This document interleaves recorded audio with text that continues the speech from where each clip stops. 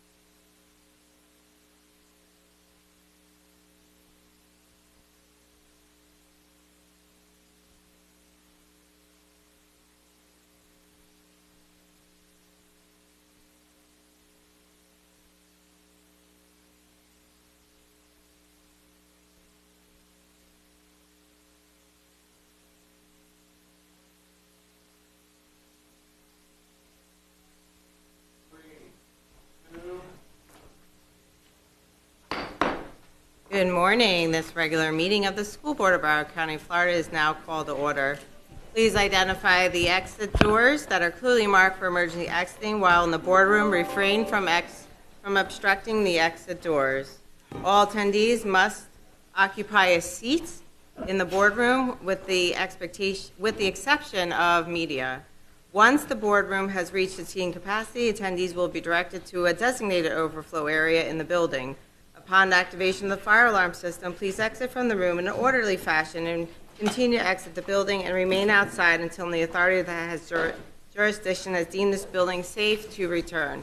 We ask that all attendees to maintain a respectful and professional demeanor during the meeting. Disruptive behavior, including but not limited to yelling Interrupting speakers or engaging in personal attacks will not be tolerated. If you engage in disruptive behavior, interfering with the orderly process of the meeting, I will issue a verbal warning to cease the disruption immediately, and failure to comply with the warning will result in the removal from the board meeting by law enforcement. Removal from the meeting by law enforcement will be for the duration of all meetings held on this day. Our primary focus is to create a safe and productive environment for all of our participants. Thank you for your cooperation. Board Member Rupert will now introduce her school to lead us in the Pledge of Allegiance of the flag. Mrs. Rupert? Thank you, Madam Chair. It is a true pleasure of mine to introduce the students of Pompano Beach Middle School to lead us in the Pledge of Allegiance to the flag. All rise, please.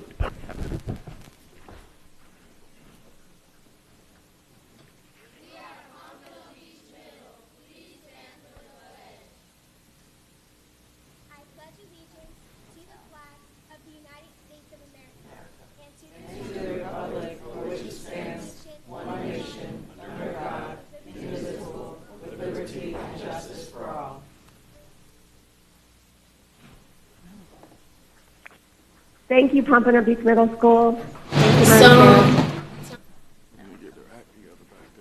Thank you, Mrs. Rupert. I would now like to request a moment of silence for a staff member from Coral Glades High School. I would like to request a moment of silence for Ruby Diaz. Ruby worked at Coral Glades High School during the last 4 years as part of our custodial team. Ms. Diaz is survived by her son and her sisters. She leaves behind a legacy of kindness and hard work. She will surely be missed.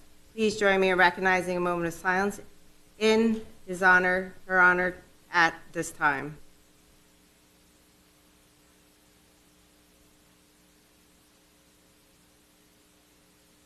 Thank you. Board Member Leonardi has requested a moment of silence for a student from Northside Elementary School, a student from Bennett Elementary School, and a student from Northeast High School. Mrs. Leonardi. Thank you. Ryan Amichette was a beacon of light at the Northside Elementary School, bringing laughter, curiosity, and kindness to the school community every day, in the classroom and amongst his peers. He will be sorely missed by the Northside community, and our hearts are with Ryan's family. Please join me now in a moment of silence for Ryan Amichette.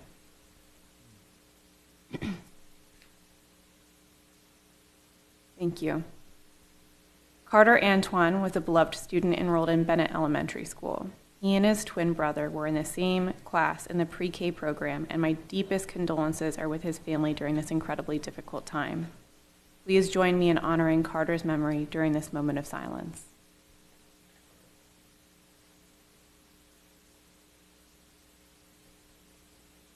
Thank you.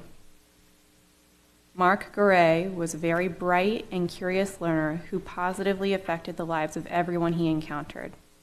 When his teachers at Northeast High School were asked to share anecdotes or special memories of Mark, they referenced special handshakes, bonding over shared interests, in musical artists, and playing Wordle with his literature teacher. Mark will be deeply missed, and we are keeping his family in our thoughts and prayers. Please join me in honoring Mark's memory during this moment of silence. Thank you. Board Member Holness has requested a moment of silence for a staff member from William Dandy Middle School. Dr. Holness. I would like to request a moment of silence in honor of Miss Deidre McDowell. She was a treasured member of the William Dandy Middle School staff for 3 years, but was previously a beloved staff member of Village Elementary School. Ms. McDowell was an active mentor to scholars and coordinated various events on campus. Her infectious smile and sunny disposition will be missed. Please join me in a moment of silence. Thank you. Board Member Fogenholy has requested a moment of silence for a staff member from Hollywood Hills High School. Mr. Fogenholy. Thank you very much, Chair. District 1 requests a moment of silence for Mrs. Audrey Ruiz, ESC Education Support Professional. Mrs. Ruiz was employed by our district since 1995, having served at Hollandale High School and at her time of passing, Hollywood Hills High School. Mrs. Ruiz was loved by her students and colleagues and will deeply be missed. She leaves behind her husband of 30 years and 4 children. Please join me for a moment of silence.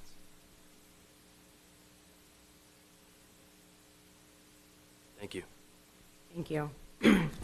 Tomorrow we recognize Juneteenth, and the School Board of Broward County honors the African American community for their journey towards freedom and equality.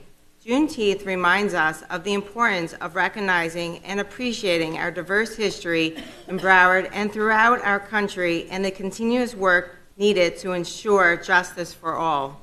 Let us come together to reflect on our history, learn from it, and continue to foster a community where every student can thrive. As we prepare to begin our regular school board meeting, we are reminded that our vision is 100% proficiency for all of our students aspiring to become an A school district. Our purpose today and every day is to achieve this goal. In achieving this goal, we are committed to ensuring everyone counts. Our culture will be student-centered, teacher-supported, and principal-led. May the chair have a motion and a second to approve the minutes for the following meetings. May 21st, 2024, special expulsions. April 16th, 2024, regular school board meeting. April 23rd, 2024, reconvened regular school meeting. So moved. Second. Moved by Hickson, second by Fogelholy. Is there any discussion? All in favor of approving the minutes, say aye. Aye. Those opposed, say no. Minutes are approved. The superintendent released a revised agenda with certain changes for this meeting and published it on the school district's website on June 12th, June 14th, and June 17th, 2024. The chair finds that pursuant to section 120.525 Florida statutes, that good cause exists for such changes and accepts the revised agenda. May the chair have a motion and second to close the agenda. Madam Moved. Chair, Madam Chair, Dr. Wanza? Madam Chair, through the superintendent, we are requesting permission to withdraw item 0035 from today's agenda because that item is now under protest. Permission granted. May the chair have a motion and a second to close the agenda. Moved. Moved by Zeman, second by Hickson. All in favor of Madam closing Chair. the agenda? Madam Chair? Mr. Alston? Yes, thank you, Madam Chair. Question on the agenda. So I'm used to, when we have our JJ items, it normally lists the district number or the districts that are impacted. Did we remove that from the agenda? Dr. Hepburn? Has that been removed from the current agenda process? Dr. Wanza? Good morning again. Through the chair, Mr. Alston. So proceeding with guidance that we received from the General Counsel's office, the actual district number is within the executive summary and it's not on the title page of the item. Got it. I guess I haven't seen that guidance. Is there an issue, because I think the agenda also speaks to the public council, and I'm not sure which council made that decision or recommendation. What is the issue, because I recall where there was the districts were not previously on the agenda, and now I guess there's been a decision to remove them. I think it adds transparency to the public because many don't understand our agendas. I would recommend, if there is no legal basis, because I'm not sure that there is, that we put back on the agenda all of the districts that are impacted. So when individuals see the agenda, and they see the school sites, they know what districts are being impacted. So that's my recommendation. I'm not sure why it was removed. I'm not aware of the background facts of why it was removed. I can find out. I'll let you. Can you hear me? Yeah. Okay. I'm not aware of the background facts as to why they were removed, but I can find that out and let you know. I don't think that there is a legal impediment. I'm not sure. But I'll find out and let you know. Okay, Madam Chair? Yes. With no objection, since I don't believe there is a legal issue, I would recommend without objection from the board that we put back on our normal agendas when there is a district-specific impact, that it's listed. If it's a county-wide at large impact, that it's also listed. Excellent idea. All in favor of closing the agenda, say aye. Aye. Aye. Aye. Those opposed, say no. The agenda is now closed. The school board will consider agenda items in the following order. School board will first identify the consent items, single-letter items on the agenda that will be pulled for separate discussion. All remaining consent items that were not pulled for separate discussion will then be approved by consent. The school board will next consider H3, followed by the other H items that were pulled from the agenda for discussion. After the H items are considered, the school board will proceed in accordance with the agenda's lettering system. The school board will consider any consent items, single letter items, pulled for discussion for a given letter, and then consider any open items, double letter items for the same letter. The meeting agenda has been modified to correspond to this order. The next item of business is the consent agenda. Board members have notified staff of the items they wish to address. All those items not pulled for separate discussion or consideration will then be approved under the consent agenda. The following consent items have been indicated, but we'll just go through it for single letters. Mr. Alston. Thank you, Madam Chair. Good morning. I'd like to pull F3, F5, F7, S1. I'm sorry? S1, Sam 1.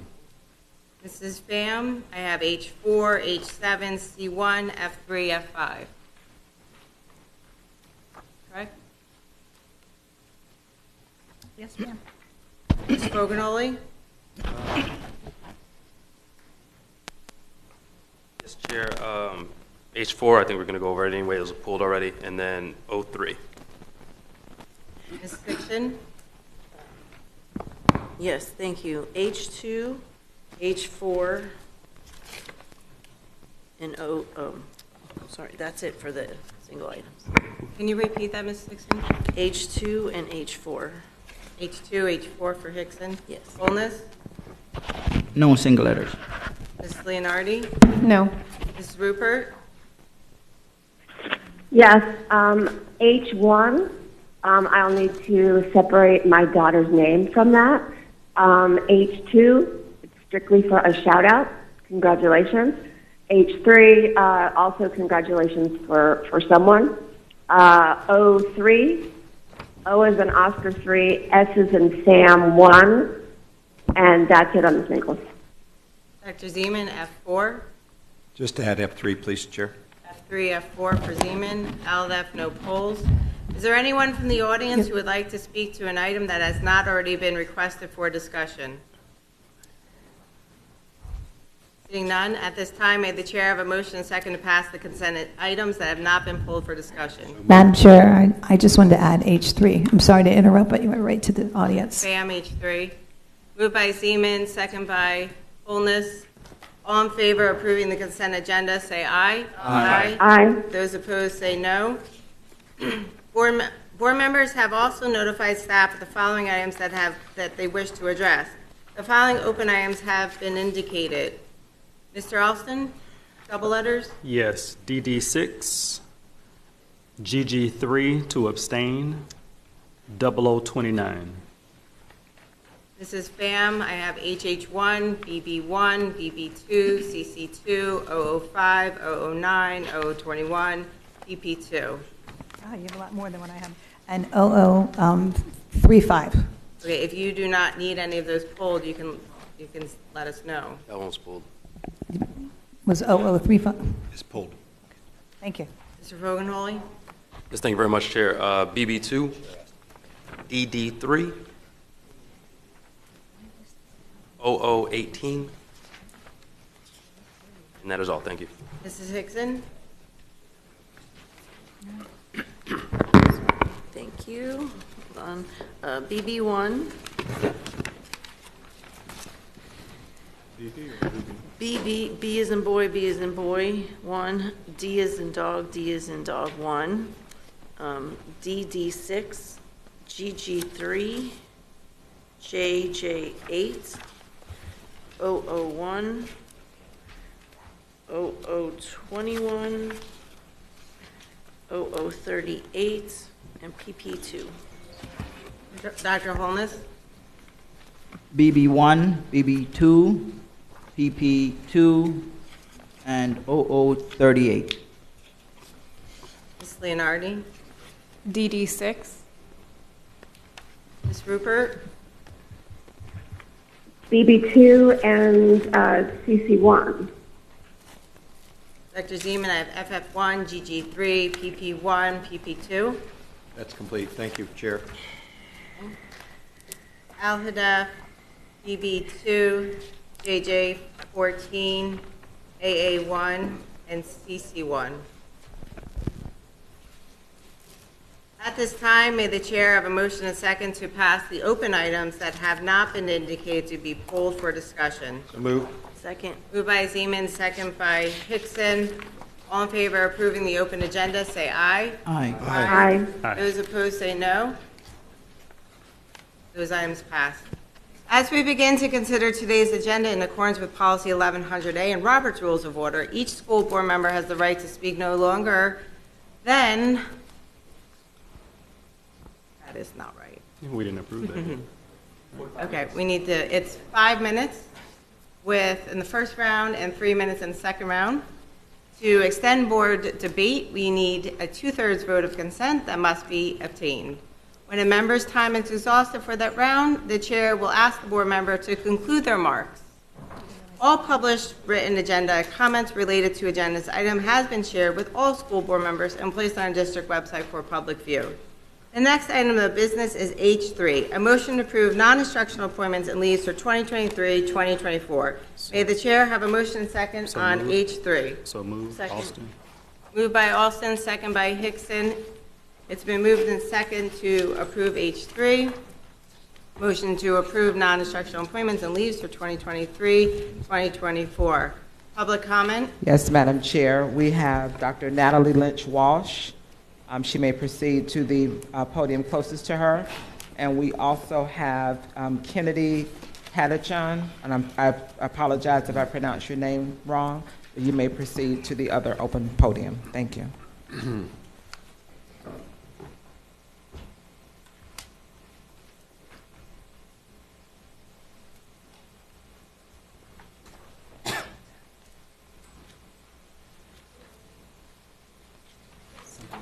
Microphone on podium A, please. Just keep trying to talk. Can you guys hear me? Yes.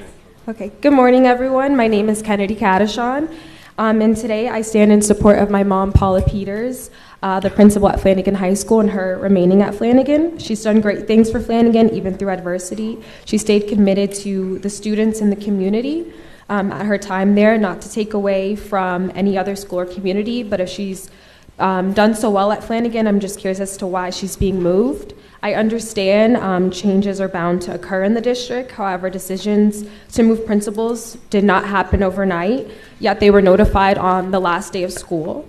I feel that principals should be a part of these conversations, so transparency and genuineness may occur. Regardless of what school my mom is a leader at, I know she will rise to the occasion and do the job well. I just hope that she receives the resources and support that she deserves. I'm just asking you guys to reconsider moving all of these principals, as I know a lot of the communities are not happy with the decision that their principals are moving. Thank you for your time. Thank you. Dr. Wanza? No clapping, please. Please go like this. The only other registered speaker was Dr. Natalie Lynch Walsh. Okay, thank you. Dr. Hepburn, can you kick off this item? Yes, thank you, Madam Chair. Good morning to the public and everybody present and those who are watching virtually. I know there have been concerns from some parents and community members about shifts in leadership at their child's school. I want to assure parents and the public that all decisions were made in the best interest of the individual school communities, the district, and the leadership of these schools. Change is difficult, but necessary to continue to advance student performance and foster environments that are conducive to learning, safety, and the well-being of our students. We have talented leaders in our buildings that address complex issues with great success every day.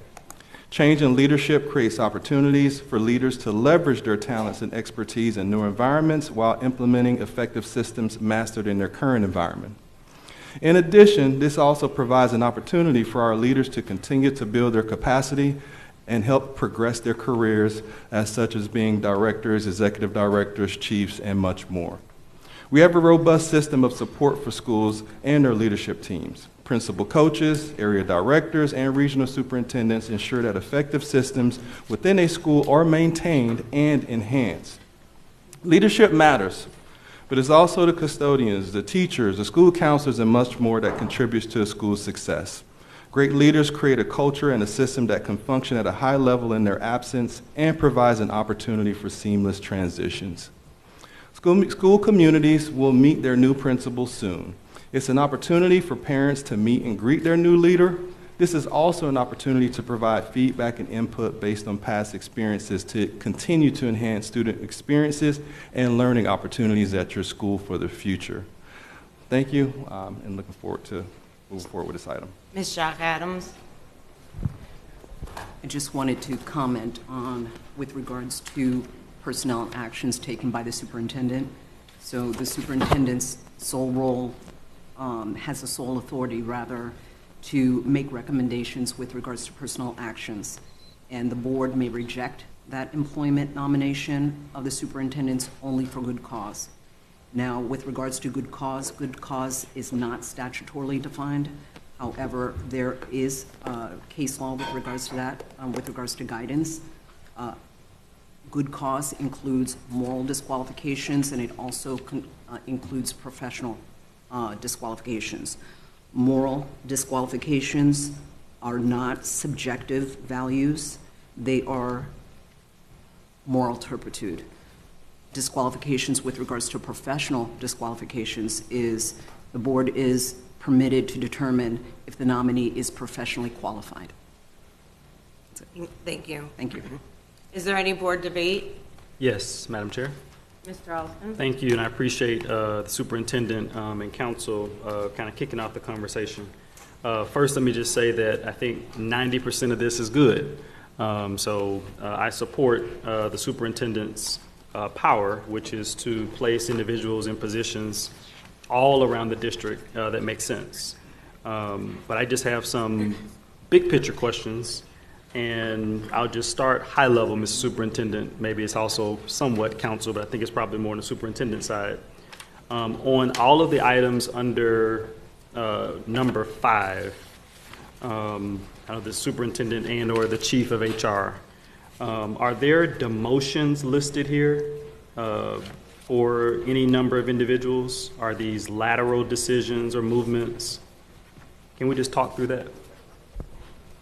Yes, so in this item, there are various moves. Some are lateral, some are also demotions, and some are also enhancements in a position. Okay. So on a few of these particular positions, and I want to be sensitive, but also I know I have to get specific, there is, how is a decision made to retain an employee if there are very public things that have occurred? Yeah, how do we land on that, Mr. Superintendent? Dr. Hepburn. So just a comment, I probably would need to know one-on-one if there's a specific person that we're discussing. If they're, for the most part, we're looking at performance in their current role, tasks and responsibilities that they carry out every day. But if there's a specific employee, we may have to discuss one-on-one. Sure. Well, I can't do it one-on-one because unfortunately I'm here in public. So on page 228, if I just move down a couple, I know that there's been some very specific comments and questions and conversations as I look to our chief of HR, probably around at least one of these on this page that appears to be a demotion, and there's been a lot of commentary. Just want to understand how we arrive to, one, recommend maintaining a position rather than going in a different direction. So I want to be sensitive. Dr. Hepburn. I'm trying to find that page, just a second. I am on page 228.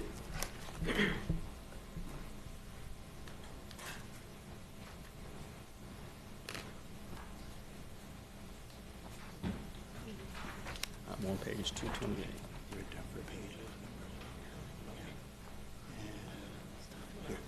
Just, you don't have You don't have to tell me who, I just want to know yeah. Well, I know they want to know that. Yeah.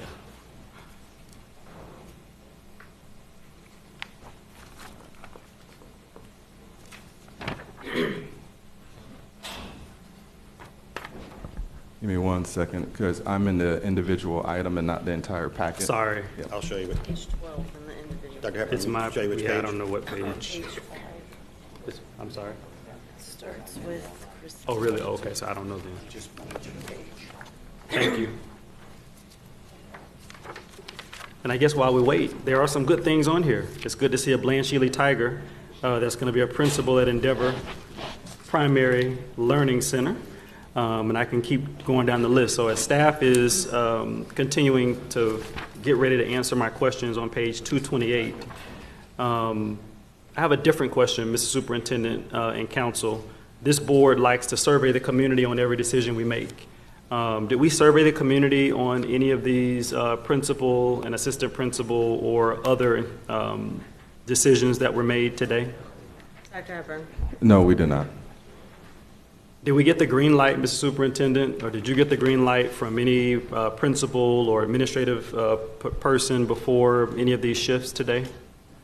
No, we did not. These were cabinet discussions over a period of months, looking at performance at specific schools or lack thereof of performance, if there were any demotions, looking at student performance over time, not just performance, but also culture and environment and all of those aspects that makes a school a well-oiled machine, just to make sure we're leveraging talents in the right place to ensure that we're putting schools in a position where they can continue to progress and excel and meet the needs of our district and our expectations.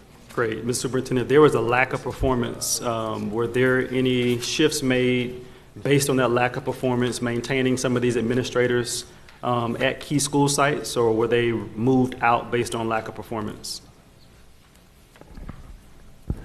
I'm sorry, Mr. Austin, I was a little distracted. No, that's all good.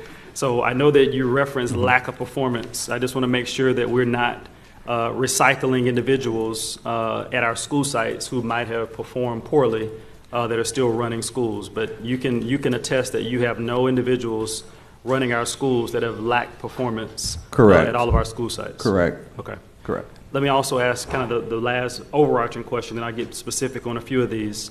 When there is an overwhelming negative response from the community, so let me speak to District 2, and I appreciate at least the one comment which I did not anticipate, but there are at least two school sites in my district and communities and parents that have been very vocal. And I just want to be, one, sure that you are aware of the commentary, A, and then B, you're aware of the commentary, but you're still maintaining the recommendation. Is that correct?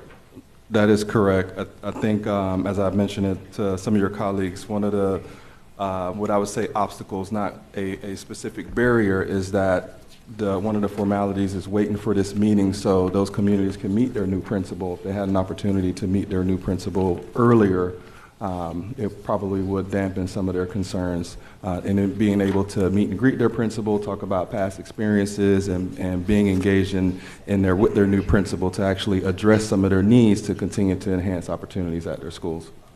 Great. And then I know as HR is hopefully getting back to page 228, and then I'll have a similar question on my page 232, and it's just around the question, and there's actually another page just around demotions. I just want to understand when we demote someone, or you are recommending a demotion, is that my time, or am I asking questions? I don't know what the new process is. Finish your comment. Because I'm not talking, I'm asking staff questions. All right, thank you, Madam Chair. So back to the concept around demotions. If someone has an issue with performance, they can still be recommended to be retained by the district and placed in a different position. Is that still a fair statement?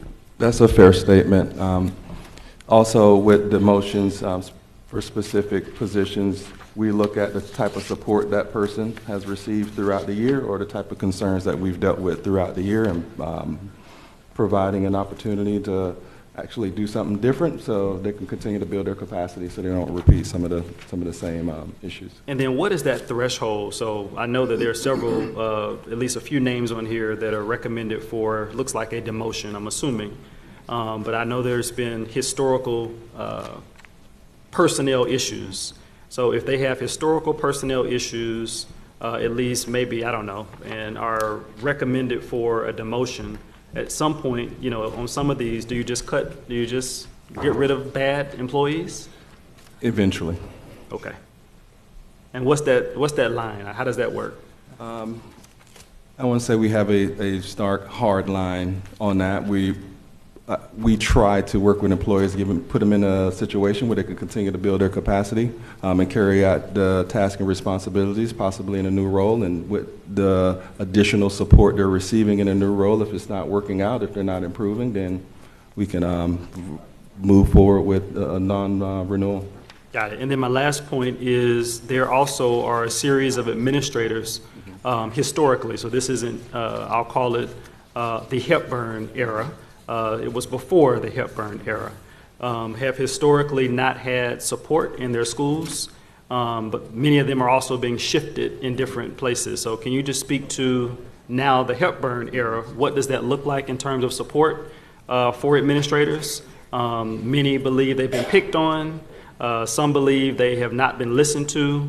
So can you just speak to what that means for all these administrators in their respective places and positions? Yes, so we have a 2 or 3 pronged system to provide support to leadership teams at their school. Number one, with the leadership development team, with their principal coaches, they respond very quickly when we actually get a message about a specific concern or observe a concern. We actually walk schools. The regional directors are also tasked with support, not just supervision of leadership teams on their campuses, and also the regional superintendent provides additional support. And that support is constant. It's a discussion to make sure these leaders are actually building capacity over time. And if not, we go back to the drawing board, just like we do with our students, and triage that support. Great. Thank you, Superintendent. Last thing, Madam Chair. Council, could you share what those prongs are to vote against a recommendation on this item? Sure. For items that the superintendent is bringing for personnel action, you can vote down for good cause. And good cause is, pardon me, through the chair, good cause is either moral disqualification, items of moral turpitude, or professional disqualification. Okay. And to vote down the item, I can vote, is it based on individual names, or is it a collective, is my vote based on one collective? I mean, clearly I could do it either way, right? It depends on the facts of what you're stating. So if you have that good cause as to one person, so state, and if you have collectively good cause, state that as well. And I can just make a general statement. There is no, what's the, I mean, that's a gray area, because I know we've been down this road before. So to define good cause, yep, because that is the standard. Good cause, like I mentioned before, is not something that's statutorily defined. However, there is case law with regards to that, and a school board is permitted to determine that a nominee is morally disqualified. So in other words, matters involving moral turpitude. And there is a statute with regards to that that includes a whole list of items that would be considered moral turpitude. And then, and also one thing to add about moral turpitude is it's not a subjective standard. Great. So the board is not allowed to move forward with a subjective standard. You must have, it must be supported by evidence. And the second, once again, is professional disqualifications. So if, for example, a person who is being recommended by the superintendent lacks a required license, that would be an example of that. But you must state your supported evidence specifically. Sure. So last question, just around state law not specifying how good cause is defined. That means I can also be very broad as well. I could also interpret it differently. Is that fair? Case law provides guidance, and the guidance that I just mentioned is supported by case law. No, I understand. Is there, and So you're doing a great job, by the way, but is there any, so based on what you just said, because state law does not define good cause, I can't make a general statement? No, Well, it has to be specific and supported by evidence. well, I do have that. Okay. Go ahead, Madam Chair. I yield the Ma'am. floor. Thank you, Madam Chair. I also want to go along and continue along this vein. I've seen hundreds, literally hundreds of emails, and my question through the chair to the superintendent is, if any one of these people on staff were put in a position where they were doing a great job, they loved their job, they loved who they were working with and their team, and then all of a sudden they received an email that said they're no longer going to be working there, we're moving you somewhere else, I think the people out here would be up in arms. They would say, wait a minute, what's going on here? It's, to me, it's penalizing someone for doing a good job. They're not getting accolades, they're not getting rewards, but they're actually being told, we're going to make you start all over again and rebuild what you've done, and we're going to keep doing that over and over again until you get used up. So my question, and I think you already answered this, that no one was notified or even any kind of input from any of the principals prior to these decisions being made, correct? The Dr. chair? Hepburn. That's correct. I just want to make a correction to your statement also, Ms. Pham, is that we didn't send any emails. We had conversations with our principals. Thank you for the clarification. Okay, in addition to that, how does all the emails from the parents, the hundreds you've received, impact that decision, if at all? Dr. Hepburn. I would say this, changes, one thing I know for sure, working in public education or any organization, change is a constant. The leaders in these buildings won't be there forever.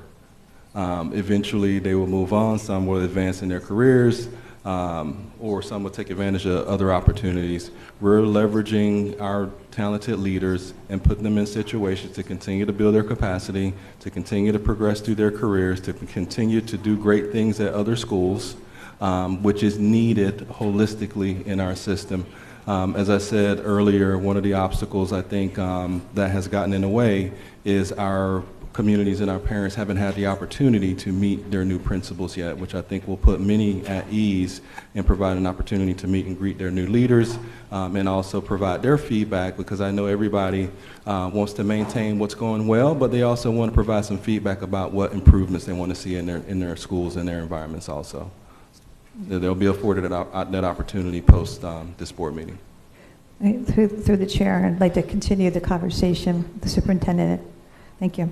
I'm not discussing the people. I'm discussing actually the rights of these principals. What if they don't want to go up the chain of command? What if they're not looking to increase their career? They're comfortable with where they are. So do they have the right to say, no, I do not wish to change my location, and I'd like to stay where I'm doing well and I'm thriving and my family is right around the corner so I don't have to drive 45 minutes in traffic? Absolutely, they have the right to say no. From my discussions with my team, nobody has said no. As a matter of fact, many have already started transitioning and started discussions with the principals that they will be replacing at their schools and also some of their leadership teams. And would that no be honored? In other words, they could stay there? We would sit down, if we received a no, which we did not, we would sit down and discuss that and see how we can work with our principals to make sure they're in the best situation possible. I'm glad you said that, because I don't think some of these principals are aware of that, at least from the conversations that I've had. And I also have another concern, is I have a principal that was technically not appointed. He was elected through a forum where the community came together and they voted who they wanted as a principal. He's been there approximately 16 months. The community doesn't want him to leave, and if it's my understanding, he doesn't want to leave. So where do you, is there anything that gives you the authority to supersede when someone is elected in a forum by the community, where that is put out for the choice of the community, where it allows you to remove them? Dr. Hepburn. Technically, none of our principals are elected, they're all appointed. So, Yep. so it's your interpretation that after the citizens nominated who they wanted to be the principal, then you appointed them. So does that factor into the situation, the fact that there was actually an election? So I would tell you this, for decisions to remove or demote a person, we look at a lot of indicators that led us to that decision, or to move a principal to another school to leverage their talent somewhere else. So the community or the parents may be only privy to a small amount of information, but we have an abundance of information, data points, looking at culture, environment, all of those factors to lead us to a decision. We don't take these decisions lightly. We put a lot of effort into making sure we're making the right decision that's going to impact the school in the right way in the community. No, I appreciate it. It's a very difficult decision. I understand that.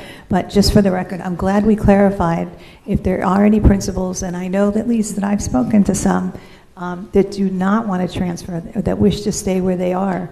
They have that option, and I urge you to do that immediately if that's what you wish to pursue. So, thank you. Ms. Dixon? Thank you. Excuse me, thank you. I have a couple of questions, and just one thing I want to mention. Many years ago, principals were only allowed to stay at the high schools for 5 years, and they were automatically moved around. And it changed over time, but just as a note, for the reason that you want schools to continue to grow, and sometimes when you have a principal in one space, it's often felt that maybe the community and the principal aren't able to grow in that space. I don't know if I believe it or not. I'm just saying that's what used to happen many years ago. So this is not unprecedented. It's just the point I'm trying to make. I have a couple of questions, and I'm not going to call anyone out really in particular, but there are some changes where people were directors in their current assignment and their recommended assignment. They're going to continue to be directors, but their salaries increased significantly. So can someone maybe address why that is? Dr. Hepburn. Yes, I'll defer this question to Mr. Azarito, but I know we've reviewed comparative salaries for similar job types to make the proper adjustments. This is something that's I've also personally reviewed to make decisions differently in the future of how we make these type of adjustments and increase salaries, probably coming up with a specific percentage amount in the future to bring some consistency and stability across the board in these type of decision making, because as I reviewed past board docs to see how these decisions were made, we're going to do something a little bit different this upcoming school year. But I'll defer to Mr. Azarito on the specifics of how they came to those decisions. So, thank you. So through the chair, David Azarito, Chief People Officer. So in addition to what Dr. Hepburn said, compensation department looks at the market analysis, looks at the experience of the individual, looks at what the responsibilities of the new position are that they're moving into when they come up with their salary recommendation. Okay, I just want to make a comment that, you know, we have bus drivers, we have facilities people, we have teachers, we have ESPs that don't make a $6,000 increase because they have additional duties that they have to do, and I just have a problem. I say it every time this comes up. I have a serious problem. I understand, but it seems a lateral move. I understand a bump some way, but we don't look at the market for everything else. Only people feels like that sit in this building, and sometimes that's frustrating. And No also, clapping, no clapping. Keep order, thank you. Sorry. On page where it's salary adjustments, also, it's hard to follow along. I guess 235, And it's not about the people. So I just want to be really clear, it is not about the people. But when you're looking at this, there's 1, 2, 3, 4, 5 people on the list. The first person is $7,748 increase. The next one's $11,724. The next one's $11,671. Then $13,200, and then $19,858. How do we explain this to all the other employees that we have, that this is, and it's not a one-time bonus, it is in perpetuity while they have that job. So I know everyone says, oh, it's just a few people, but this happens every month, and I appreciate speaking to Dr. Hepburn and saying that we're going to look at it more as a percentage as opposed to this, because I'm not saying they don't earn it, I'm not saying that, but when we're looking, for example, the last one, it said that we approved it in the organizational chart, but I don't remember approving a pay band in the organizational chart in some of these positions. So if that's the case when we do the organizational chart, I would hope moving forward, you give us more details where we understand we're bumping someone up 2 pay grades for that position, because it wasn't clear, and maybe that's my fault, so I'll own it if it's my fault. But to see a $20,000 increase for someone moving in a position, that's just, it's a lot to swallow. So I just want to say that publicly. I'm not going to not vote for it because it's here and you've made this agreement, but I say it every time, and I hope someone listens soon, that if we're doing it for a group of people, we need to do it for everybody. Thank you. Thank you. We're still in the first round. Any other board members' comments? I do. I didn't get called. Rupert. Okay, go ahead, Ms. Rupert. First, mine was a happy one. I would like to congratulate Vernica Winters. We will miss her at Lions Creek. But know very well that she's going to do well, and I hope to see her downtown at some point. But I couldn't not comment on several things that my colleagues had just said. There needs to be a strict way to say this job study will be done. It will be done extra time. Because honestly, in the years that I've been on the school board, it seems that the board rarely says, let's go do a job study. It usually comes from employees when we hear about disparate ways that they're that's the way that they're treated in their job, or people are coming in or making a little bit more than they are, or somebody next to them is making less than them. So I think we need to do exactly what Ms. Hickson said and the colleagues before. It needs to be across the board, and it can't be the director's leaving or the chief's leaving. I really want to make sure that my people can be rewarded or whatever it may be. That family counselors and other groups of people have been waiting a very long time. And that's not fair. We have some people jump ahead and do a job study and then get that approved, and boom, they now have that extra money, and we have groups of people that are still waiting. So that's a comment on that. Thank you, Ms. Rupert. Dr. Zeman? Thank you, Chair. It seems to me, we've danced around compensation for a long time. And we are the largest employer in Broward County. We do have an obligation to the public to have a compensation set of practices and policies that pass community standards. And I don't think it's good enough anymore to just pass a few of these things every month when everybody has to hold their nose and say that doesn't make sense to me. And so I'd recommend, to Ms. Hickson's point, to Ms. Rupert's point, that we get a single workshop item on compensation only. And that would cover 32,000 employees of Broward County Schools. And we hear at one time about our collective bargaining groups, about our meet and confer groups, about our executives, and anybody else that we have to make decisions about, so that we can get into the process of how we get to these decisions rather than continue to say, I don't like this, but I'm voting for it. Let's get into this and let's figure out what passes community standards for a government agency like Broward County Public Schools, and let's set those practices so David doesn't get stuck with a job study here or a single adjustment there or an accretion of duties over here, and that the public understands both how we adjust compensation and the timing of those things. The public doesn't understand, for example, why we give teachers and principals and assistant principal raises 8, 9, 10, 11 months into a school year. It makes no sense to them, particularly when our neighboring counties do it before the start of every year. They don't understand job studies. They don't understand accretion of duties. And part of it is an education process for us, but we need to have practices and policies in place so that when these items come to us, we can look at them and say, I feel good about voting for these things as a package, because we know in the end, to our general counsel's point, Ms. Jack Adams, we don't have the authority to reject people unless we have specific causes about moral turpitude, about professional licensure or certifications. That means we have virtually no authority to say no when the superintendent says yes, or to say yes when the superintendent says no. That's his job, and I respect that. But we do own the practices and policies around that, and we ought to feel comfortable with the authorities that the superintendent has and set some limits on compensation adjustments that make sense. So I just would like to add that to our workshop list, Chair, maybe in the fall, to get like a solid presentation on how 32,000 physicians in Broward County schools face compensation adjustments throughout their career. Thank you. Thank you. Mr. Boganoli?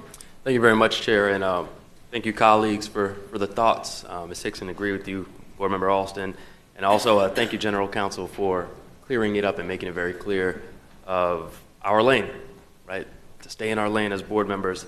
But one question I did have, is there a survey, Superintendent, that goes out to principals, and one of the questions that are stated are saying, are you willing to make a move for the best of our district? Dr. Hepburn? Yes, that is correct. A survey does go out early spring, and some of the candidates with these moves actually asked for new opportunities based on that survey. Understood. And all of the moves, is it fair to say that all of them answered yes to make a move to what's best for Broward County schools? A good amount said yes. Okay. And I think for my colleagues alike, I think we've all fielded calls, emails, concerns, because change is difficult. Change is hard, especially when we talk about the leaders in our schools, the principals, and I've had conversations. It was hard because I see a lot of my schools on the list. I think all of our schools are on the list, but I'm familiar with a lot of the names on this list. Very close relationships, good relationships with principals and leaders in our schools, and having conversation with even some of them, whatever that move is, they are the right people for the job. Right? These are strong leaders, strong principals, great coaches, right? It's important for our district to know that change is difficult, change is hard, but change is needed. Right? And it's also important for us to build our bench, to see assistant principals become principals, to see people move and find leadership positions that they have been waiting for is important. Give people an opportunity to lead. But I believe that these leaders, I see them coming to District 1, leaving District 1, going over to District 5, District 4. We see them moving around, but I believe in the great things that they've done, and I'm excited to see the great things that they're going to do. Said one of the things that we said in the conference the other day, and I always said, don't remember what you're not doing what you're asked to do. You're doing what you're called to do. This is what we sign up for, to see change, to lead, and just really turn these schools around. So I know it's difficult, and for the community it's difficult, but we hear you loud and clear, and I'm excited to see the great things that they're going to do in their new schools, their new environments, and believe that, like I said, we need to build this bench here in Broward County to find new leaders and continue to progress forward. So thank you very much. Thank you. Okay, so we're coming up at almost an hour on this item. Any new comments for round two? Yes. Mr. Alston? Thank you. And as I look at Aquila, I put my eyes on you. And of course, I put Ms. Rupert. You beat me to the punch because I wanted to recognize and acknowledge a former student advisor to the school board, who now clearly is recommended to go from principal to director of mental health services, Mr. Superintendent. So I want to just balance out all my comments because clearly I know probably 99% of the individuals on this list, many who I've worked with in different capacities. So I appreciate your role. So I don't want anyone to mistake my comments or commentary earlier because I clearly understand the role of the superintendent, but the board also has a role, and the board has to ask the appropriate questions in a public forum, because many of us, well, we don't talk to each other individually. Let me also just get back to, I know Dr. Zeman, I'm going to put him in the workshop caucus. I'm not in the workshop caucus. I hate multiple workshops, more meetings, meetings after meetings. But I thought this board has already been very clear directing staff to move forward on some job study and compensation review. We've had that conversation at least 2, 3, 4 times. So I don't know if we need another workshop and then another workshop of 10 hours to get to the bottom of this. I think the real question is we probably need an update from the superintendent and staff, because I think we had already directed you to move forward on this. So I don't know, and I don't know if it's appropriate now, if I could, Madam Chair, just maybe ask our chief people officer, if kind of what is the update on the job study compensation review that we've done. I believe we started with a few groups, and then I think we talked about district-wide. So if maybe you just give an update and then see if we need to do a workshop. I mean, we just said in our last meeting, Dr. Zeman, that we're going to spend a majority of our time focused on academics, right, in a workshop, right? Clearly, anyway. So I would love for you to give us that update, Chief. Dr. Hepburn. Before Mr. Azzarito provide an update, we've been having a discussion of really, because one thing I've experienced since I've been here is there's been constant job studies over and over, week to week, month to month. So we've had a discussion of combining that into 2 times a year, and to combine it in a window when we actually start discussing the upcoming budget for the following year. And so the last discussion we had is possibly doing job studies in bulk in the November-December window and also in the April-May window, so that we can do it where it's not week after week or month after month, and we're bringing a small amount, and we can actually look at these a little bit better in a holistic way as an overall district approach to make sure we're being equitable with our job studies and making decisions in those 2 windows. So the short answer is we are about to start a district-wide job Correct. study in a couple months. Correct. And then from that is then when you probably should do some update to the board via whatever the right. Okay. Correct. Okay. So we don't need a workshop before you start a job study. Correct. Not necessarily. Okay. No. All right. Thank you. That's good to hear. Ms. Leonardi. So in that vein, and in the vein of some of Ms. Hickson's comments, I'm wondering, will we be doing a job study on our teachers, our teaching positions? Dr. Hepburn. So from my understanding, I'll let Mr. Azzarito weigh in on this too, since they are a bargaining unit. It's different than the usual job studies that come our way from other departments and other personnel. Mr. Azzarito. To the chair, I agree with Dr. Hepburn. Since it's negotiated, it's a different animal. So the market study would be looking at what our neighboring districts are offering their teachers, and that's kind of what we use when we go into our bargaining sessions with direction from the board. Okay.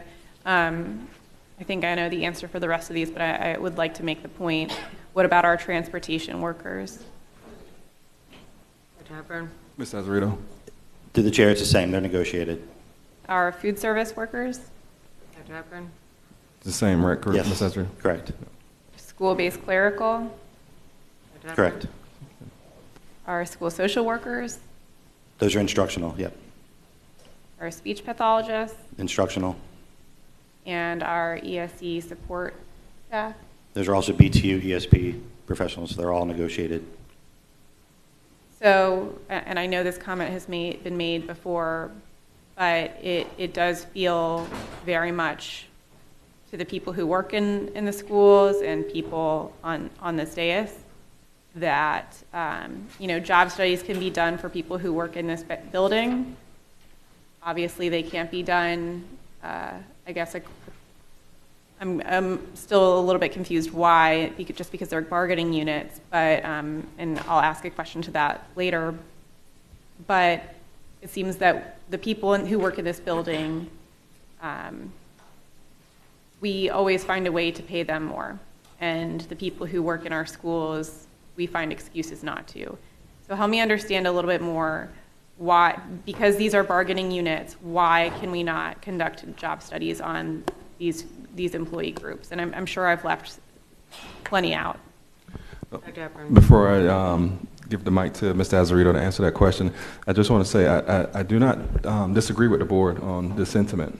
So as I was talking to a board member about this same issue, this is why I want to approach it in that way with the job studies, really making sure we're not inflating salaries for people who have the opportunity to do a job study versus those who don't, and coming up with a percentage for increase if you do get a promotion, just to make sure that we have some level of consistency, because it's not, from my review of past items for this time of the year, I don't see that level of consistency that I'm comfortable with. So that's why we're trying to approach this a little bit different. But go ahead, Mr. Azzarito. Thank you, Dr. Hepburn. So, for instance, bus drivers. So we kind of did a job study when we found out what the other districts are offering, what Broward County government's offering, things like that, and that's when we brought the data to you. It's kind of like a job study, but bring it to the board in closed session to then determine and give us direction on, is it okay for us to go back to them and offer this new amount? So it's just the process is a little bit different when it comes to negotiations, because you guys are more involved with that. So I will just say, and I'll speak from the perspective of the teacher, because that's what I have direct experience with. At no point in time in my years in the classroom were tasks taken off my plate. Every single year, tasks were added to my plate.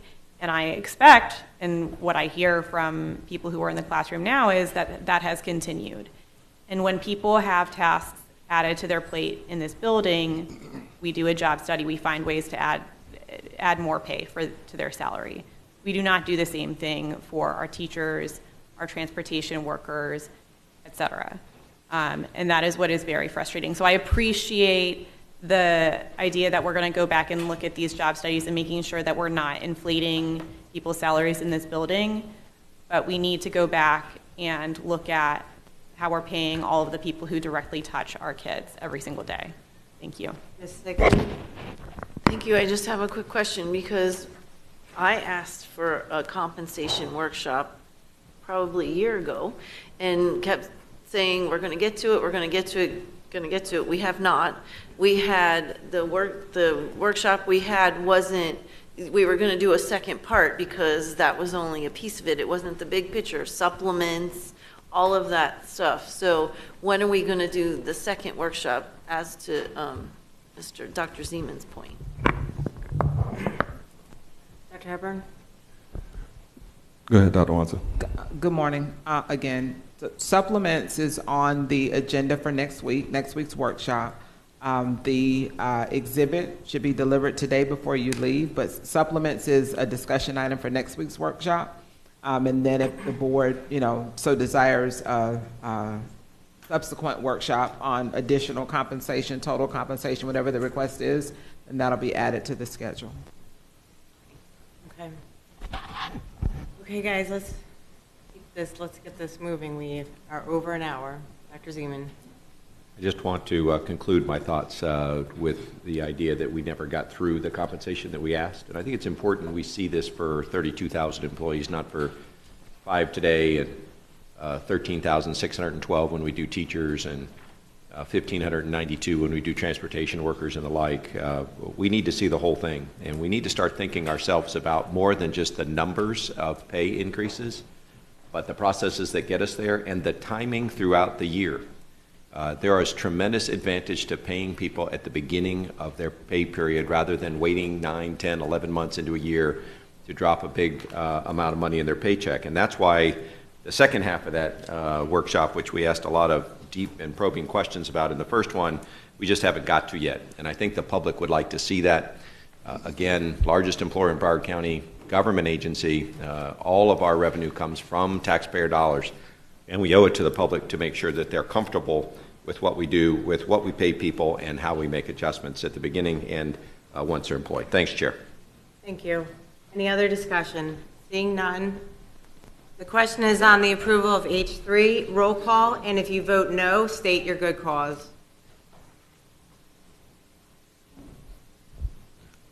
Roll call. Mrs. Al-Hadef? Yes. Mr. Austin? Yes. Mrs. Pham? Yes. Mr. Foganholly? Yes. Mrs. Hickson? Yes. Dr. Holness? Yes. Mrs. Leonardi? Yes. Mrs. Rupert? Yes. Dr. Zeman? Yes. Motion passes unanimously. The ayes have it, HE3 is approved. The chair would like to now take a moment to recognize new staff appointments. If we could have all staff-based and district-based appointees, please stand up. We'd like to congratulate each of you for your career advancement.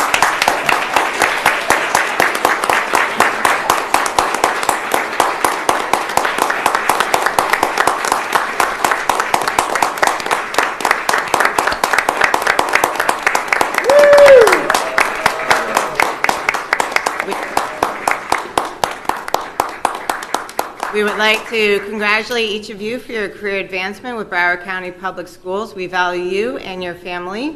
Dr. Hepburn, can you please introduce the new leaders for a few remarks? Yes, since we have so many of them, just go around. I'm going to ask that brand new principals and newly appointed directors and above, if you can keep your comments to about 45 seconds, please.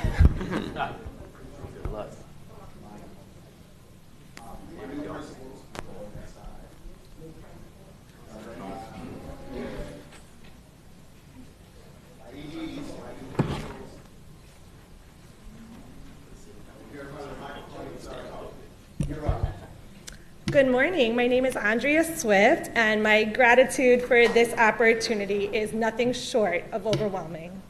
Thank you to the board, Dr. Hepburn, Dr. Fulton, Mr. Strauss, Dr. Wanza, and those who have mentored and supported me along the way.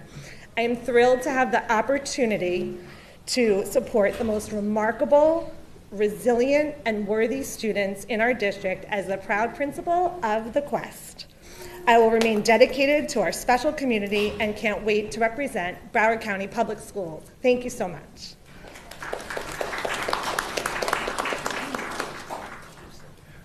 Good morning, everyone. My name is Eric O'Neill. I guess they say stay ready so you don't have to get ready. But it is my honor and pleasure to have been appointed as the principal at Parkway School of the Arts. I've been an employee of Broward County for 24 years, and it has been a pleasure to serve this amazing county. That's all I have. Thank you, guys. Good morning, good morning. First, I'd like to give glory to God. Also, special thanks to the board, Superintendent Dr. Hepburn, and all of the senior leaders that have been instrumental in my leadership journey. I appreciate you. Broward Schools holds a special place in my heart. Not only did both of my parents serve as educators in this district, but I also am a product of Broward County Public Schools and former student advisor to the school board. The experiences I've had in this district as a student and an educator, coupled with being raised by a mother with a mental health disorder, contribute to my years of passion about mental health and emotional well-being. That has been at the forefront of every role I have served in. That is at the core of my why. I appreciate the honor to have been the first Black female principal in the history of Lions Creek Middle School, and the honor to be a role model for so many of our young scholars as to what is possible. I appreciate my dad, who dedicated over 30 years to Broward County Public Schools and retired as a school principal. You have been my role model and inspiration, and I'm grateful that he's here today to be a part of that experience. Special thanks to my family for their unwavering support, my mentors, especially Dr. Grant, my DST sisters, friends, students, and staff, who have supported me each and every day. I look forward to the opportunity to be intentional about the mental health services our community receives and the opportunity to impact the lives of many in our community through this role. Remember, as we let our own light shine, we unconsciously give others the permission to do the same. Thank you for this opportunity. Good morning. Greetings to the school board members, Dr. Hepburn, cabinet members, and everyone in their respective places. I am Anitra Fleming. I am beyond grateful and blessed for this opportunity. I certainly do not take this work lightly, and I look forward to leading and serving the community, the staff, the students of Endeavor Primary Learning Center. Thank you. Good morning, Adriana Edwin Miller, new grants director. In my 10 years with the district, pausing for dramatic effect, I've touched every school-based grant and more district grants that I can count. I've worked on grants from everything from money for pretzels and waters to comprehensive safety and security plans. Every grant is an opportunity to move that needle forward collectively in improving student outcomes. I am so grateful to have this opportunity to expand and deepen my work. I want to thank Jennifer Escondel, the former director of the Grants Administration Department, Ms. Matawala, superintendent, and school board members for your faith in me. And dear Ed Grants Administration team, I have been admiring you and being so inspired by you every day. And I'm thrilled to have this opportunity to support you in your endeavors. Thank you. Good morning, Madam Chair, Superintendent Dr. Hepburn, and respective board members. My name is Anne-Marie Stramanak, and I would like to thank you for this opportunity to become the new principal of Driftwood Elementary. I am honored to serve as their new leader, and I look forward to many great things ahead. Thank you. Good morning, Dr. Superintendent and school board members. Joe Beck, newly appointed Director of Demographics and Enrollment Planning. Thank you. I'll be very brief because you're going to hear way more than you want to hear from me over the next year as we embark on the very difficult work of redefining Broward schools. But thank you very, very much from the bottom of my heart for this incredible opportunity. I'm tremendously grateful and tremendously excited to be doing this work. Good morning, school board members. Dr. Hepburn, I just wanted to say that I am humbled and grateful for this opportunity to serve and continue serving the Hollywood community. I will be the proud principal at Hollywood Central. I cannot wait to meet my Hollywood Central family. I also wanted to say my daughter is in the back room. She is at University of Florida going to school to be a teacher. So I wanted her to see this and be proud of her mom. And hello, Julia. So also, I just wanted to say I'm just thrilled, and thank you so much for your faith in me. Mr. Azarito, can we make sure her daughter gets a contract now, please? Good morning, Ernie Lozano, Executive Director, Employee Labor Relations and Professional Standards. I want to thank this board and Superintendent Hepburn. This board gave me the opportunity 2 years ago to build out the Threat Management Department. I was glad to take on that challenge and grow that department to a place where we're ready to have some succession planning. And we're going to talk together and have Kim Punzi take on that great work. And that's what we do as leaders, right? We build the bench. So I'm excited to see Kim come in and take the threat management division to the next level. And I'm excited to work with this board through negotiations and professional standards to move this district to the top district in those fields. So thank you for this opportunity, and I'm excited to be here with you today. Good morning, school board members, Dr. Hepburn. My name is Camille Orr, and I am so excited to actually be returning to where I started my leadership journey. I will be at Maplewood Elementary School, and I'm so looking forward to continuing the great things that they've been doing there. Good morning, Kim Punzi Olivieri, Director of Threat Assessment. I want to thank Superintendent Dr. Hepburn, the school board, Chief Alberti, and the executive director of whatever you are. I am so grateful for this opportunity. I look forward to collaborating, learning, and contributing to our collective efforts to ensure school safety. Thank you.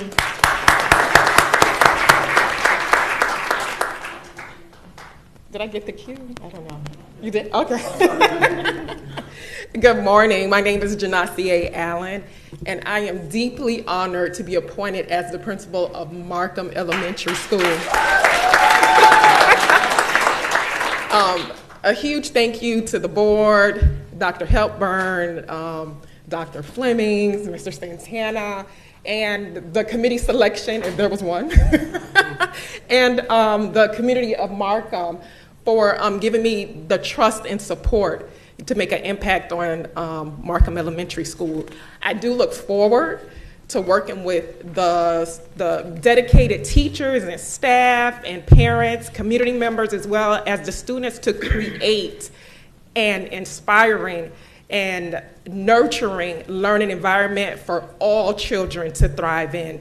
So we will accomplish our goals, Markham.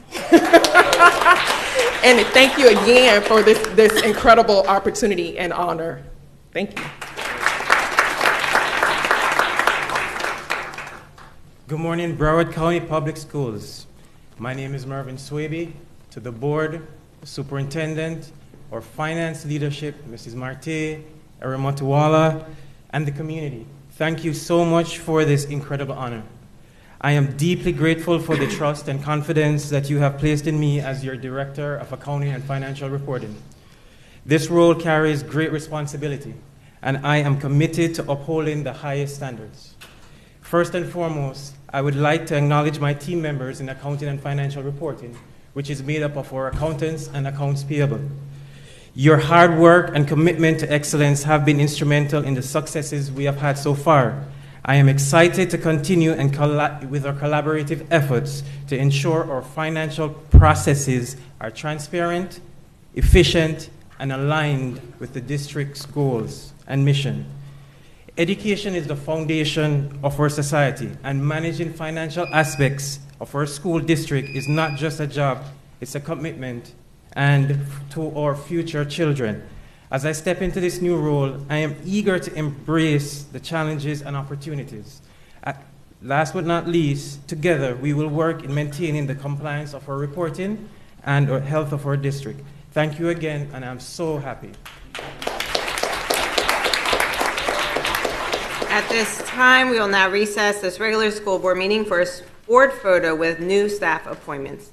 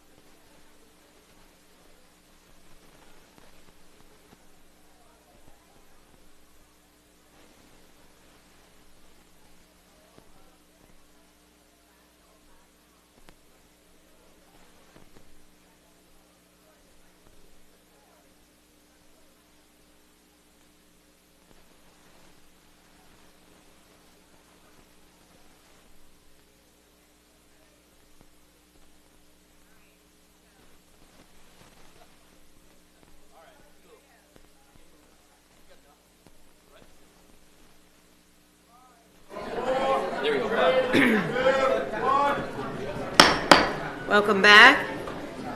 Next up, we are going to proceed with our committee reports.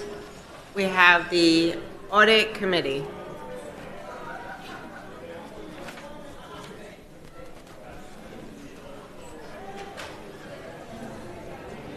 Please shut the back door.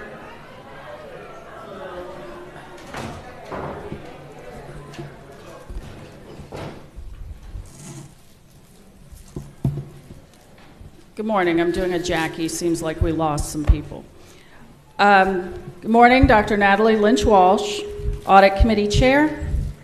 The Audit Committee has probably met twice as many times this year as they have in any other year I've been on the Audit Committee. And we did that because we've been busy trying to get through all of these issues. One of the issues that we've spoken about is something the board approved last year, and is on the audit plan for this year, which is an audit of the HR internal controls. Because all of the discussion on H3, if your policies and state laws aren't being followed, that would seem to be good cause for saying no to something. There was a lot of talk about principals. So it looks like we're going to have to review the school-based administrator policy. In extraordinary circumstances is when you direct appoint. So in terms of policy, maybe you have to cite what the extraordinary circumstance is that creates pages and pages of direct appointments for principals. But we'll talk about that in the future. At our special meeting on June 6th, we talked about the fund balance proposed policy. Again, because the first time it came, we just rejected the proposed policy. The motion that we passed this time, after reviewing GASB 54, GASB 34, Florida Statute 1011.051, Guidelines for General Funds, fund balance policies from other Florida school districts, Miami-Dade, Palm Beach, and I selected Manatee County because they were taken over by the state. They were basically bankrupt, implemented an audit committee, and so I thought they might have the most strict policy. It's simple, it's to the point, but it addresses the concerns that we had while looking at the proposed language. Because the thought from the group is that what they're proposing would make it easier, it weakens the fund balance policy and would make it easier to move that $53 million that's been set aside and committed for workers' comp and liability. We reviewed the current policy, the proposed policy.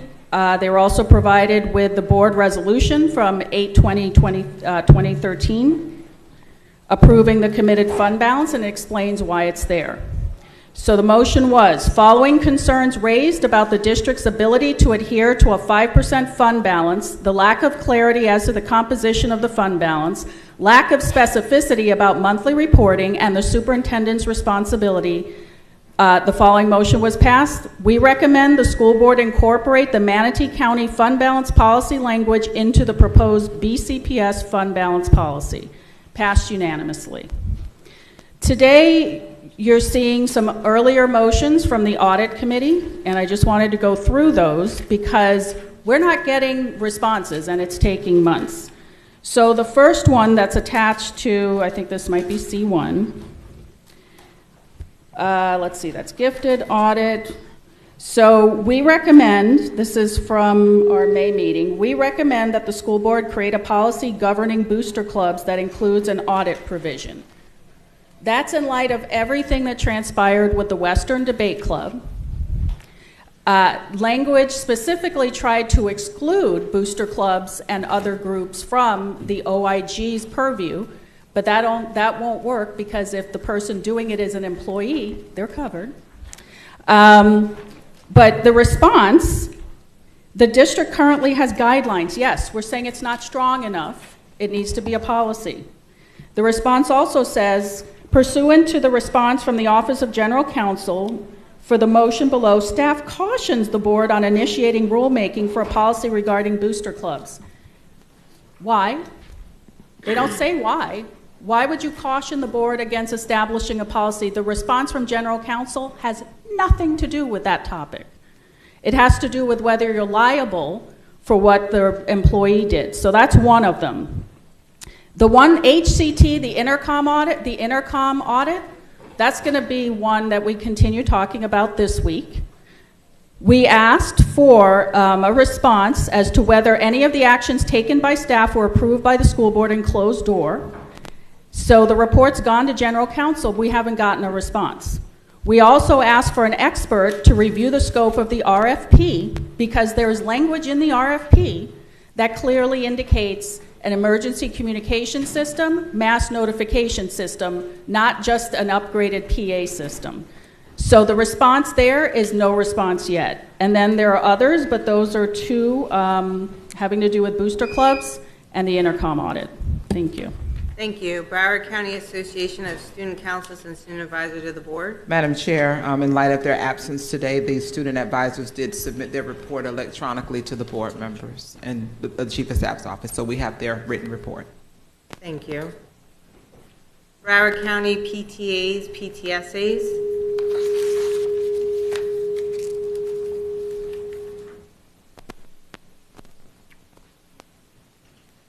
Broward Education Foundation.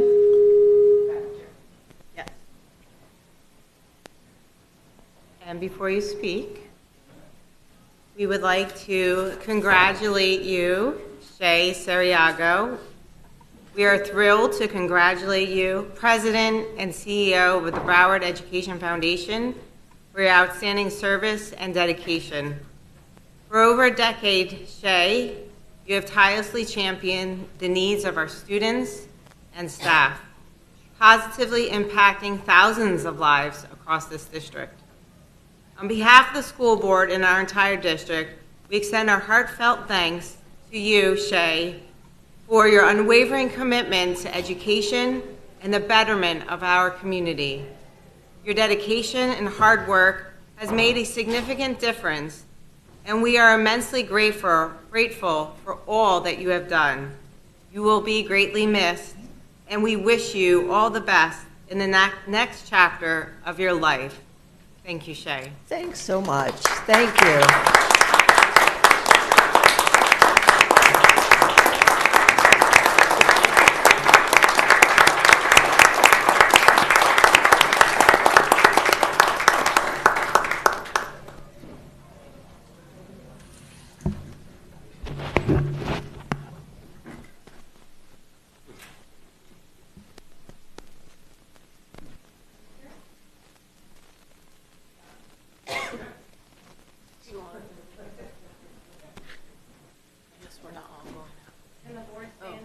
Yes. As directed, ma'am.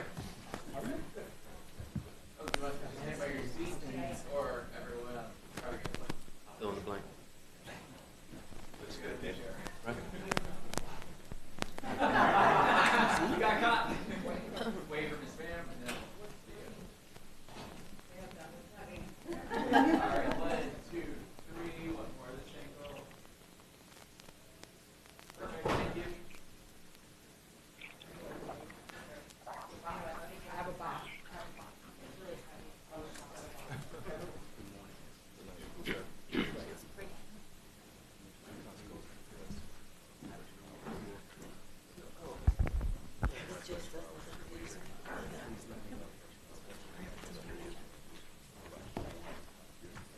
Thank you so much. That's so appreciated. I just want to say to the school board and to the staff that I'm here today to express my heartfelt gratitude for the unwavering support and trust over the last 12 years. It has been a true honor to work alongside of such a dedicated, visionary group.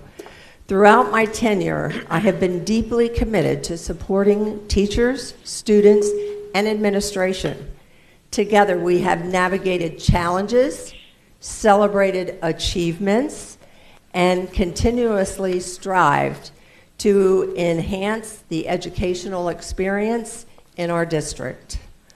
I hope the initiatives that we have implemented and the progress we have made will serve as a lasting legacy, continuing to benefit our community for the years to come. Thank you once again for your confidence in me and for the collaborative spirit that has defined our work together. Thanks so much. And I will keep my eye open on what this district is doing. Thank you. District Advisory Council.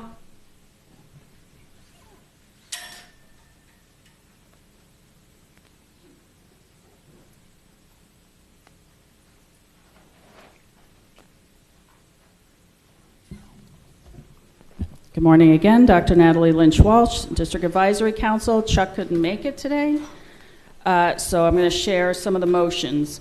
We were looking at SAF area and DAC policies, and some of the school-based members that are also SAF chairs brought up an issue with the signing of the budget and who participates in the school budget. So for that reason, those are going to be looped again to make sure that all of those concerns are addressed. We had a really good policy subcommittee meeting with the Department over Mental Health for the suicide prevention and intervention policy. There was a lot of feedback given, and if only all policies were treated that way, life around here would be so much easier. The other motion, though, that was made at our May, I think it's 30th meeting, we move that the superintendent and school board act with urgency to adopt the recommendations made in the ESE Advisory Chair's report into the pending closure of Ed Plan. This passed unanimously. This also ties into an item for today, which is BB2, I believe, which asks for an extension of the Ed Plan contract for 6 months. The ESE Advisory Chair did a 40-something page report and also did a one-pager that she shared with the group that explained the issue. The issue at hand is there was never a gap analysis done, so it is unclear whether or how much of what the Ed Plan, the case management, Easy IEP piece did is going to be done with the ESE module under focus. That the Ed Plan module was built over 20 years. Focus, we're still not sure where that is. And we're definitely not sure where the ESE case management piece is. So instead of letting the contract end at June 30th, this is an ask to extend it until you're certain, 100% certain, that you're not losing anything that is critical to the ESE community. That is BB2, and it's also a unanimous motion from District Advisory Council. And again, with the principal appointments, understand that DAC is made up of SAF chairs that rolled up into the area, school-based volunteers that roll up into the area and into DAC. They are being cut out of the principal selection process when you direct appoint instead of adhering to policy. The policy is very clear as to the community involvement, and the SAF chair would expect to sit on the committee. Granted, it sometimes looks like they're going through the motions, people have said, but there's a process. Because not all of the movements that were made in H3 have been welcome. If you have a low-performing principal at your high-performing school, what are they doing for that school? That was a concern raised about one of the movements. I guess you'll have to keep your eye on Davie Elementary. Next week, we're all meeting with the board, I guess at Plantation High School in the gymnasium. We have we're going to be sending out a list because we're trying to get the minutia out of the way. Haven't gotten a response to any of our questions, so we're not doing another presentation because we got no response to the first one or to the follow-up, but we're sending a list of open items and concerns in the hopes that there's at least a response prepared by the time we have the meeting next week. And that's all I have on this list, so I'll be back for FTF. Thank you. Thank you. Diversity Committee.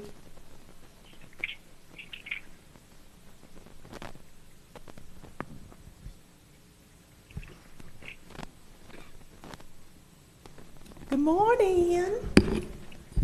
Make y'all a little bit fuzzy up there. Everybody face messed up and everything. Be happy. All right. So, Diversity Committee completed their last meeting on 6/6. You know what? Let me take off these glasses because I can see better this way. We had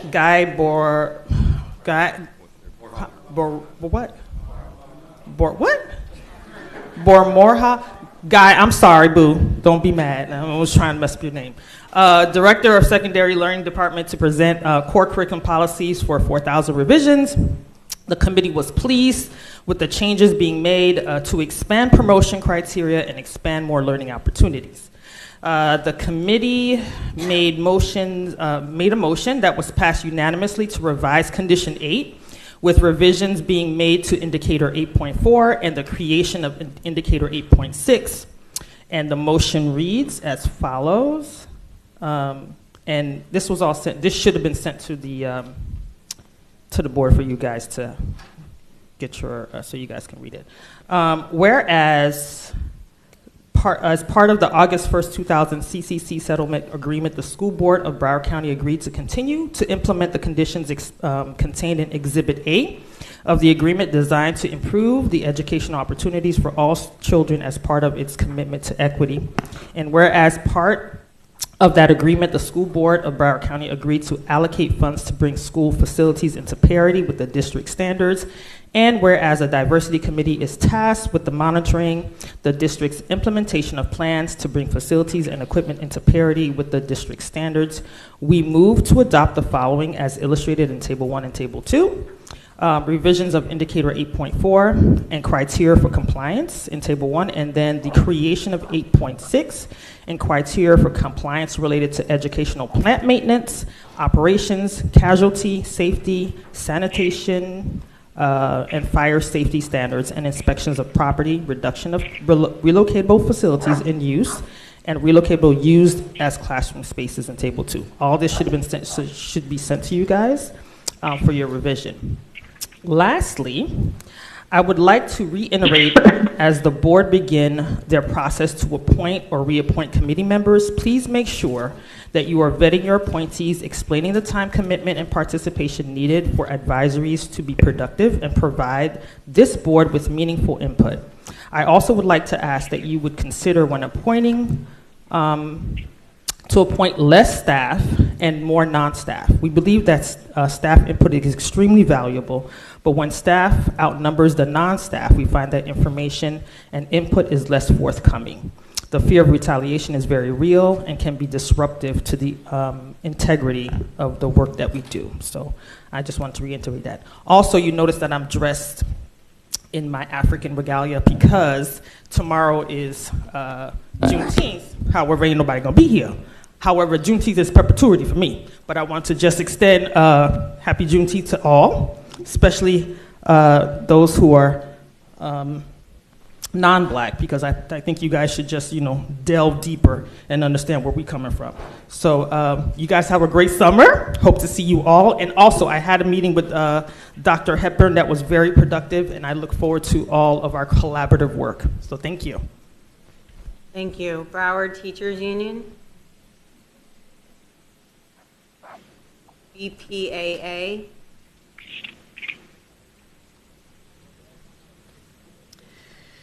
Good morning, Madam Chair, school board members, and superintendent. First of all, I want to thank the board and the superintendent as we wind down another year. This is my 30th. However, when I started, I was way younger than John Sullivan, so that explains a lot. I also want to thank the superintendent and Dr. Fulton. I know the H items, there was quite a bit of change, and that tends to come with every new superintendent. What's different is that this superintendent and Dr. Fulton kept me appraised of the decisions that were being made. I know that when it came to some of the principal moves, Dr. Fulton went and met with them personally. And I really appreciate that, and I believe the principals do as well. It's not always easy to leave a place where you're so embraced and loved. That's hard. But I maintain that principals in this district are rock stars. They can go anywhere. They can be a principal in any school. They will thrive. The students will thrive. And we have a lot of faith in this superintendent and in his decisions. And so we're going to go with that. And so I appreciate being informed and being a part of that. Here today, I want to speak to GG3 just briefly.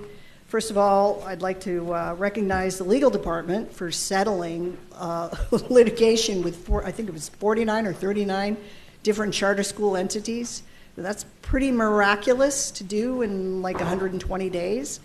So I want to acknowledge that because I think that settlement is very important, and it's very important for us as a district to be able to move forward. What is not understood and needs to be understood is, what does this mean in terms of the salary dollars that are allocated under the current referendum, the 5.5%?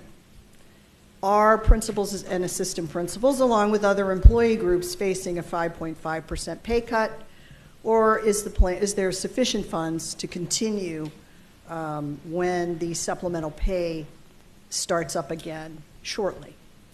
So everyone wants an answer to that question for obvious reasons. It's very difficult to absorb that kind of a pay cut. Additionally, this year's raise was disparate from the teachers, and that's very difficult for your academic leaders to understand and absorb. So I'm hopeful that today, or at some point, there'll be a discussion about how to remedy that, and we submitted a list of questions for GG3 today. I'm hopeful that the staff can respond to those and that we are able to get back on track. Because this today represents, to me anyway, a fresh start. It's a fresh start for schools, fresh start for students and parents, and it would be great if we could start this year with an understanding of how principals and assistant principals, your academic leaders, are valued in this district. I think that's a very important thing to be able to communicate. Part of that communication comes with pay. It's just the reality of the capitalist society we live in. That's how we measure value. And so we also have a situation where principals are signing paychecks for teachers that are making considerably more than they are. And that's not a good thing for a district that's trying to really turn and make a turn. So we have a lot of work to do. On behalf of my association, we're here to do that work. We're here to roll up our sleeves, work with this administration, work with the school board to have that happen. So we appreciate you, and thank you for another great year. Thank you. Esmab? Opie? Opa? EBA? ESE Advisory Council, Ms. Lescombe. Thank you. Can you hear me okay? Yes.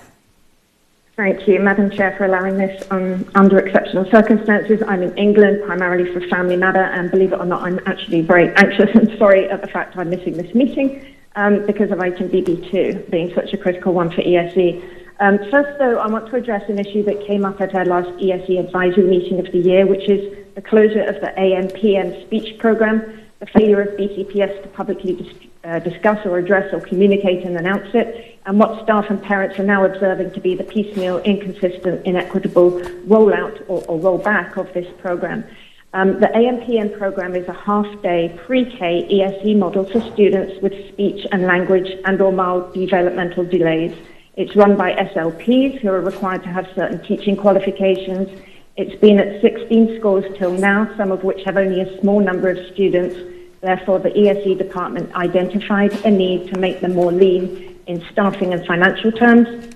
However, instead of consolidating a few classes, the approach has been to close 13 out of 16 of them.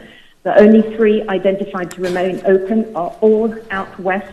Therefore, there is a glaring inequity issue in addition to the plain fact that there are students who benefit from this unique model, parents who want it, and BCPS does not have an equivalent to offer. Some parents have been offered the opportunity to put their kids in specialized pre-K instead. This is not equivalent. If it was, the AM/PM program would not have existed in the first place. So the argument that special pre-K can take its place is seen by parents and staff from feedback to ESE advisory as disingenuous. Another option is for children to have what's called walk-in services at their local boundary school, which means that the kids from the AM/PM classes would at least still get their actual speech therapy session with an SLP, which may be, say, 30 minutes a day or twice a week or whatever, but not that very valuable accompanying classroom experience they had in AM/PM. There's been no centralized district-level communication to parents, no letter, email, no authoritative, here's what's happening and why.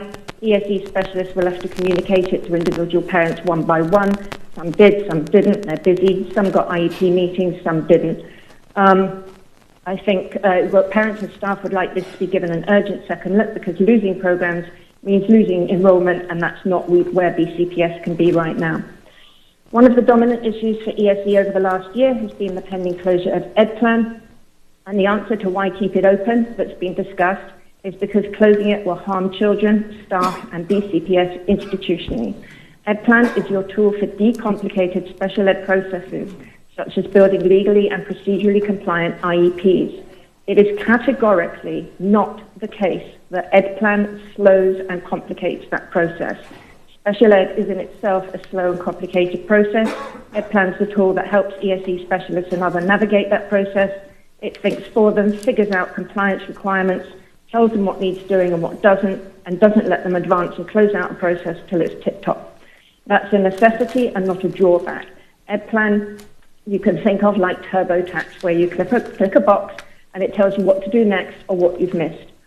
ESE is an area of high turnover. ESE specialists have unfeasibly high caseloads, and you'll be subjecting them to 3 steps back if you remove EdPlan, like taking away their iPhones and replacing them with flip phones from the 1980s, as one of them said.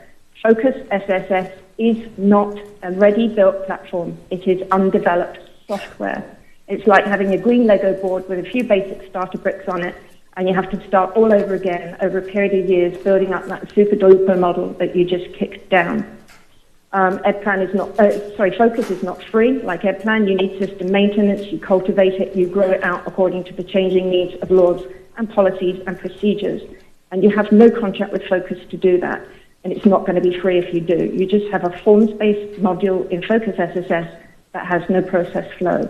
You appear to have 2 choices today: commit to EdPlan, accept it does what you need it to, understand its complexities and that of special ed, and that it's got your backs. Leave it alone and focus time on energy on the lengthy list of to-dos that you already have in ESE. Or number 2, commit to chaos, or at least continuing uncertainty by extending at least for a year, because the school year is really the only doable contract cycle. Take an independent evaluation of where you're at, the comparative merits of EdPlan versus Focus, which was never done, and make your decision by the 6-month mark of that contract at the very latest, so everyone knows where they stand. Please commit to our ESE community and to consistency and common sense. Thank you. Thank you. ESOL Leadership Council. Facilities Task Force.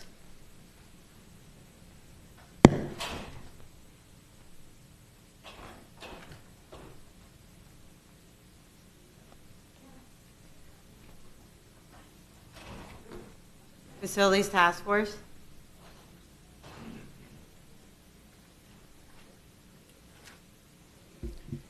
Good morning again. I just had to go check on my general speaker status. Good thing I screenshot. So the Facilities Task Force. We had our last subcommittee meeting last week.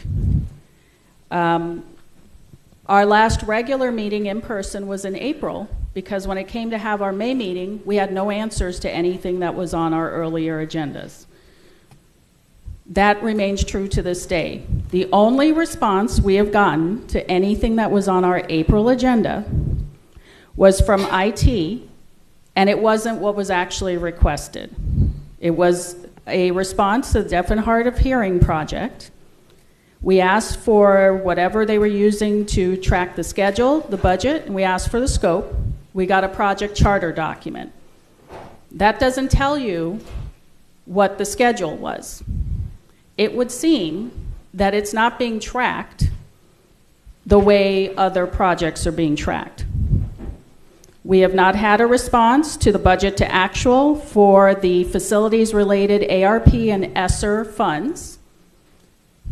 Is the next step to ask the state for an audit? Because we keep asking. We have had no response, but we see things pop up on agendas. The staffing plan, the AECOM renewal is on today's agenda. Redefining, we don't get dates for a long-term facilities master plan steering committee meeting, but it's an agenda item. We keep bringing up the Superintendent School Site Review Committee. Do we get a response? No. But what's on the agenda for next week's workshop? Staff's attempt to circumvent the interlocal agreement. And there are 3 board members that sit on the Oversight Committee, which is tasked with overseeing the interlocal agreement. And what are they now trying to call the policy? The Superintendent School Site Review Committee for the acquisition of new school sites. What does state statute 163.31777 require?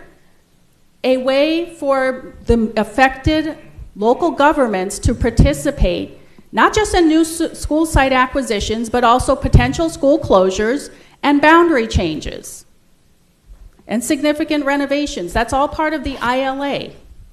Who is driving this bus? Are they doing their homework? Now I got to send an email to the Oversight Committee chair so that they're aware of this. Their next meeting, thankfully, is July 10th. So we're all going to that again. So I don't know if policies matter, but that is the problem we're having on the task force. We're not having responses from staff. But we are having meetings to discuss, and one of the things we discussed that we can't discuss further than ourselves, because again, we're not having long-range facility master plan steering committee meetings. They'll happily have a community meeting. But one of the conversations we had was about looking at the feasibility of a public-private partnership that would help fund new headquarters at the TSSC and TSSC Annex. Understand there are 2 buildings at that location. Another thing we talked about was the building department. Understand that you still need a local authority having jurisdiction, so you don't actually ever get rid of that person unless you plan to farm it out to municipalities or the county. The HCT performance audit, the intercom project, that ties back into codes, standards, fire alarms, how everything interacts. So that's something we're looking at. We have a list that we had, I think, 1.5 years ago on projects that impact the DEFP. So that list hasn't changed. It's all the same schools. We all know their names. The ARP, let's see, organizational chart. That's going to be a continuing conversation about how that works out. But we are at a crossroads with the facilities task force. Nothing has changed. You change superintendents. I've met with the current superintendent on May 15th. Nothing's changed. I know we had a weather issue, but nothing's changed. Nobody is providing the backup, which is why I keep having to do public records requests and get crankier and progressively crankier. So we need to please direct your superintendent to follow your policies so that we can get responses and do what we're supposed to do. Thank you. Thank you. Gifted Advisory Council. Human Relations Committee. Multilingual Advisory Committee. Parent Community Involvement Task Force. Small Business Advisory Committee.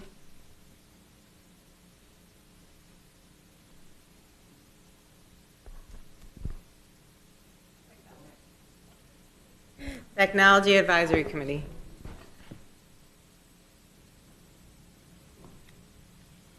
Figured I'd get a head start. Good morning, Chair, school board members, and Superintendent. Technology Advisory Committee met on the 3rd via Teams as it was the end of the school year, and we were trying to be considerate of the employees that sit on this committee. We were given an overview of the functionality of the final site website platform. We were informed that the timeline to go live may be closer to March 2025, putting it 8 months behind schedule.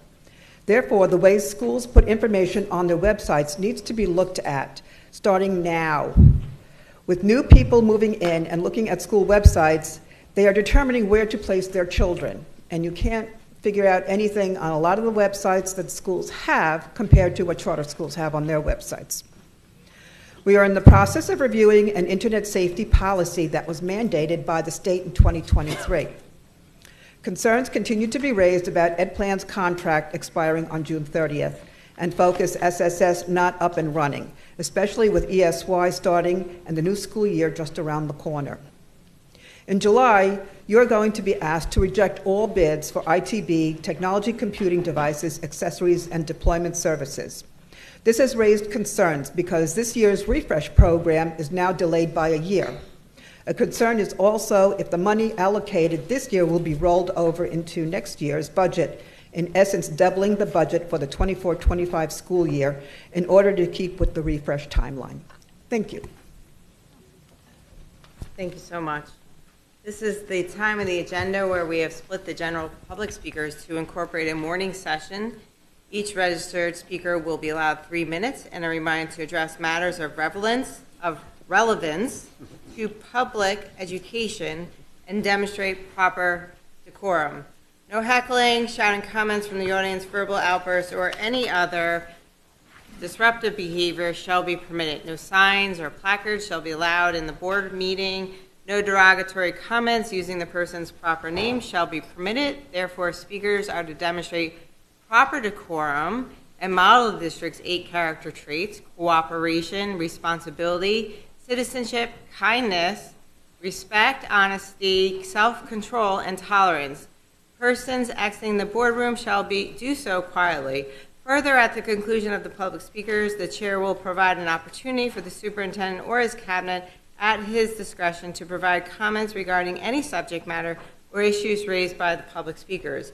Additionally, the superintendent may have members of his staff to speak to an individual public speaker in an effort to address their concerns and provide any follow-up to public speakers' concerns back to the board. First public speaker, Michael Goldstein. Good morning, Madam Chair, board members, Mr. Superintendent.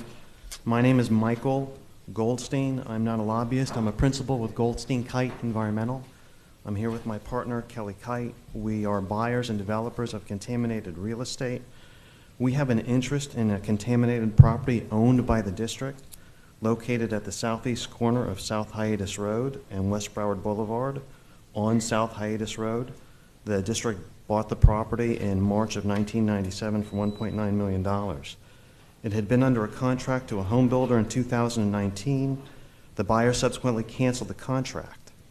We first contacted district staff on April 4, 2023 to indicate our interest in the property and request to be included in any invitation to bid.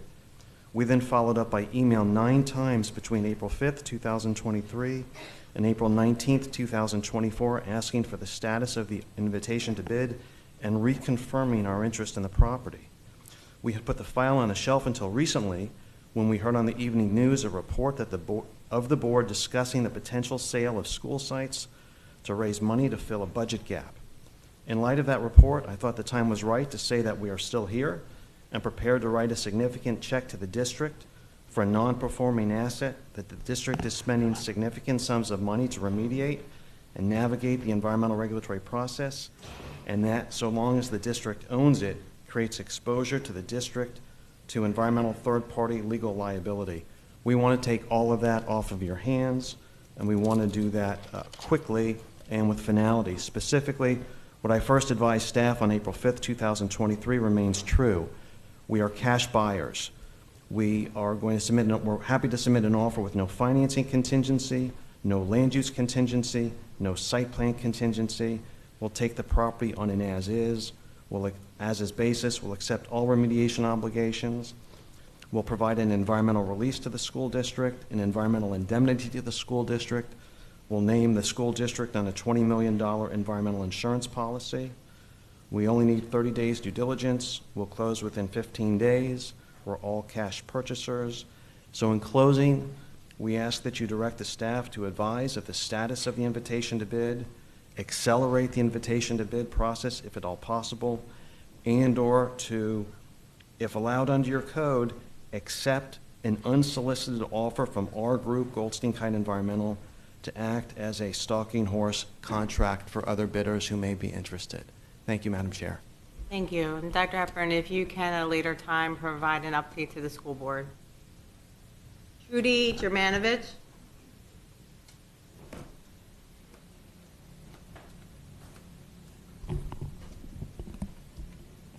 My name is Dr. Trudy Germanovich, and I'm wearing an alumni shirt for Shortridge High School.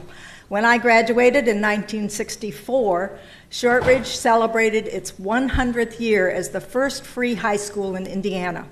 I'm proud of being a public school advocate to my core. Unfortunately, many in our society seem to want to dissolve this precious resource. What can you do to help stop this process? You must carefully consider every school before you close it.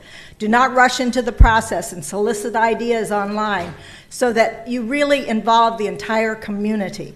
My high school, Shortridge, was closed at one point, but reopened as a middle school and then was brought back as an international baccalaureate school. It's very successful in a state which also has tried to degrade real public schools, much as we've seen in Florida. I will now switch to some words from Marion Brady, an educator and 97-year-old retired advocate. Foundations and think tanks, state and federal politicians have weighed in backing school choice, high-stakes testing, teacher pay based on learner progress, vouchers, charter schools, public funding of private and religious schools, and other sneaky privatizing strategies with everything based on competition. What drives effective schooling isn't competition, but the need to understand, to make sense of experience, to solve problems, to know how or why something works, to satisfy curiosity, to know oneself, to prepare the young for an unknown future. Traditional schooling fails primarily because its disconnected subjects are isolated from reality. Proper schooling helps children lift into consciousness the easily understood sense-making, relating process and put it to useful work, doing in a couple of hours a day what the present curriculum can't do at all: create thinkers. That happens because traditional schooling emphasizes a single thought process, recalling textbook text and teacher talk. The knowledge-creating, relating process requires them to hypothesize, infer, correlate, extrapolate, imagine, predict, generalize, synthesize, and so on, to use dozens of thought processes not taught because they're too complex to be evaluated by machine-scored standardized tests.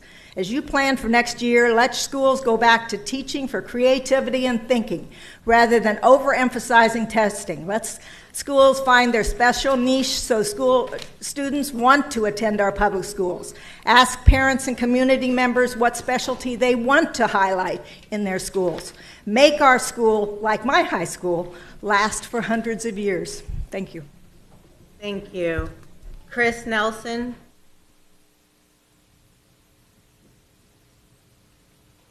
Good morning, school board. Chris Nelson, and I'm a Fort Lauderdale taxpayer. And I'm wondering, with all this, all the people that are leaving the district, all the students that are leaving, and that we're having to shut down schools, why are we giving massive raises to 5 people within this building? I mean, are there raises attached to the school district doing bad? I mean, I'm specifically looking at the chief communications officer now going from $176,000 a year to $190,000 a year annually.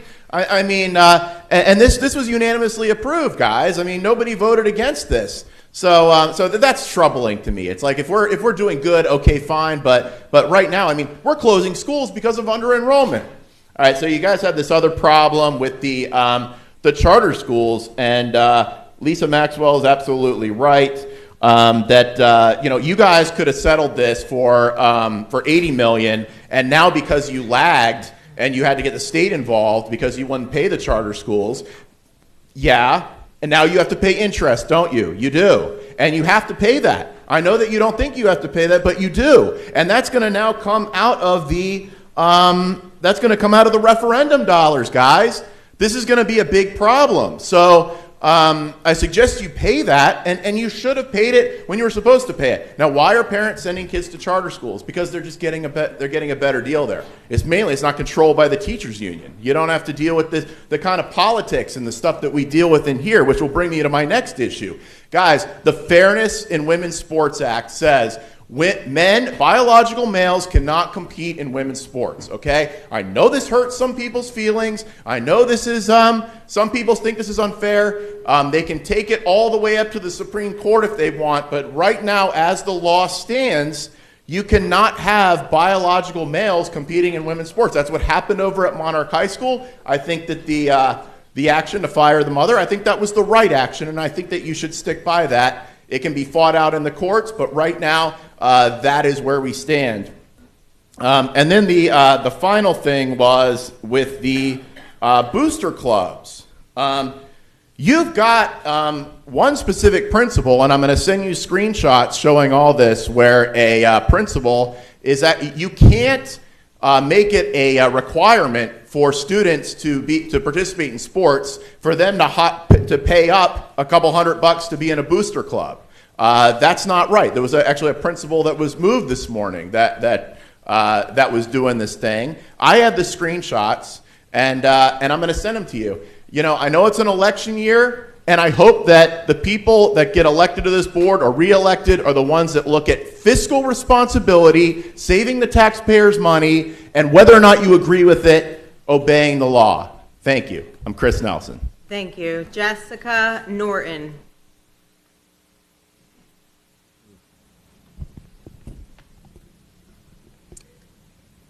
My husband is going to yield his minutes to me. Okay, can you just speak into the microphone and say your name and that you're going to yield your time? Oh. Hi, my name is Gary Norton. I'm going to yield my minutes to Jessica Norton. Thank you. 6 minutes. Thank you. Good morning. My name is Jessica Norton, and this is my husband, Gary. We are the proud parents of 3 beautiful children.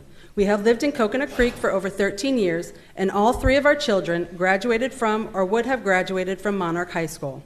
Since 2017, I have also been an employee of the Broward County School District. I love my job and the students and colleagues that I get to work with. In addition to being an IMS, I love being the trusted advisor to the Monarch seniors. It is a privilege for me to be, for them, the person who I needed as a high school senior figuring out the next phase of life. I don't have to tell you about all of the heart I bring to Monarch High School. The public statements of support that you have received on my behalf tell the story of who I am and what I have meant to the countless students, colleagues, and families at Monarch High School. I'm also not here to beg for my job. The decision to make a political example out of me was made long before the anonymous tip that launched the disaster of this investigation was reported. We are here to speak for our family and tell you how careless actions by the district's leadership have affected our daughter and our family. For 203 days, we have lived in a constant state of limbo and uncertainty. It feels never ending. This has added unimaginable stress to our families' lives. I've complied with the requirements of the investigation at every step.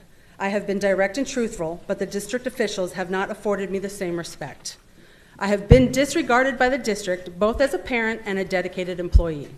The district completely ignored my rights under my collective bargaining agreement, which requires that this investigation to be concluded in 30 days. At my reassignment location, I was required to perform manual and janitorial services for over 3 months, rather than being assigned clerical work similar to my job function, not in keeping with the district policy. I had to sit through an interview where SIU detectives insisted on referring to my daughter as my son, as he, him, refusing to use her legal name, her legal gender, even though my attorneys reminded them of the facts numerous times during the interview. I had to read materials in the investigation in which the same detectives referred to my daughters to others as it. I had to review documents that the SIU planned to release to the public that included identifying information about my daughter, and when it was flagged for them, no one would confirm that the information was redacted. I have never seen a complete report of my investigation. In fact, I have discovered important information about this investigation, not from the investigators, but from the press. I had to find out in a Sun-Sentinel news article that the Professional Standards Committees recommended that I be suspended for 10 days rather than terminated. I have been in limbo for more than 200 with the hanging threat of termination. I found out again in a Sun-Sentinel news article on Friday evening that my termination had been removed from consideration at this board meeting. The district has yet to notify me or my attorneys of that decision, why it was made, or what will happen next. For 203 days, I have been forthright and honest and have not been treated with a shred of respect or simple decency. District leadership tried to ruin my life, but instead destroyed the life of an innocent 16-year-old girl. They destroyed her high school career and her lifelong memories and experiences. My daughter was flourishing at Monarch. She was not just a volleyball player, she was also a very involved student. She was freshman and sophomore class president, she was director of philanthropy for student government, and she was voted homecoming princess by her peers. I saw the light in my daughter's eyes gleam with future plans of organizing and attending prom, participating and leading senior class traditions, speaking at graduation, and going off to college with the confidence and joy that any student like her would after a successful and enriching high school experience. And 203 days ago, I watched as that light was extinguished. She walked out of the front door of the school, distraught, never to be heard from again. And 203 days later, no one has shown our family that they care. Not one person in the district who was responsible for her checked in on her safety or well-being. They claimed to care about all students, but they didn't care about my child.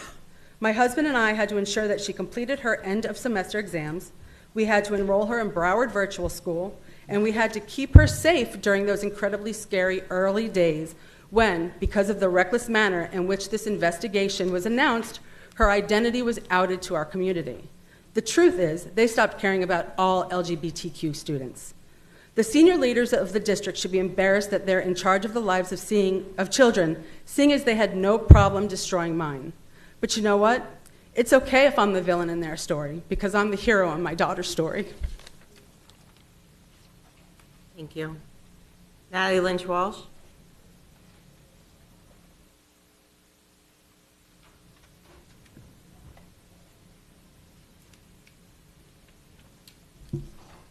Thank you. Dr. Natalie Lynch Walsh, Plantation, Florida. Hearing that story, whether you agree with them or not, rest assured that all parents are treated like that. Because it reminded me of when the then principal of Plantation Middle told a pack of lies to somebody that jumped on the bandwagon of the pack of lies. I was the PTO president, SAF secretary, and sat on SAC, but banned from campus. And you know who that actually hurt? Not me, my child. My child, who I could not see at any award ceremonies or anything else that took place on campus. Why? Because people were willing to lie. And as I stand here today, the lying is at an all-time high. There were more lies packed into H3 than I can possibly count. There are more lies going to be packed into H4 than I can count. And I have reached the point where I am willing to file complaints on educator licenses of people that refuse to do the right thing and do their job. If you're a CPA and you're doing something that you shouldn't be doing for a CPA, I'm filing a complaint. So everybody needs to be on notice. You have choices. One of the things I heard when I first started volunteering, someone said everybody has a price. I know you're still searching for mine, but we seem to be quickly finding the price of leadership in this county, and it's coming too fast. There's also a saying, the cover-up is always worse than the crime. It always is. I am not willing to watch innocent staff people be vilified and thrown under the bus. Not that I was willing before, But you're doing it to somebody, you allowed it to happen to somebody now that I've known as a professional for the past 12 years. No more. Not that, whoever decided didn't know that that was the hill I was willing to die over. You picked the wrong employee to jerk around.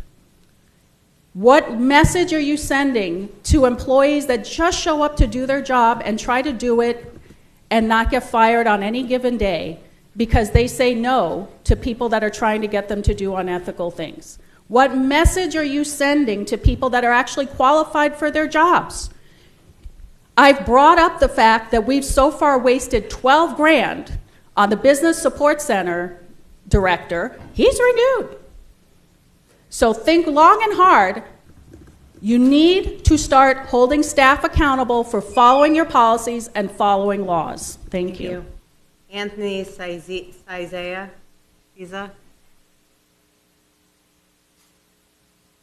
Anthony. Okay, thank you. That concludes our morning speakers. The next item on the agenda is H7. May I have a motion and a second on H7? So moved. Moved by Zeman, second by Holness. Thank you. Public comment? No public comment, Madam Chair. Board comment? Ms. Pham, H7.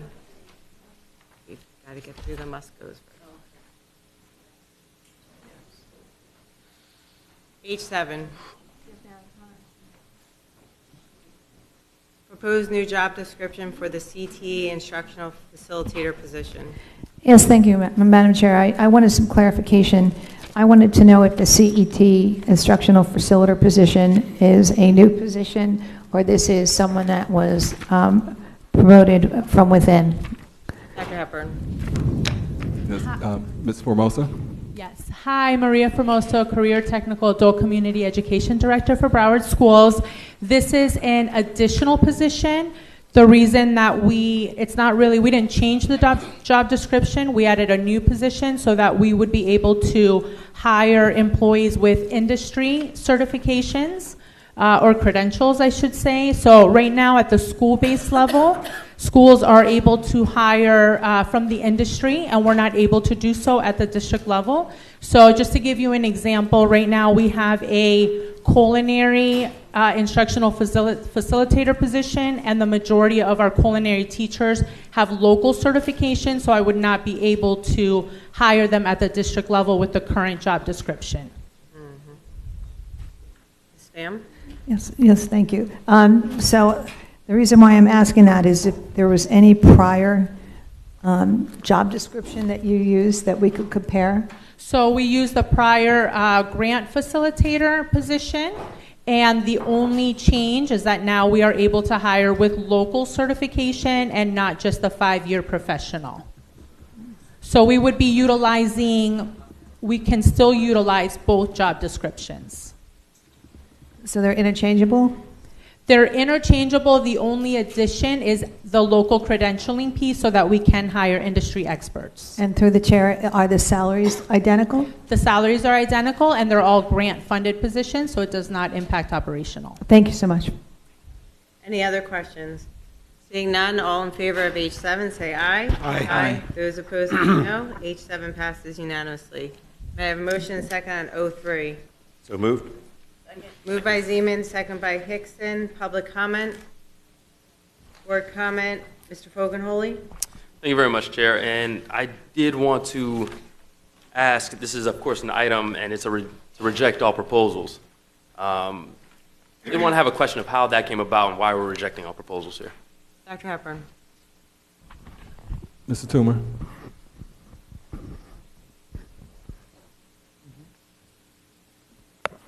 I'm sorry, Dr. Toomer. That's quite all right, sir. I'm going to defer to Mr. Henry in risk management to address that question. Good morning, Aston Henry, Director of Risk Management. In regards to item 03, all vendors that came to present their bids, they failed to provide cost coverage for short-term coverage for summer football training camp. So what we've done is we've extended item 003, which will be presented to you today, to extend coverage that is currently in place. Because obviously we want to make sure that the kids are covered during summer training. And the vendors failed to provide coverage, cost, so therefore all bids were rejected.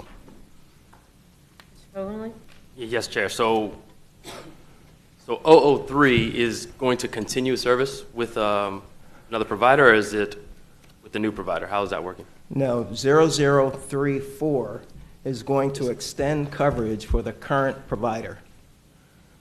Okay, so to clarify through the chair, so we went out to bid Correct. for a new provider. They were not able to provide services for the summer, so we are going to continue on with the current vendor and not have new proposals and reject all bids for those new ones, correct? No, we're rejecting all bids. We're going to extend the current contract for 180 days, okay? Okay. But we are going to put out a new RFP. Understand. So with the original bid, was that part of that to say to cover the summer, or was it not Absolutely, included? it was part of it, yes. Okay, so they just decided not to cover for the summer. What was the miss? Because I just feel like I want to have a better understanding. These reject all bids, I've said this before at the board meetings, they make me extremely nervous. They should. Because the way it seems is almost like it's navigating to find a certain person. That's why I'm just nervous. So it was part of the bid. All of them just decided not to include it. They failed to provide that coverage.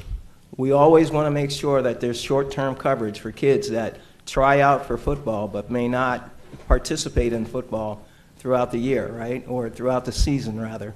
So here, the old bid had coverage specifically for summer training camp. The vendors came, they presented their proposals, they failed to provide that coverage. So therefore, I said, listen, I want to make sure that all kids are covered during summer training camp. And that's basically what happened. We got it. So 0034, we're going to extend the coverage for summer, and then we're going to go back out to bid for the rest? Not just for the summer. 0034 extends coverage that is currently in place, not just for summer, throughout the year for its football, baseball, basketball, whatever it may be. It's the current bid that's in place that's going to provide full coverage for students, as well as short-term coverage if kids want to try out for football. That's 0034. Should provide coverage throughout the year for all kids. We're going to put out a new RFP prior to the expiration of the 180 days to provide coverage. Once again, we want to make sure short-term coverage is in place as well as long-term coverage for children. You have to understand, this bid doesn't provide, if parents have coverage for their children, that's one thing. Some parents want that additional coverage for their students that play football or play sports. And that's what this contract does, all right? It not only does that, it provides coverage for students, 24-hour coverage as well as coverage during school hours. Understood. All right, thank you very much, Chair. Thank you. Ms. Rupert? Thank you. This is the one about the insurance for sports, right? Yes. 25th? Okay. I'm just going to do a Robin Bartleman little puddle jump. I did speak to the superintendent yesterday, so he should be able to give us this update. Since we're talking about kids getting injured during sports, I wanted to see if there was an update on who we play for. Mr. Superintendent? Dr. Hepburn? Yes, Ms. Rupert, we have an update. The agreement is currently going to be routed to legal to review, so we can start that process of implementing it into a few schools to start and then scaling it out afterwards.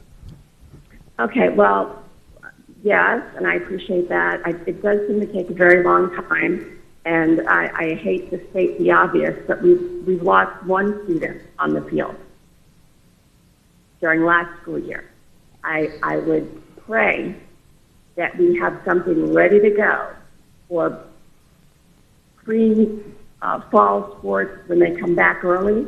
I asked that the attorney's office, and work with your office to be able to get it done as soon as possible, because one child's death is on my mind now, and that's a horrible thing. And if we have the tools to make it so we can actually have somebody diagnose them prior to passing away on the field, I really urge that there's an emphasis for speed here.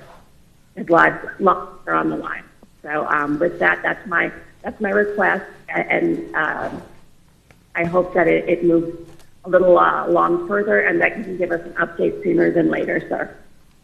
Thank you, Ms. Rupert. And Dr. Harper, if you can just provide an update later to the board regarding athletics, for heat-related injuries, I know there's a law regarding that. What are we doing to provide water and ice at the fields? And then also to Ms. Rupert's point, what are we doing to be more on the preventative side? All right, all in favor of 03, say aye. Aye. Aye. Those opposed, say no. 03 passes unanimously. I have a motion and second on 001. So moved. Moved by Zeman, second by Hickson. Could you Yes, help? I can explain to you what I'm doing. If you don't mind. We have some items that must go, so I'm getting through those must-go items first. Could you share that list so we could be prepared? Staff can give you a copy of it. We have a motion and second on 001. They're going to get it for you, Dr. Zeman. I'm okay that they're getting that. What I'm not okay with is not being ready. If we're going to, I look forward to getting the list. Yes, so moved. Thank you. Second. Moved by Zeman, second by Hickson. Public comment? No, I have Mrs. Hickson, 001. Thank you. I just, as I do every month, just wanted to give a big shout out to the grants department. There's $121,801,812 that are included in grants for this month alone. Really appreciative of some of the local partnerships that are in here, and just want to say thank you to the grants department for doing a great job. Thank you. Thank you, Mrs. Hickson. Any other board member comment? All in favor of 001, say aye. Aye. Those opposed, say no. 001 passes unanimously. May I have a motion and second on 009? So moved. Moved by Zeman, Second. second by Fogenholy. Public comment? Mrs. Pham.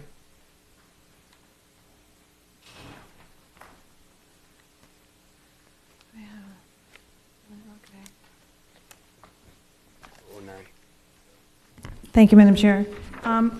In reviewing this item, I noticed that the price increased by almost 1/4 and went up to $400,000.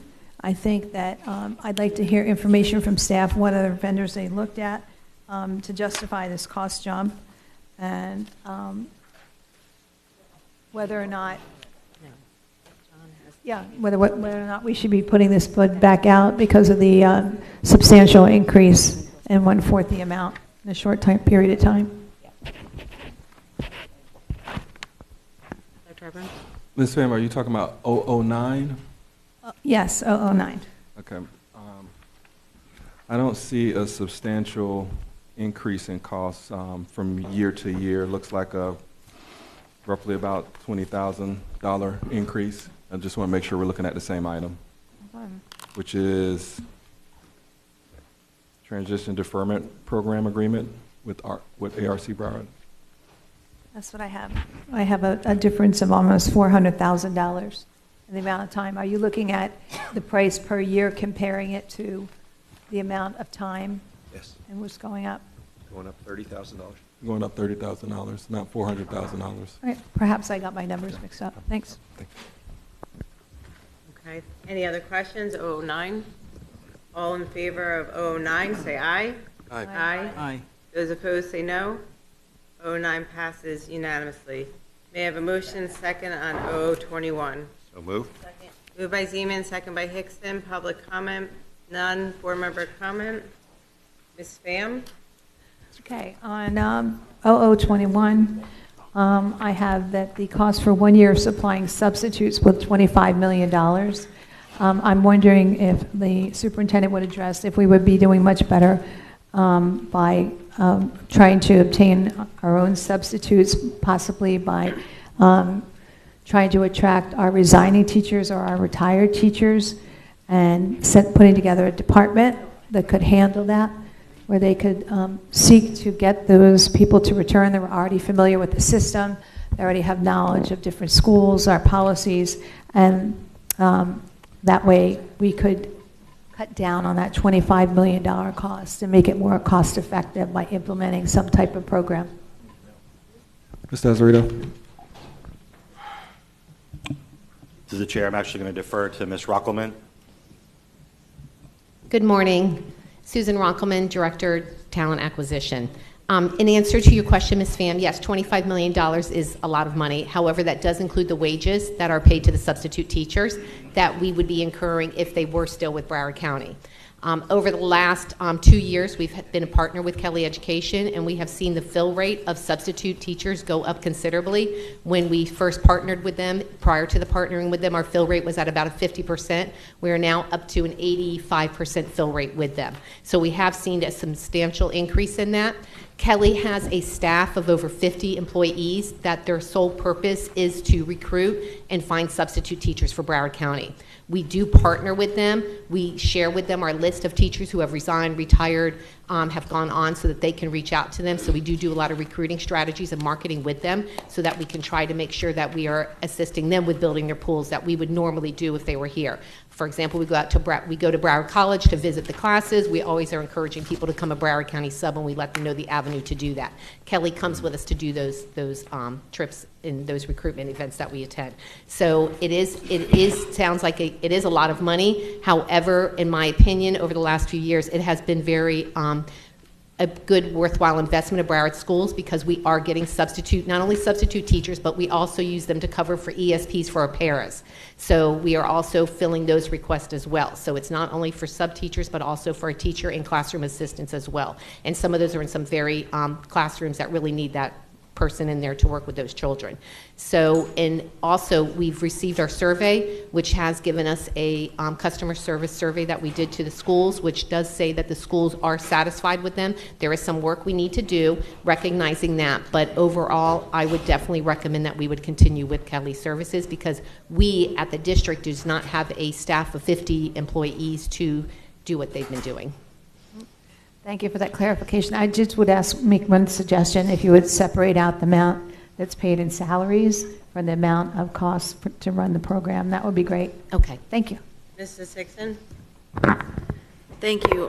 My question on this, and actually I want to say thank you for sharing the survey. That was really important. But I just want to make sure in the places where they gave recommendations to make Kelly Services better, that we've captured it. I see there was a couple of pages of them, and that we're going to actually have a discussion with Kelly on how they can improve those services. So I did hear you say that, so I appreciate it. My initial question, the survey wasn't given to us, so just as a general note to everybody, when there's surveys, it's important that you include them in here, because it would keep us from having to ask the questions.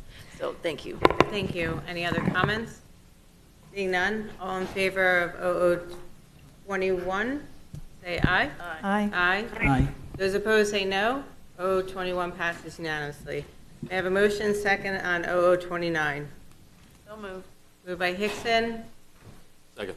second by Fogelholy. Public comment, seeing none. Board member comment? Mr. Alston. Yes, and I actually need to. School emergency mapping data. I'm good. I need to find one thing. Thank you, Madam Chair. So question for, I don't know if this is maybe pseudo procurement and on the security side. Are the district's maps, do they fully comply with the legislation regarding this? I don't know if this is procurement or safety question. Dr. Wanza. Oh, there we go. Chief. Oh, sorry, I didn't see you. Chief Alberti. Good morning, Mr. Alston. Yes, we're just had a meeting with law enforcement yesterday, as a matter of fact, trying to get their input on this mapping software, and company is dedicated to making sure that everything goes through as it should with the legislation. They're also working with Safer Watch to ensure that it works through the Safer Watch app as well as an option to have as well. So the answer is yes, we are fully Yes, sir. in compliance. Yes. Okay, I just wanted to, okay, Yes, that sir. was a good Yeah. answer. Okay, They're actually all right. pretty amazing. Okay, perfect. And we have talked to the sheriff. We have talked Yes, to sir. MSD Commission. We have done our due diligence on this. Well, area. we talked with the local law enforcement. I mean, the MSD Commission is not really part of the decision making, but we talked Well, I with get local that. law enforcement. Yes, sir. Okay, perfect. All right, thank you. And then also the funding for this is, it's a funded mandate, correct, and is covered by the state? This is all covered through the grant, ma'am. Yeah. Perfect. Any other questions? Seeing none, all in favor of 0029, say aye. Aye. Those opposed, say no. 0029 passes unanimously. May I have a motion and second on 0038? So moved. Moved by Zeman, second by Hickson. No public comment. Board member comment. Mrs. Hickson.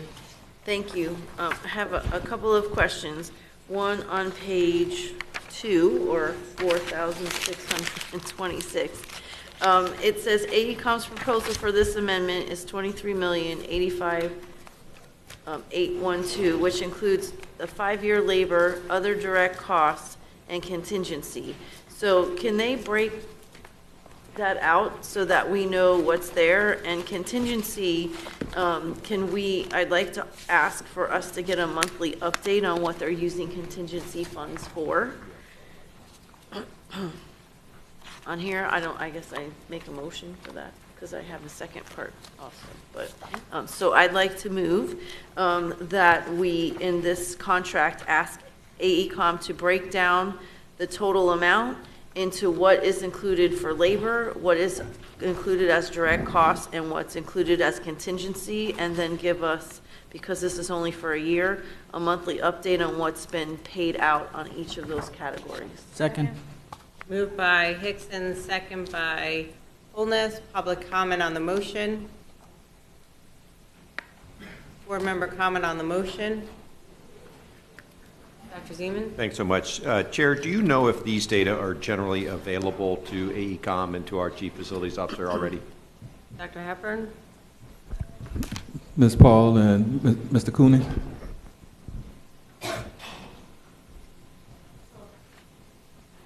Had to remember to push the button. So we do get information from Atkins, which is the controls part of the agreement. So they provide information to us, but we can definitely ask them to provide the additional breakdowns that you suggested going forward. Okay, thank you. So, sorry. A couple more things, ma'am, if you don't mind. These data are collected by Atkins, and you're asking as part of an AECOM extension to do this. So I just want to make sure that we can kind of do that in the right way. I think we have to. Stay in the lane. I think I am. No, not you. I'm saying, never mind. Right. Yeah, I think we need to stay in the lane in order to get this right. I think the data are critical, though. I think what we're asking for. One of the other issues, though, is that we get invoices every 3 months. And so asking for them to do it every month may be asking for them to do a lot more work. And that's what I just want to get an estimate from, Chair. How much more work would it take to report these data monthly rather than quarterly, given that we get a quarterly invoice? Dr. Hepburn? Ms. Paul? I would ask that Ms. Ashley come forward from Atkins to answer that question.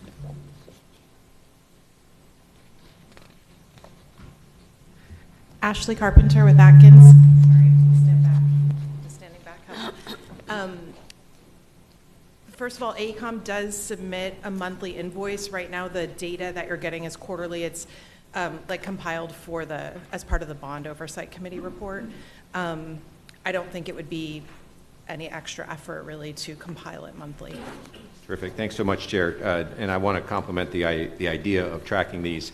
It's difficult when all the money gets thrown together and you don't know exactly, kind of how it puts together. My expectation is that past 4 years are going to be a good guide for this.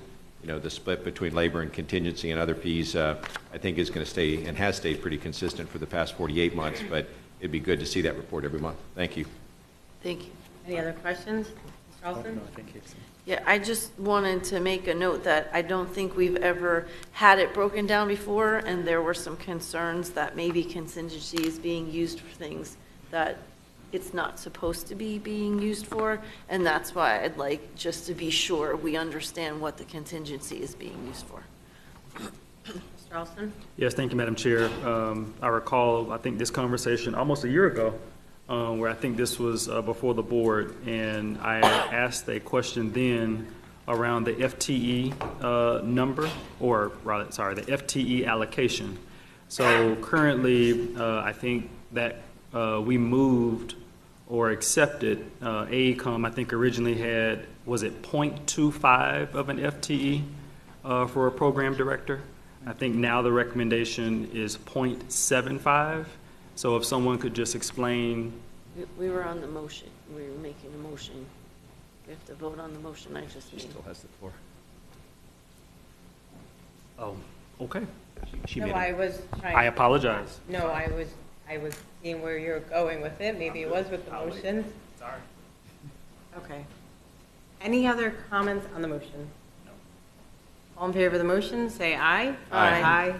Those opposed, say no. No. Aye, sorry. Ms. Rupert? Yes, I said aye.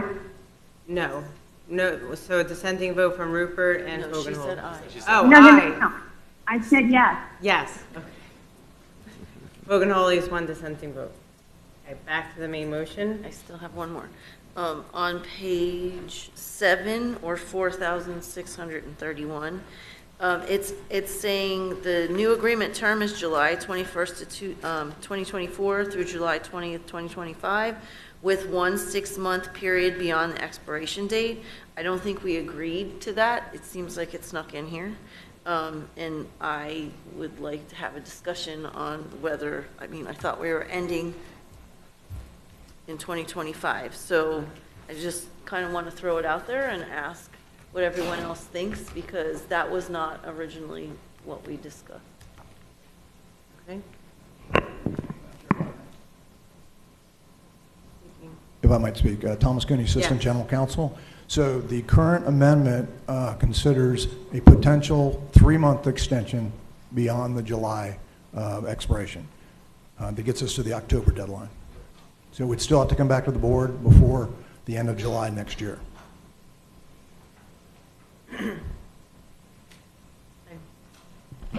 Dr. Holness? You didn't make a motion, or you just? No, I wasn't. All right, good. Thank you, Madam Chair. So I have several concerns with this 5th-year renewal. It appears to me to be more than the normal extension as we did in year 4, and there seems to be added language that creates some concerns for me. So I'll just start with the executive summary. Page 3 shows a table reflecting cumulative participation anticipated for years 1 through 5.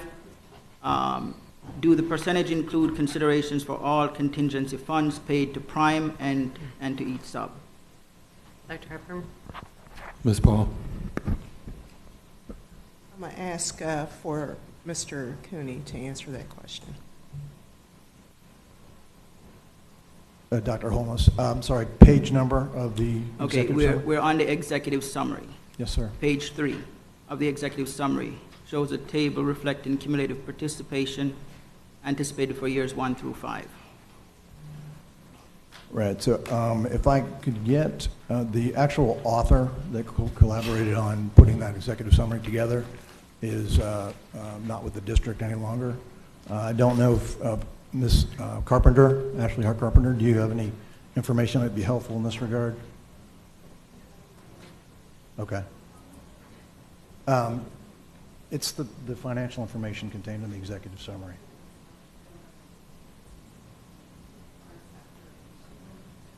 Please go to the Excuse microphone. me, can Michael McIntyre come forward, please?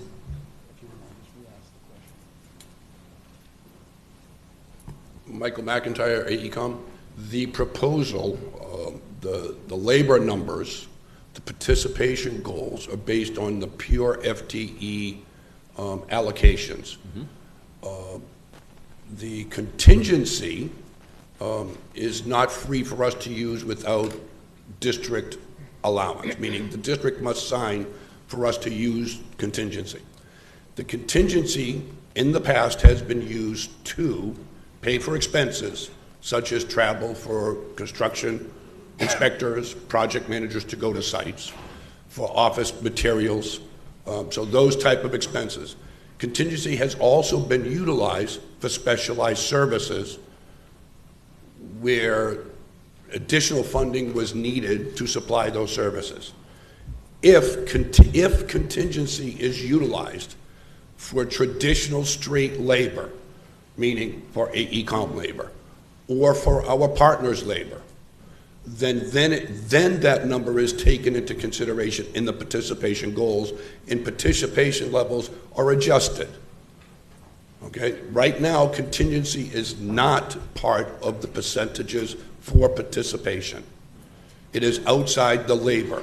Labor is what is followed for participation, not the contingency. Okay, so your short answer is the contingencies is not included in the percentage consideration for the prime and sub and each sub. Correct, not on the front end. If it is utilized for labor, then it is calculated into the participation numbers. So has it ever been utilized for labor before? Once in this year 4, it was for staff retention, and it was recalculated into participation, and adjustments were made to the AECOM participation level where our participation went down because of that increase. So we actually eliminated a position because the numbers became skewed. So we made a reduction. Okay, so I'm going to move on to my next point, but I am concerned about the contingency funds and how that's calculated, but I'll move on to my next point. On page 6 shows a staffing for year 5. This is on the executive summary. The program director, and I realize, I have this in my notes as well, Board Member Alston, I realize you were thinking of bringing that up, but the program director is being showed at 0.75 FTE. ACOM's year 4 proposal had this position at 0.25 FTE. So what is the total cost of the additional 0.5 FTE being proposed here? Dr. Hepburn? Ms. Paul? I'm going to defer to Mr. McIntyre on this one. My understanding is the year 4 0.25 FTE for the program director was done to rebalance participation goals because of underruns for our various partners. To achieve or to regain that number, we submitted the program director at 0.25. We basically lowered that salary, that billable amount, to get our numbers into balance with our partners. I can't tell you right now off the top of my head what the differential is between the 0.75 in year 5 and the 0.25 is.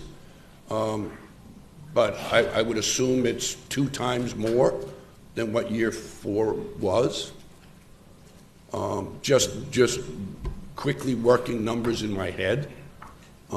We built this staffing plan on basically what we thought, meaning the team, AECOM team, meaning us and our partners, built the staffing plan together. All of our partners were involved in developing this staffing plan. It wasn't done in a room with the door closed and the lights out. I worked with all of our partners in developing this staffing plan, the FTEs that were assigned to each firm, the position types were worked out together as a partnership team. Okay, I understand that. I am speaking specifically regarding program director, going from 0.25 to 0.75. I understand you work collaboratively with your team and all of that. but I'm speaking specifically regarding program director, and I am concerned with increasing the FTE from 0.25 to 0.75 specifically for the program director.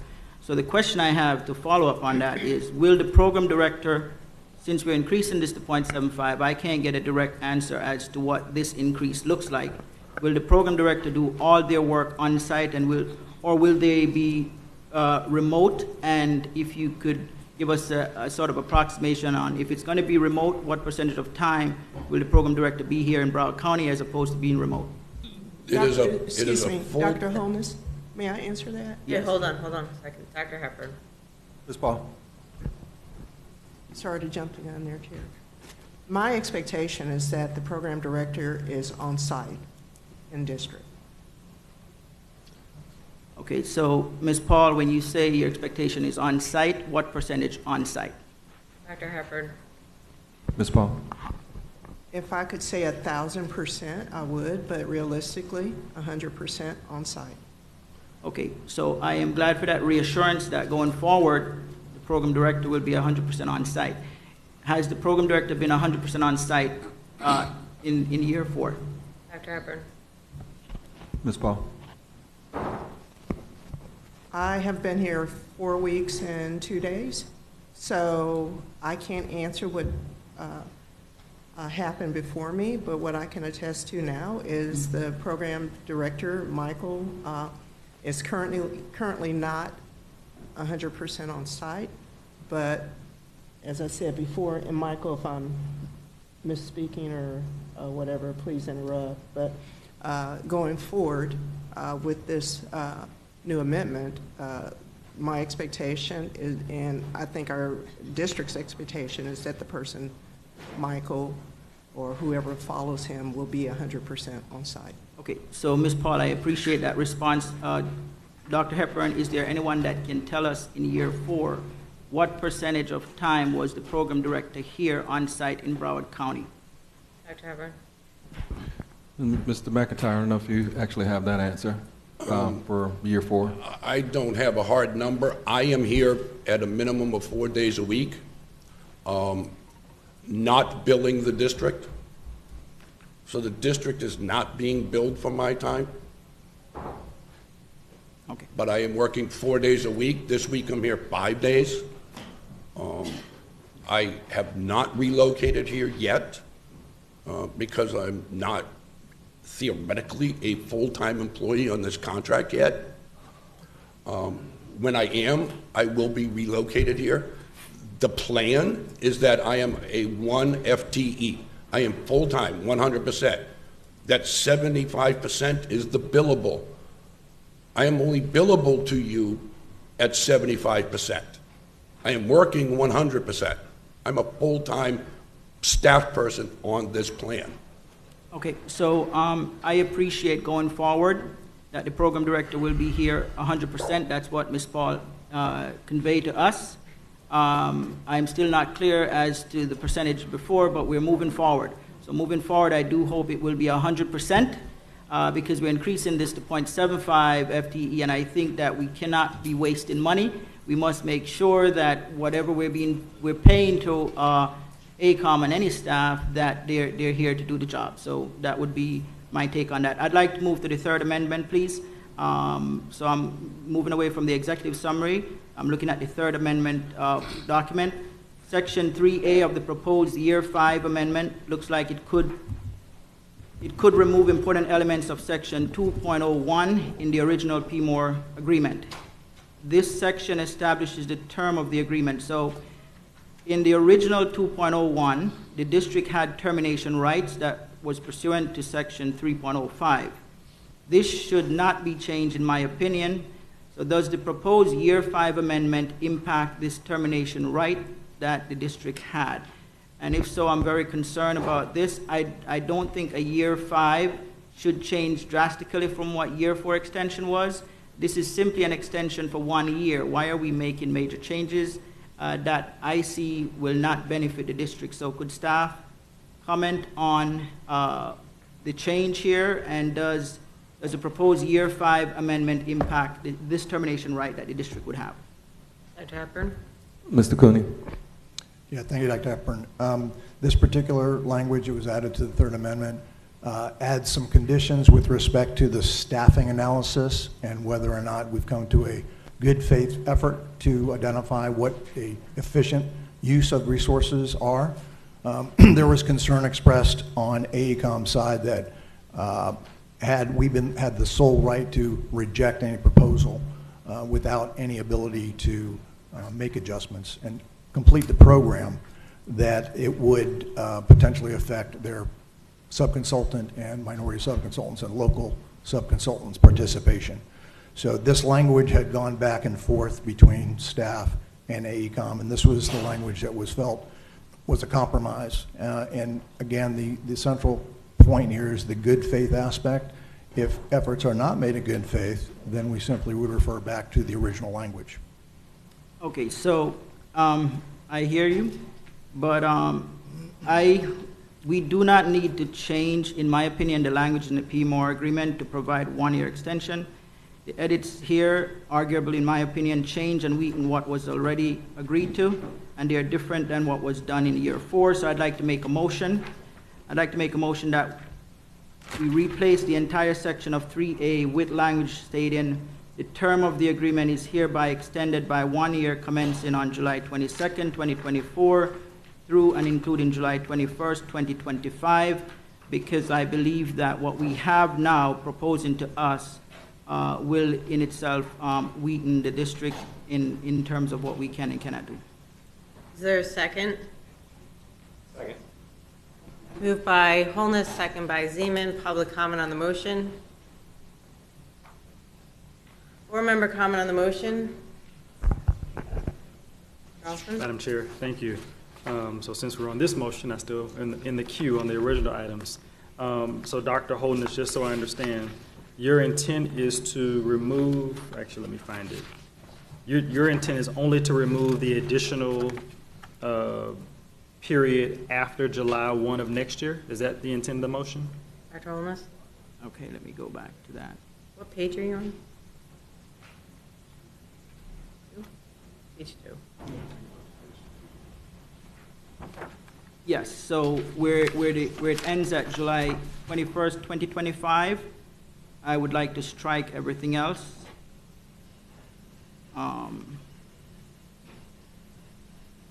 That would be on 3A. Right, okay, I know this is discussion. So if we as a district have already given the green light to October of next year, why are we removing to get to that point? That doesn't make sense to me.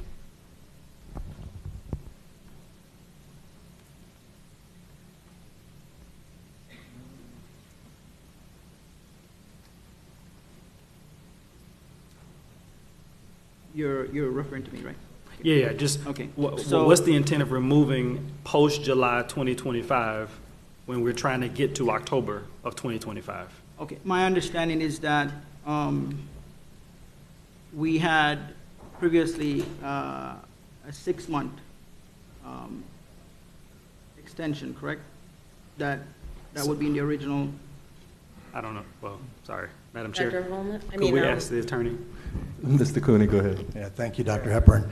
So at last year's board meeting, through motions made by Dr. Zeman, the 6-month extension piece was removed.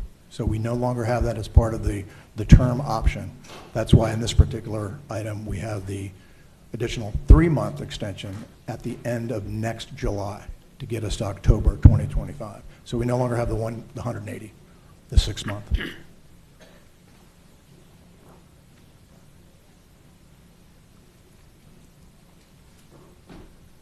Okay. Charleston? No, I know that was You're good? discussion. I'm good. No. Dr. Seaman? Thanks so much, Chair. Clearly, this is an option. It's an ability for us, if we want it, to extend 3 months and 10 days. It does line up to the board-imposed deadline for the SMART program. Given AECOM's 85 FTEs spread across all the companies that are here and their deep embedded contributions that they make, I do think that this option makes sense. It's not a 6-month option or a 12-month standard contract language option. It's tied specifically to what the board said. And I believe that our new chief operating officer, chief facilities officer, is going to come back to a plan with us about how to balance the contractors and the government team in a way to build a long-term chief facilities officer capability, not just for the next 15 months. So I support leaving this in. I wanted a second, just for discussion, but just in terms of kind of good, solid governance and the ability to keep a team together until Ms. Paul comes back and works with us to develop the long-term solution, I think it's just great to have this as an option.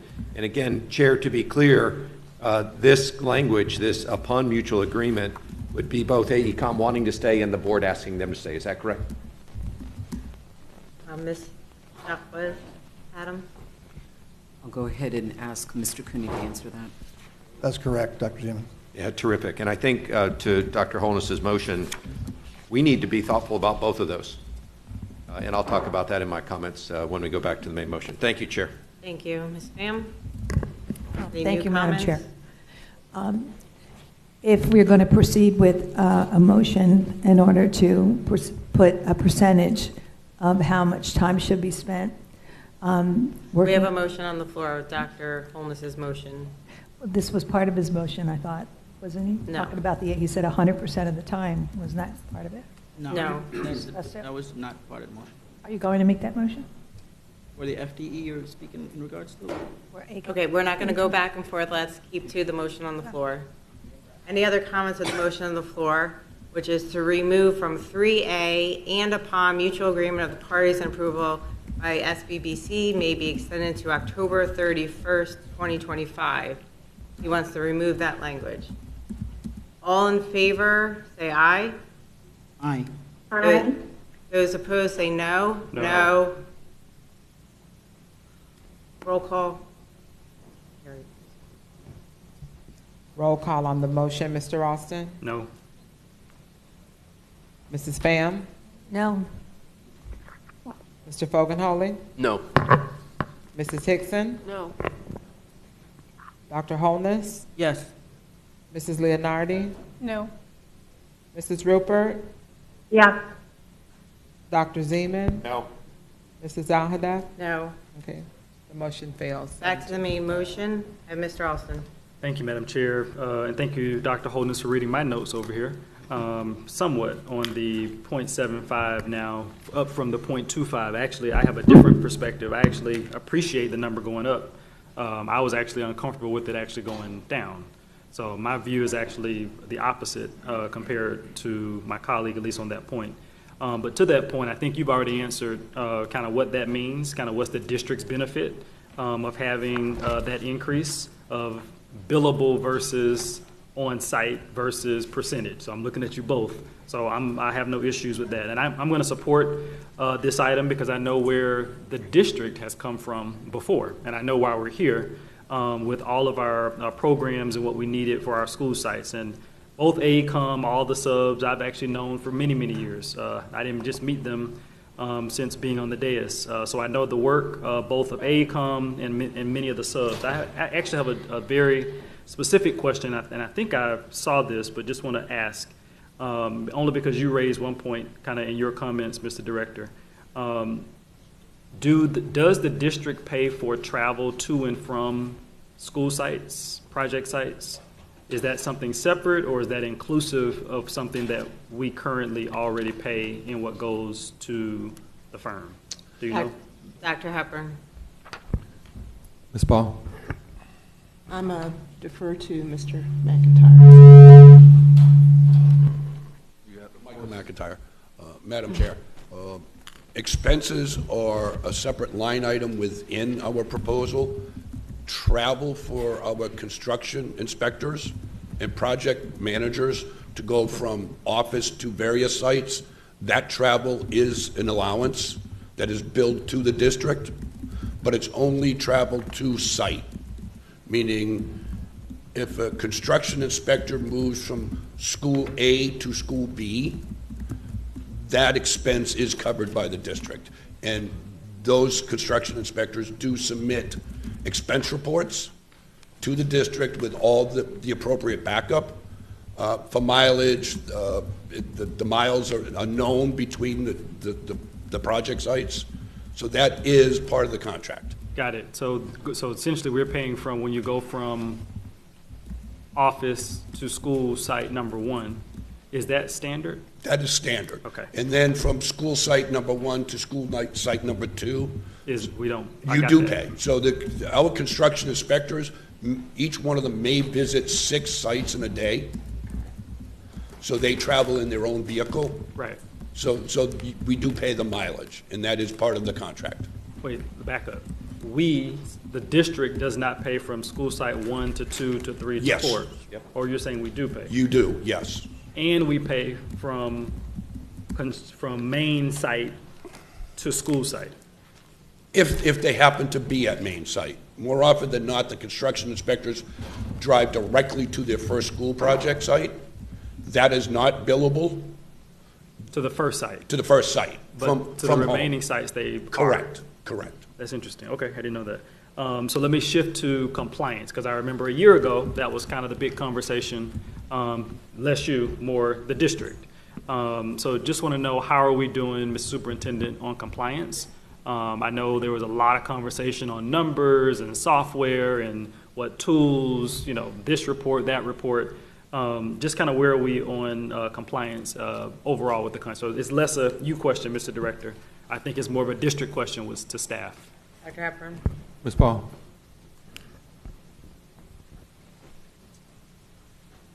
So we have software that we use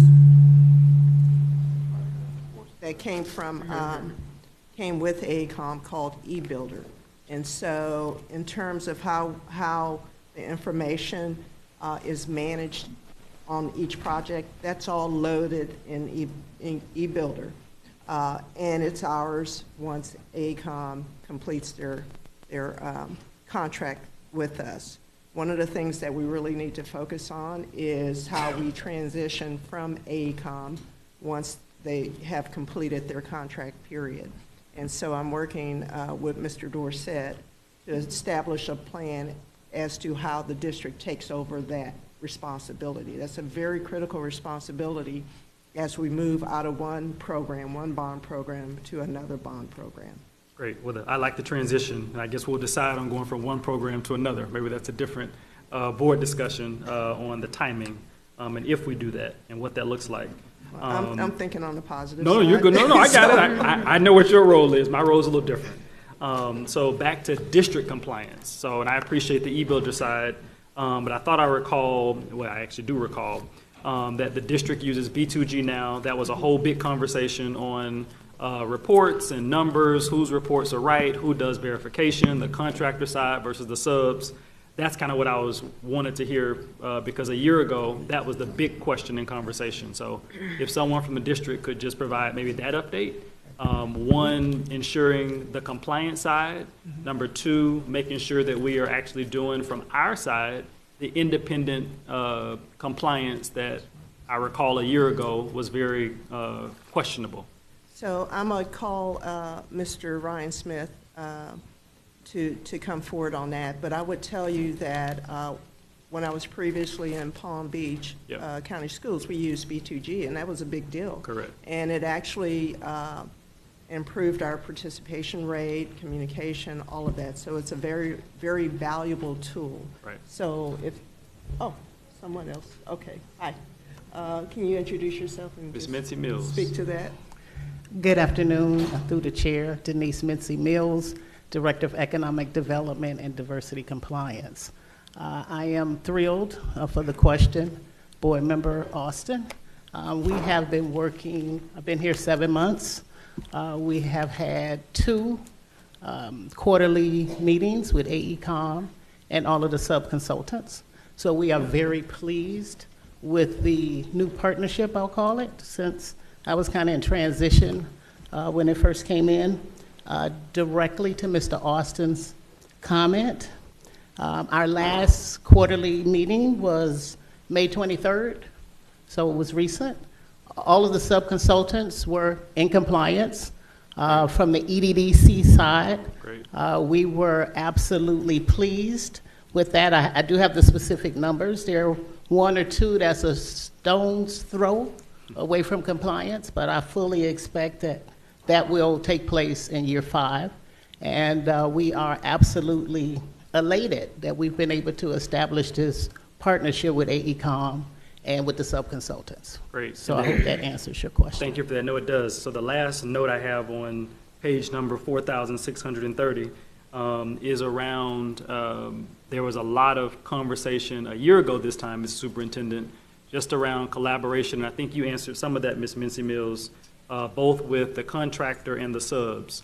I don't see the same level of, what I saw a year ago.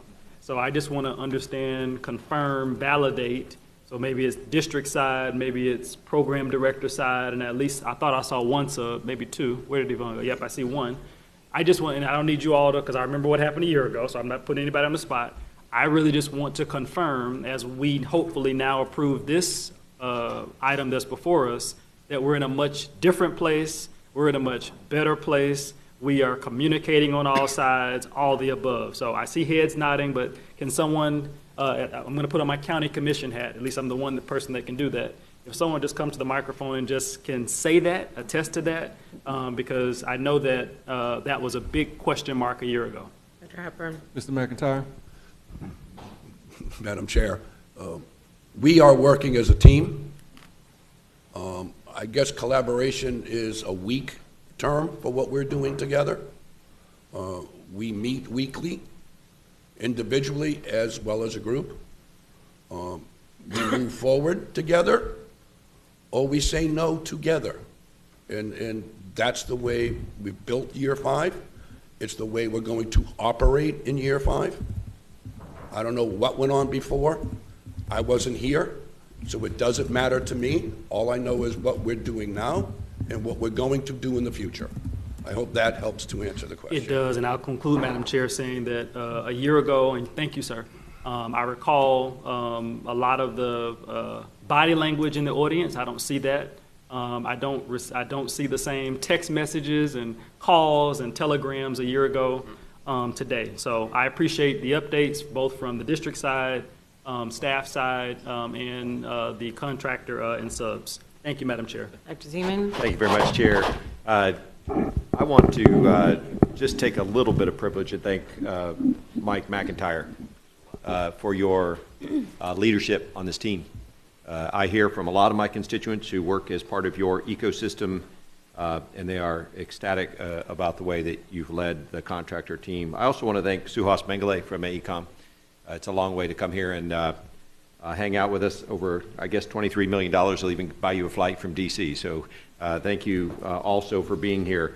There's a couple of things that I think I want the audience and the colleagues to understand. Our Smart Bond construction projects will end on Halloween of 2025. It's critical that we do that. It's critical that we transition from a perception of specialness and exceptionality to a period of a lot of capital projects and a lot of maintenance. As many of my colleagues have pointed out, we documented 10 years ago that we had $3 billion of backlog.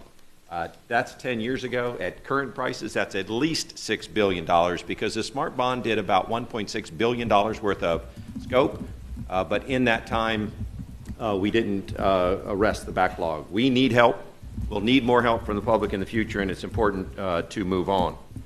To my colleagues, though, I think it's important to recognize that the labor that is here today, the division between AECOM and their subs, local subs, minority, women-owned subs, are in very, very scarce supply. They could be working anywhere. And this is not a standard contract where we get to dictate terms and prices and conditions as much as it is really a partnership. That's true of Atkins, it's true of AECOM, it's true of Corradino and Garth and all of the partners that we work together. I want to thank you for leaning in when sometimes we're not a great partner. But I also want to point to us and say we're going to become a better partner. We have a new Chief Operating Officer, Chief Facilities Officer. I hope she does things like digitize the building department. Right now, believe it or not, Chair, all things come in hard copy. Well, this is 2024. We can do better than that. We can do better at flowing through subcontractors to get paid ahead of time. If a major subcontractor comes in and does a major piece of a work, why can't that be inspected, accepted, and paid by Broward County Schools so that subcontractors and primes don't have to add the Broward tax? You know what the Broward tax is, Chair? Explain it to me. The Broward tax is an expectation that contractors that do work in Broward County estimate it takes 3 years to get paid. And in order to make payroll and expenses, they have to go out and borrow money to pay payroll, to pay their expenses, to pay for their equipment and their gear. Construction is an incredibly expensive adventure. What I've heard from subs and primes is that they're adding 24% to their bids because they borrow money at 8% a year and they expect to get paid in 3 years. So for my constituents, we've been pushing through some thinking and some ideas about how they can get paid in what the state mandates, by the way, is 20 or 25 days, not 3 years.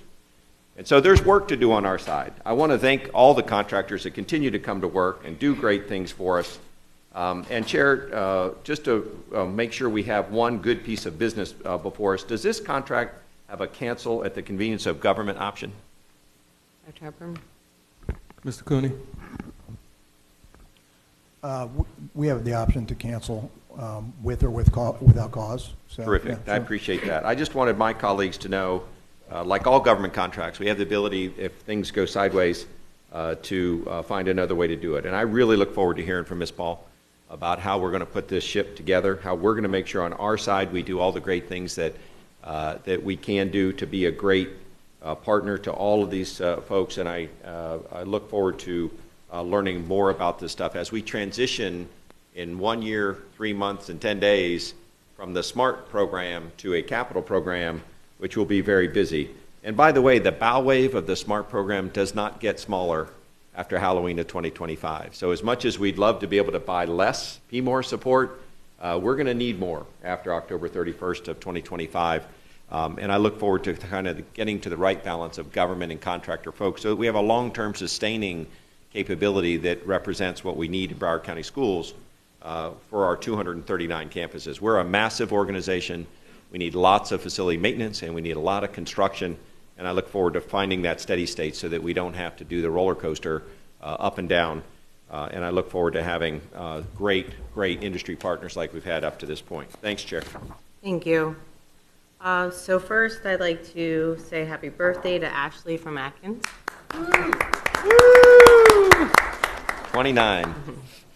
One of the things that really stuck out to me, and I don't really remember this really coming forward to the board, was one of the takeaways that they're stating here is that they're going to be providing innovative strategies for expediting work and minimizing schedule impacts and maximizing cost savings. So I really want to highlight that sentence because I haven't really seen that. And so I've seen actually the complete opposite.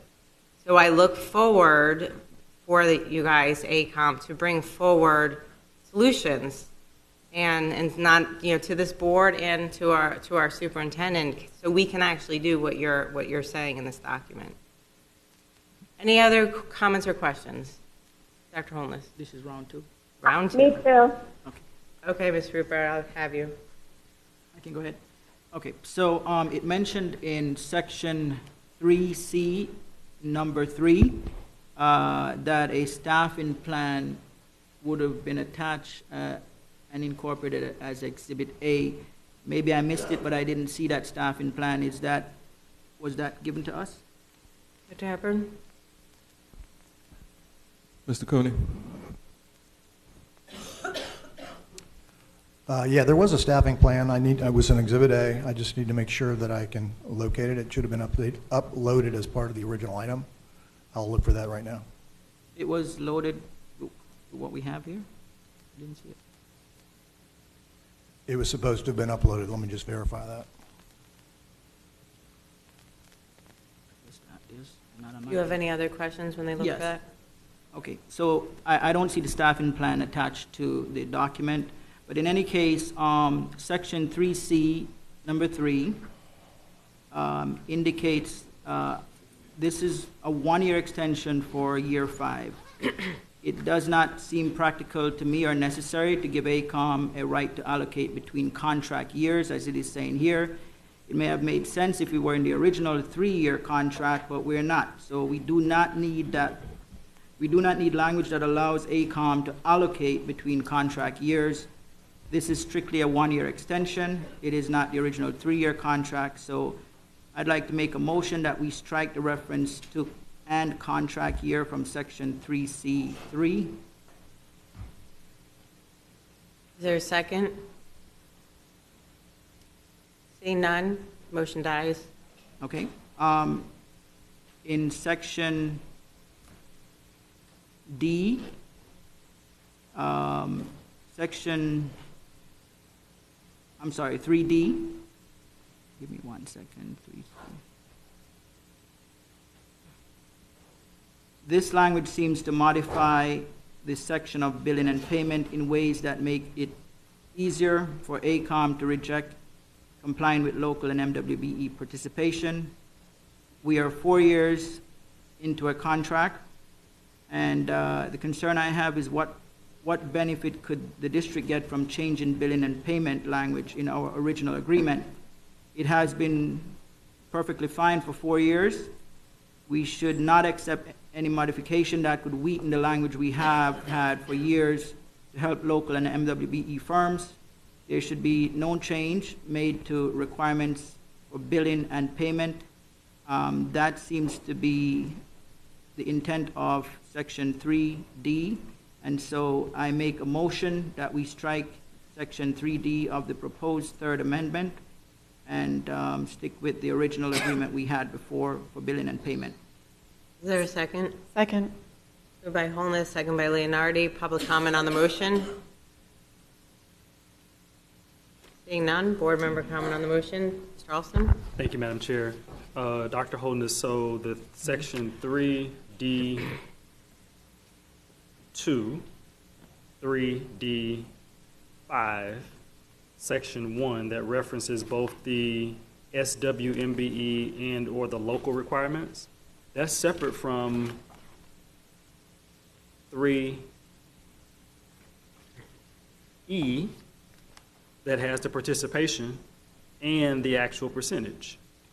So I think you might be mixing two things, right? Because I don't think the intent, because under E, it's clarifying what the percentage is and to who, right? I think that's just the payment side. I don't think anyone can go back on Article 2.06.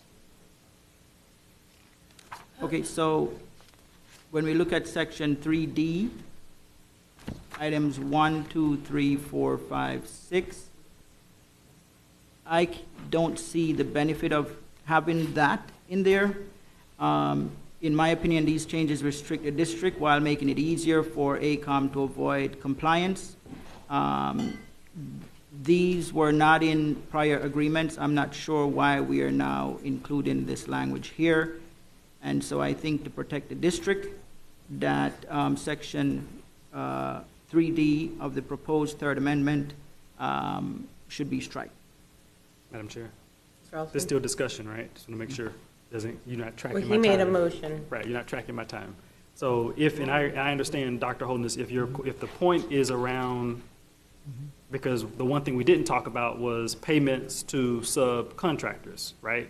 So I don't know if that's what you're getting to. Maybe that's a different point, just timely payment of subs, because what I didn't ask, which I'll ask when this motion is done, are we caught up to date, which I think I know the answer, on all of our subcontractor payments? And then where we are in terms of number of months that are still that way, to the left, not the right. So how about I come back to that, because I think I know the answer. But if that's your question, if that's the issue, Dr. Holness, maybe that's the right conversation here, right? Timely payments to the subcontractors. But I think to your point around ensuring what the percentages are, that's under a different section. So I don't know, let me ask the attorney if I could, just since there's still a discussion through the chair, if Mr. or whomever, the appropriate attorney, so section 3D, does the district attorney, does the general counsel's office agree with this recommended language? Is it coming from both sides? Is it one side? Where is this language coming from, to Dr. Holness's question? Yeah, thank you, Mr. Alston. This was agreed to both sides and the Office of the General Counsel. Okay, so it's and both. Just okay. by way of clarification, if I might, 3D, I through VI was an attempt to clarify the process by which we would oversee and review and consider staffing plans and so forth. So it doesn't change those ideas so much as clarify the process by which both would work as a team to try and establish those. Does this change MWBE? Let me see, what do we call it? We call it here small women MBE participation or local participation? It does not. Okay, just want to confirm that, right? That's a different section. So that is safe in what's presented, correct? Correct. Okay, so you're only clarifying, so now let me ask does this speed up and or guarantee that subcontractors will be paid timely? I think I know what you're gonna say, attorney, right? We clearly contract with a contractor and it's up to the contractor, but I know that in someone who's come from a different district, I know there are other things that we can put in place to ensure that our subcontractors and subconsultants are actually paid timely. So put that in the back of your head as I see the program director nodding and the attorney. Does this do something with that? It doesn't. It opens the door for additional processes. It would be up to Mrs. Ball and her staff on how they wish to go about this, but it would not inhibit it. In my opinion, it would enhance that ability. Does it create more teeth for the district? I'm sorry, more what? Does it create more teeth for the district to enforce timely payment of subcontractors? I would say it does not decrease our ability to enforce. Well, you said don't go that way. I'm trying to go to the right. Right, so. I wouldn't say it gives us more teeth, but. Yeah, no, I get it. You're the attorney. You're right. You're doing your thing. So I'm now asking an administrative side, right? So now I'm protecting the district's interests, and clearly the contractor is doing what they're supposed to do, but we also have subcontractors who work hard, who put out, I would just say, a lot of money, because I think we can see this. So how do we ensure, Mr. Superintendent, or whoever is appropriate, that Section 3D timely ensures, or what additional teeth, let me ask the question, can we put in here to ensure timely, proper payments to subcontractors and subconsultants? Ms. Paul? So the intent of this is not to impact MWBE or SBE negatively. Is to move in the other direction. And then the other part of it is to have the district involved in the staffing of this program, to have that conversation and to be transparent about how ACOM, and I'm not saying they're not, but how ACOM is staffing the program based on where we are. We're somewhere around 78% complete with this bond. And just going forward, we talked about acceleration of the program and those kind of things. And I think just having this in the conversation will help us and give us more teeth to move the program along a bit quicker than we have in the past. So if I could, Madam Chair, I'm going to yield back to Dr. Holdness. You have the floor, but when I get the floor back, I'm going to come back to this section because I think that we can put some teeth in today and to ensure, because other districts have done it, that we ensure timely payment to our subcontractors and subconsultants. So I'll yield the floor back. Thank you. Dr. Zeman? Thanks so much, Chair. I just want to ask you a question and then comment on one piece of this. Chair, are you aware as to whether AECOM has agreed to Section 3D of this proposed contract? Mr. Cooney? Yes, they've agreed to everything in this particular amendment. Terrific. And we're asking them, the vendor, to do some additional work unless they're already doing it, and that makes sense. I do want to comment on 3D II, which is the 3-month look ahead. That is wonderful. It is absolutely phenomenal that instead of just saying, oh my gosh, last week we lost this person or our staffing short on these kinds of people with these kinds of skills, TIAs are going to take 18 months, not 12. Now they're saying, hey, we've lined our staff up for the next quarter. And to me, that's a real positive thing from the school board's perspective. So 3D2 in particular is something that I look forward to because it's difficult in this business to look forward. But it's so important from the buyer's perspective that we have that capability. So thank you, Chair. Thank you. So just to clarify, Dr. Holmes, your motion is delete everything in D?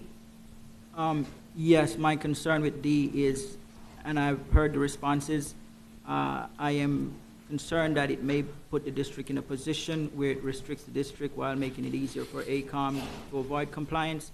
Also, I just want to mention that the 3-month look-ahead has always been a part of the contract since it's been out, since we've had the contract, so I don't think the 3-month look-ahead is anything new. But 3D, I'm concerned that we are now adding all of this language that wasn't there in the prior year 4 extension or in the 3-year contract we have. Now we're adding additional language. I'm just very skeptical as to the reason we have this additional language when we did not need it in year 1 through 4. So I still have trepidation about what it means and whether or not this is really protecting the district. Ms. Rupert, did you want to speak on the motion? I'm not quite sure it's on the motion. It's about something that Dr. Zeman said about making sure that we are finishing our bond program by the fall of 2025. Okay, Because, I'll come back to you then, that's not on the motion. okay, thanks, I'll hold. Thank you. Okay, ready to vote on the motion? All in favor of Dr. Holness's motion to remove everything from D, say aye. Aye. Those opposed, say no. No. No. Roll call. Aye, sorry, I hit the wrong button. Roll call. Roll call on the motion. Ms. Pham? No. Mr. Fogelholy? No. Mrs. Hickson? No. Dr. Holness? Yes. Mrs. Leonardi? Yes. Mrs. Rupert? Yes. Dr. Zeman? No. Mrs. Al-Hadaf? No. Mr. Austin? No. And the motion fails 6-3. Okay. Are you done with all your motions? Okay. I'm going to go to Ms. Rupert. She hasn't gotten a chance to speak yet. Ms. Rupert?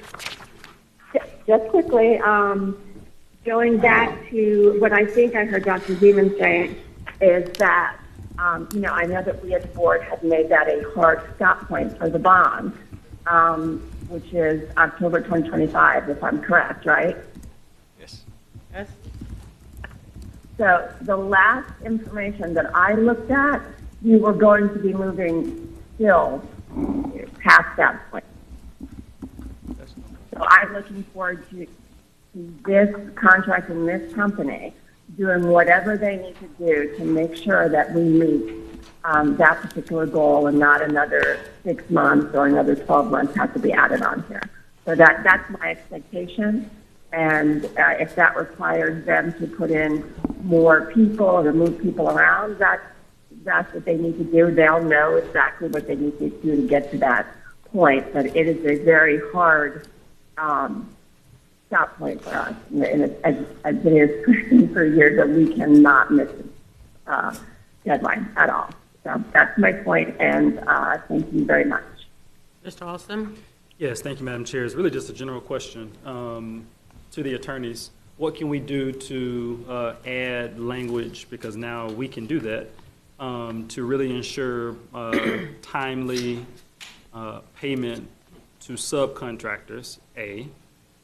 Is there any tools in our toolbox from a compliance standpoint that we can use to ensure that our direct contractor, in this case, but really all of our contractors, are paying our subcontractors and subconsultants timely? So is there a sentence that we can insert somewhere that we can have in our back pocket for enforcement and compliance purposes? Mr. Cooney? Can I just have a point of order real quick, though? Are you referring to subcontractors on the PMOR contract or subcontractors doing construction out on our school sites? We are on this agenda item, Dr. Zeman, for the Program Manager Owner Representative Services. So I'm referring to the subcontractors and consultants listed in this document. So because we, the district, have a agreement with the contractor, I'm asking for our attorneys to give us the right remedy so we can ensure that they are doing the right thing. So I clearly understand law, as you do too. I know what our direct responsibility is, but I also know that we all see many of these business owners, as you do too, who reach out to us to ensure they are timely paid. So I want to make sure that we can do that. I know there's a way we can do that. That's why I'm asking for the attorneys to give us what the appropriate language is to do that. Madam Chair. Mr. Cooney? Thank you. So my review of the existing agreement, inclusive of its RFP language and so forth, already provides all the tools that we would need. So it truly is just a matter of oversight and reporting. So it's incumbent upon us to stay on top of data that's provided to us, and if we're not getting that data, to ask for it. In my opinion, I'm not sure what additional information or teeth would need to be added to this beyond what's currently there, but I would be more than happy to review that, and we absolutely come back to the board with something that expresses Well, no, the so board's desire. if I could, Madam Chair, I would actually include in my motion that we direct that this final agreement actually has that language. Other districts have it, so that's why I made the point before, to ensure that we ensure that our subs are paid timely. So let's just be clear. So this is not a pointing the finger. We know that today, actually, let me ask the question. Mr. Superintendent, if we could ask our program director, whoever is appropriate, are all of our subcontractors and sub-consultants currently to this date, or even 30 days ago, or 60 days ago, or 90 days ago, you pick the threshold, are we currently up to date on paying our subcontractors and sub-consultants? Easy question. So tell me where we are, and give me where that, where's that ticker? Are we up to date 100%? If the answer is yes, tell me, and you can sit down quickly. Dr. Hepburn? Go ahead, Mr. McIntyre. AECOM. Our partners are up to date. They have been, if we've been paid, they've been paid. Contractually, we have a requirement contractually to pay them, our subs, within 10 days of us receiving payment. So we are up to date on paying our subs based on us being paid. Now, are we up to date on being paid? That's a different question. Okay, wait. Don't go there. Wait. Because I understand this. I'm in this industry. I've been here a long time. So my question is, so let's be very clear. Today, are there any outstanding receivables to our subcontractors and sub-consultants? Our subs have invoices in the system. If we've been paid. So the answer is yes. Yes. As to whether he wants this to be incorporated into this current Third Amendment, or whether we incorporate terms into the Third Amendment that we come back at the next available board meeting with this supplemental language. All right, Madam Chair. Mr. Alston? I am recommending we approve, let me repeat, approve the contract today. Approve language today, giving direction, I'm going to repeat for a third time, for the appropriate person, Mr. Superintendent, on your side, procurement, whomever, to do the appropriate research, look at other districts, look at language that currently exists, look at the remedies, and I won't use other words, that currently exist in their language. Let's look at it. Let's put that in the agreement. There's agreement from both sides. I am not suggesting come back to a meeting next month or a meeting in August to do this for a 10th time, however many times we've done this. If someone wants to do that, that's fine. I think we can get the agreement approved today, A, and we can give direction today. Very simple. Ms. Pham? Thank you, Madam Chair. And this is directed to General Counsel and also, answer your last name, I'm sorry. Cooney. Cooney. Mr. Cooney. Is there any way that we could put language in about an addendum with essentially the concept that Mr. Alston's setting out, that we'll come back 30 days and sign an addendum with specific details? So that way we know that everyone's agreeing to it. We're just going to have to work on the specifics, and we have a deadline, a date certain, that we'll be back here. We could, but I think it runs contrary to what Mr. Alston's trying to accomplish with his current motion. Excellent. Any other board member comment? Dr. Zeman? Yeah. This is I wouldn't suggest kind of the right way to negotiate a $23 million contract. We have a very, very long and complicated contract between us and AECOM. This is an amendment to that contract. And to try and do any kind of serious additions, deletions, change of direction during the day when we need to get it done, I can't support. I do believe that there's been multiple reasons why sometimes AECOM's not paid on time. And those are not all AECOM's fault. Sometimes they're our fault. So this is a process issue, as Ms. Paul said. It's not a contracts issue. And so to try and solve a process problem with a contract clause and introduce all of this activity today seems to be misplaced. So I will not support this, but I will continue to do things, including progress monitoring, including process improvement by encouraging the superintendent to make sure that we pay everybody, not just on the PMOR contract, but all of our direct contractors and all of their subs in a way that encourages people to come back and do business with Broward County Schools. And that's really important. But I think we should approve this contract as written and move forward on other ways to make sure that the process is run in a way that Broward County would be proud of. Thank you, Chair. Madam Chair, could I close as the maker of the motion? I'm actually happy to support the motion that's on the floor because as we just heard for the last 30 minutes that we know historically that our processes and laws that are in our contracts, I appreciate, but they haven't worked. We just heard all parties say that. I'm also excited to support this contract because I know the work of both AECOM, I know the work of every subcontractor and subconsultant. I didn't just start and get to know them since sitting on the dais. My hands are clean. So I'm excited to do my job as a school board member to hold everyone accountable, A. B, to ensure that we pay all of our subcontractors and consultants timely. And C, that we do exactly what we said, Dr. Zeman, which I think was your goal of getting us to October of 2025.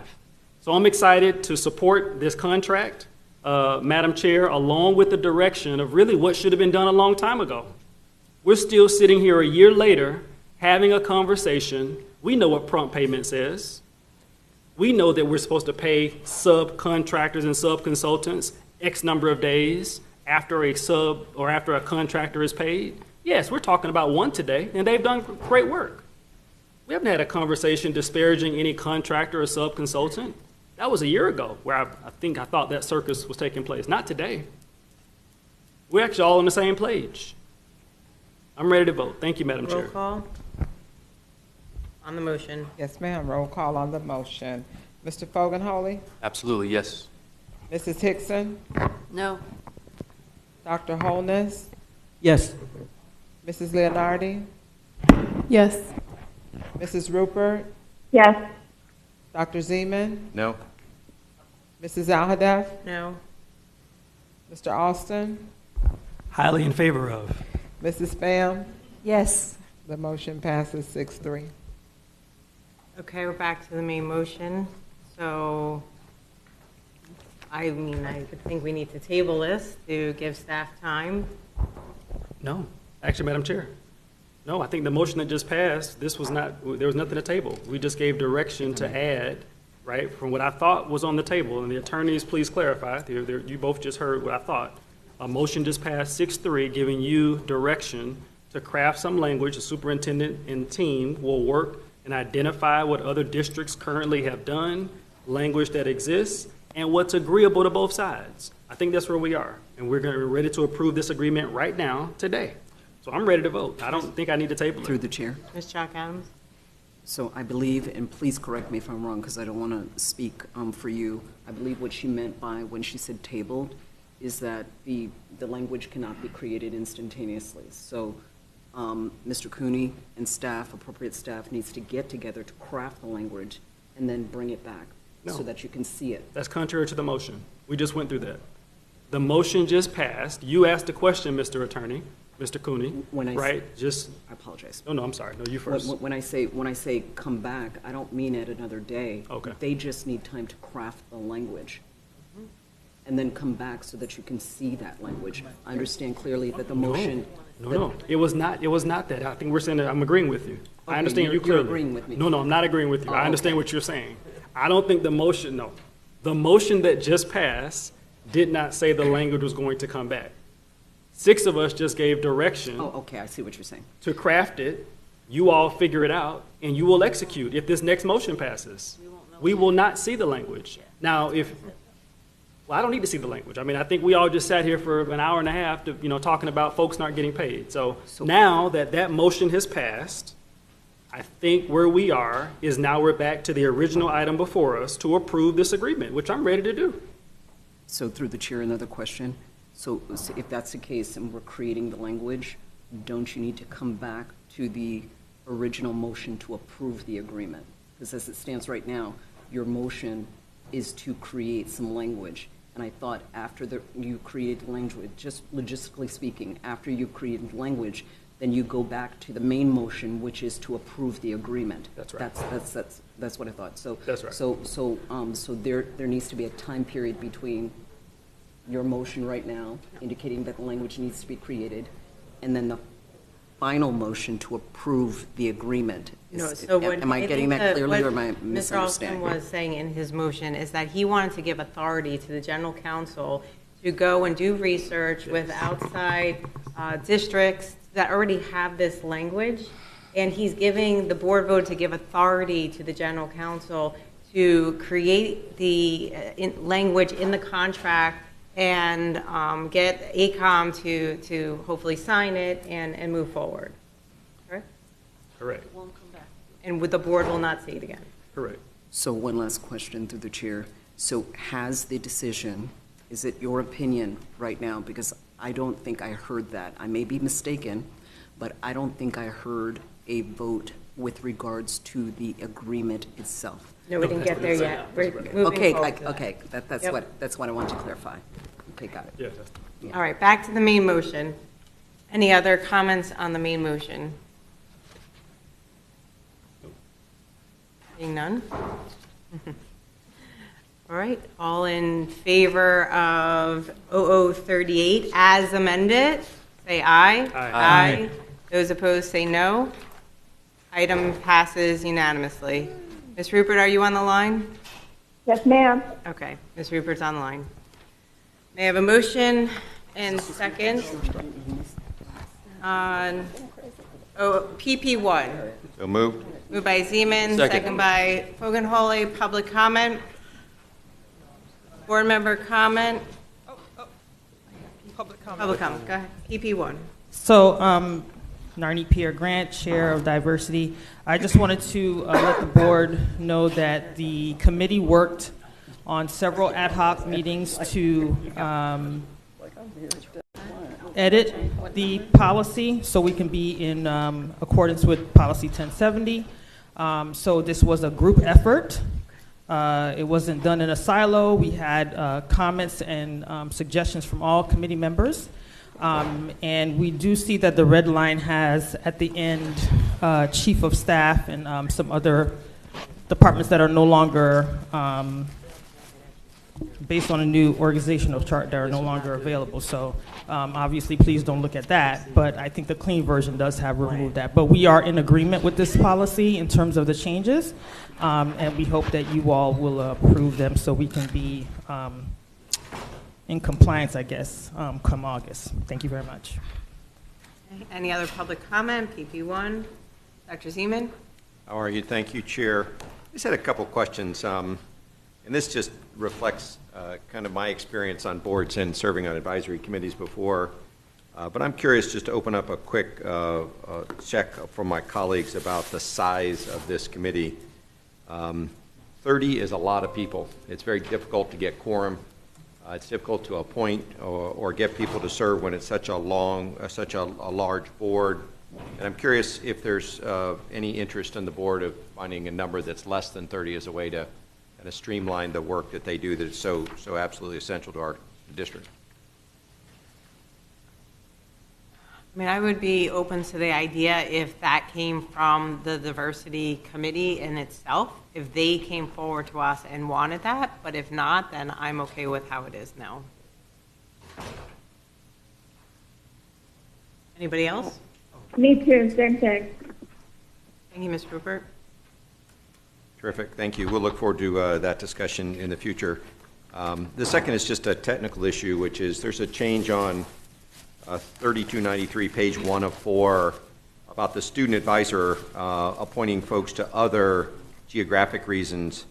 To my knowledge, the student advisor, this is certainly going back 40 plus years, doesn't always come from the central geographic area. So if the student advisor doesn't come from that area and the other two come from the north and south, then we're not going to have one from each geographic area. I wonder why we made such a change. Dr. Hepburn? Dr. Wanza?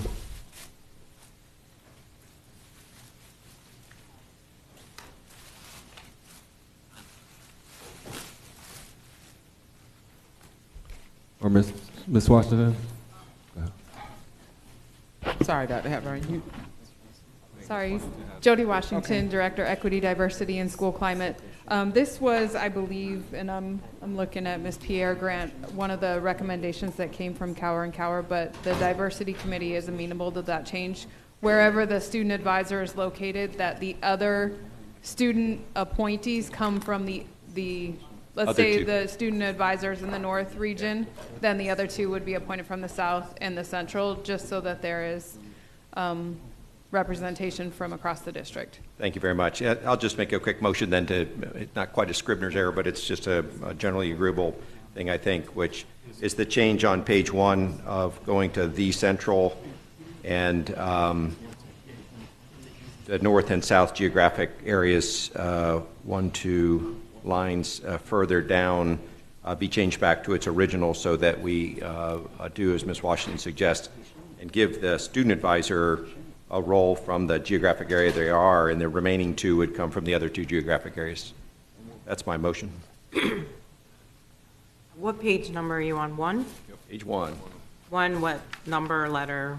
1 of, oh, I'm sorry. Yeah, Rule I, 2, 4, 6, 8, 10, 10th line in red. I'm looking at the red line version anyway. It says, representing the central geographic region. So that was assigning the student advisor to one region when they may not come from that region. The original language was his or her or their, whichever they want to use, their geographic region. And then 2 lines down, then it would go back to the remaining 2 geographic areas rather than north and south. Is there a second? Second. Moved by Zeman, second by Alston. Public comment on the motion?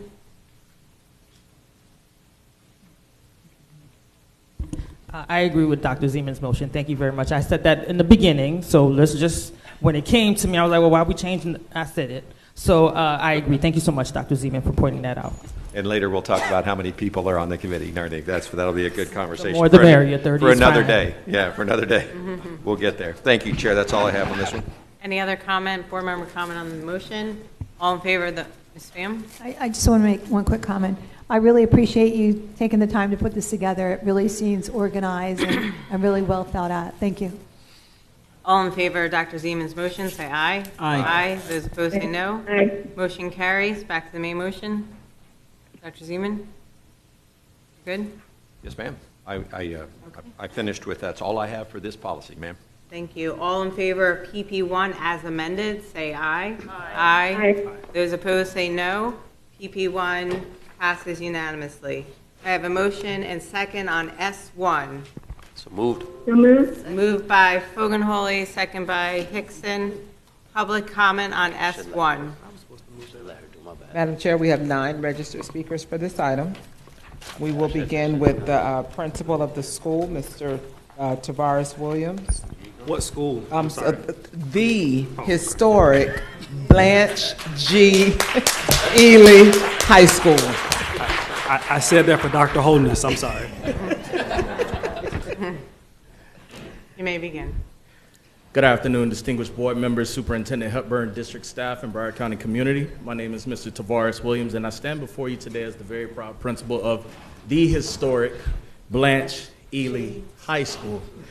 I stand before you today also alongside our beloved Blanche Ely and Pompano Beach community to seek the board's support in the affirmative for item S1, which is to rename Building 15 the Miss Ernestine Price Leadership Center, and Fish 401 at Blanche Ely High School, the Coach Lillian Greaves Health and Wellness Room at Blanche Ely High School.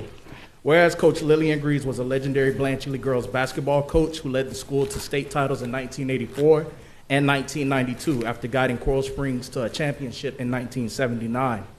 One of Broward County's most successful coaches, she compiled a 338-79 record during a 16-year run at Blanche Ely that includes a 4-year record of 97-8 from 1990 to 1993.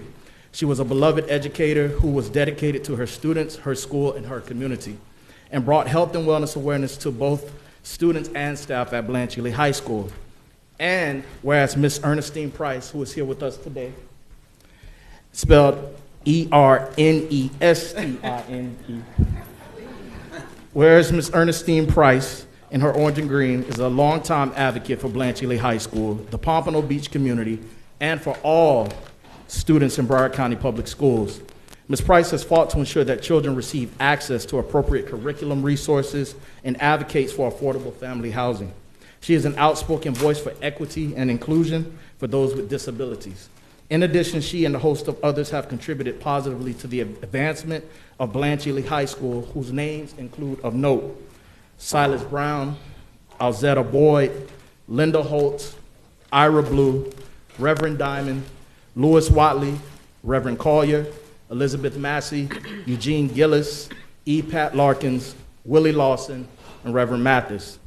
While the building naming and consideration may be for Ms. Ernestine Price, a vote in the affirmative by you also represents and acknowledges respect of the aforementioned for their efforts and honors them as well. If approved, they should be recognized formally. Thank you. Thank you. Next speaker. Continuing with the speakers, we have State Representative Patricia Williams, and then we have, I believe, Ms. Joanna Fields is donating her time to Ms. Mary Fertig, and then I'll call the next speaker. Good morning, board members. Afternoon, board members, I'm sorry. And congratulations to our new superintendent. I am State Representative Patricia Williams, a former student at the great board, which school? At the great Blanche Ely High School, where I saw Mrs. Price fight hard for us as students, and also Ms. Greaves as she coached the basketball team. I am asking you, as board members, school board members, to hear the cry of our community today. Thank you. Thank you. Next speaker. I believe Mrs. Joanna Fields is donating her time to Ms. Mary Fertig, and then after Mrs. Fertig, Mr. James Sparks. Mr. Sparks, you can go to podium B. Is Joanna Fields here? Yeah, she's in the Okay, front. if you could just say in the microphone your name and you're giving your time. Joanna Fields, and I'd like to donate my time to Mary Fertig. Thank you. 6 minutes. Thank you. I just want to tell you that I first met Ernestine about 1990. We were at a boundary hearing at Plantation High School. I had stood up and spoken for the school my children went to, Harbordale. There was a break. She walked up to me and she said, "Don't let those people push you around. Get back up there and fight." That began 33 years and numerous lawsuits, maybe 34, I don't know. My math might not be so good, darn it. But a few years ago, we were speaking to a group of volunteers, and we wrote something, which means she kind of guided me on what I should write, and if it wasn't perfect, we went back. So I'm just going to read this, and you're going to pretend like I'm Ernestine, and she does not know I'm doing this. My name is Ernestine Price. In 1965, my oldest daughter started Head Start. It was the very first year of Head Start in our country and our community. There was a requirement for families to participate. You had to volunteer 1 day a week. At the time, I was raising my 3 children in Boynton Beach, as well as my sister's 3 children. I worked 2 jobs, one on a farm where I planted gladiola seeds, and then one in housekeeping at JFK Hospital. I had 2 days off from the hospital, but I worked at the farm on those days. But when my daughter began school, I took 1 day to go to school and volunteer. After my daughter left Head Start, my son went, then my niece, and I continued to volunteer 1 day a week. We moved back to Pompano when my oldest daughter started 3rd grade. At the time, I had 2 children who were too young for school. Childcare in those days meant babysitters. I left my children with 2 ladies from the neighborhood. They began to take in other children as well. About this time, I-95 was being planned. As part of the project, the U.S. Department of Transportation and the Florida Department of Transportation bought a building known as the Grace Apartments. I worked with two ladies to convince them to give us space to start a child care center. Eventually, they gave us one apartment, then two, and eventually a whole building. We opened Peter Pan Child Development Center. The daycare center opened because I needed a place to leave my children. It continues to serve families in my community 50 years later. At the same time, my community was faced with another issue. I graduated from Blanche Ely High School in 1958. It was a segregated high school named after the woman who fought for education in our community. She began at the Pompano Negro Grammar School, later the Pompano Colored School.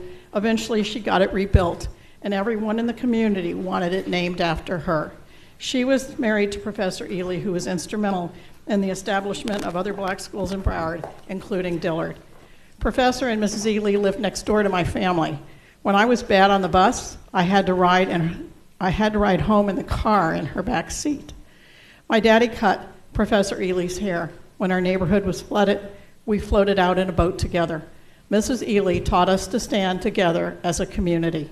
In those days, if you took a test, you would have to leave to go to Pompano High School. When our students would leave to go to Pompano High School, we would all stand in the hallway, holding hands and praying for their success. Blanche Ely believed in prayer. In 1970, the courts found the Broward County schools were violating Brown versus the Board of Education. A desegregation order was put in place to end the desegregation and inequities, but how they did it badly hurt us. They closed Blanche Ely High School, and they sent our children to Pompano High School and to a new high school built in Coconut Creek High School, and to Deerfield. The school closed in 1970, and every day for 5 years, Mrs. Ely went to the school as if it was still there while we fought to get it reopened. Mrs. Ely fought with her blood, and she had prominent white people working with her. It took 5 years, but we did it. When I was in school, Mrs. Ely taught us we could do anything. Again, in the 1970s, Mrs. Ely taught me we could do anything. I worked for the school board at the time. People's jobs were threatened when they protested what the school board was doing. But I went to those school board meetings. I was working for them during the day and speaking out against them in the night. I stood up for my soul, my health, my children, and my community, and I learned I could do anything. Over the years, I have won many awards. I have been to Washington and Tallahassee. I have sat with governors, congressmen, school board members, county commissioners, city commissioners. I have learned that I can do anything. I've printed off a few articles. Many of you know Ernestine's involvement with citizens concerned about our children, the settlement that was put in place, all of that fact. But I wanted to print off some that showed the early years. Newspaper articles, dozens of them, starting in the 1960s, the 70s, the 80s, and these are just a few. I could just really give you thousands of them. But I wanted you to have a sense of this woman. There are some pictures of it here. You'll see that she's aged a little bit over the years. But she is truly remarkable. And Ernestine, when you talk about what's happened for Blanche Ely and all the fight, I want to tell you, when you go to that school and you walk into the cafeteria, or you walk into outside dining, or you walk into the stadium, major battle right here at this podium, when you do these things, you can turn around and thank Miss Ernestine Price. She went to that high school, she graduated, and she's fought countywide for equity. But she has always kept her school in mind, too. Thank you. Thank you. My name is James Farr. We have a few people here. Let's stand up just in honor, if you feel like it. In honor of Ms. Price, she's worthy. In other words, Ms. Price, if you hear a lot of people just say she did this for the black community, or she was in the black community. Everything she ever did helped the kids of Broward County. And I'm honored. I was a young man, had a few daughters, and we were having problems, and I looked, I said, man, this lady here, she's a single mother. She's everywhere I go. And I missed half of the other meetings. She was there. She says, I got to get back for my kids. I got to do this. I got to do this. She was always there. And she helped everybody white, black, red, blue. She helped them if there was a problem. I'm just blessed. I never seen a person work as hard. And she encouraged me. So when you see me up here running my mouth, I don't care how you feel about it, she encouraged me. And I'd like to say to all the new school people here, she's getting where she can't make it, but I still got a few more years left. So look for me. Ms. Price, I take my hat off to you. I bow and honor you, and you see the other people around. There was a lot of more people wanting to come, but they just couldn't make it. But we're here, and we stand. Commissioner, you were living with her, and she loved kids. What more can you say? You cannot find where she was negative against any kid in Broward County. Everything we did, we could have had a lot of more things that we said just for the black community, but we didn't say that. If you look at our lawsuit, it says for every kid of Broward County. Hey, I'm going to tell you straight up, there's a lot of kids in Broward County that are more blessed than we are, and they got a lot more, and you guys giving them more. But she didn't look at it like that. She said, everything need to be equal. So we don't start off and try to bring it up equal, asking for what we needed to do. Then there's no need of us fighting because we are fighting one side. Always remember, if you say, I believe in every kid in Broward County, you would not let one kid go neglected. I say it all the time. I got 4 girls. I couldn't buy shoes for everyone all the time, but every time one needed them to the point where they couldn't get it without them, we found a way. And that's what I want you as the board and the school board of Broward County to do. I want you to find a way for all the kids of Broward County. If nothing else, think about how hard she worked to get to that point. I thank you, Ms. Price. I love you, I love you, I love you. Thank you. Thank you. Elizabeth Massey, you can go to podium B, and Ms. Greaves, you can go to podium A. And then we have 2 more speakers that registered. Good afternoon. My name is Elizabeth Massey, Pompano Beach, Florida.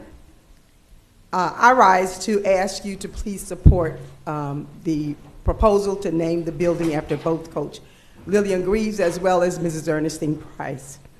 I was very blessed and fortunate to be a part of that community growing up and having mentors like Mrs. Price. When Blanche Ely closed in 1970, she was a part of our parent group that helped prepare us for what we faced as we were bused all over this county.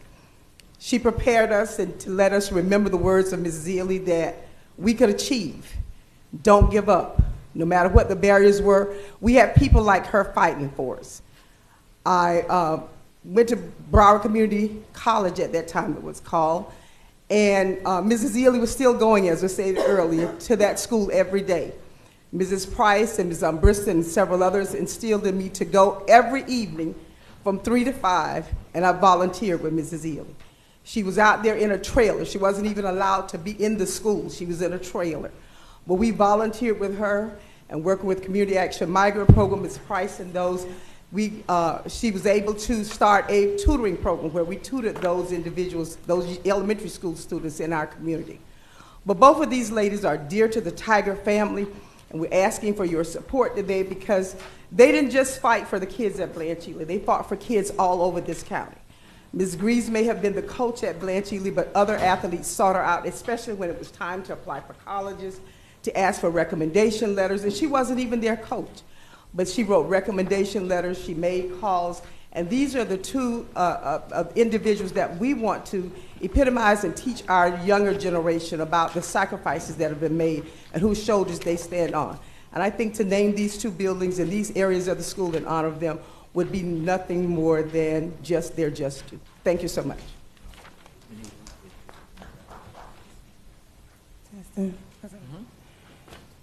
Greetings, board and staff, Ms. Greaves, Fort Lauderdale. I stand in support of wanting you to name the building after, I'm going to try not to get emotional, Lillian Greaves, who was my aunt, who was deceased.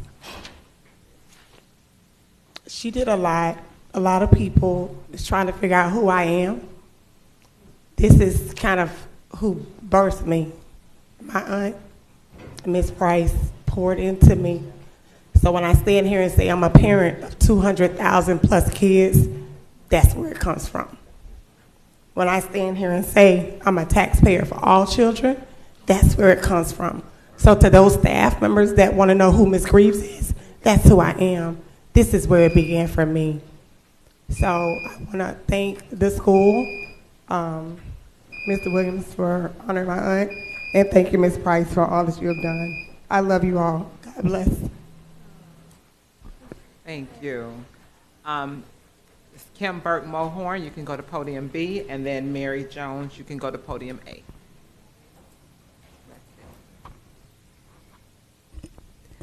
Kimberly Burke Mulhorn, Margate, Florida. I have a letter here from the City Commissioner Pompano Beverly Perkins.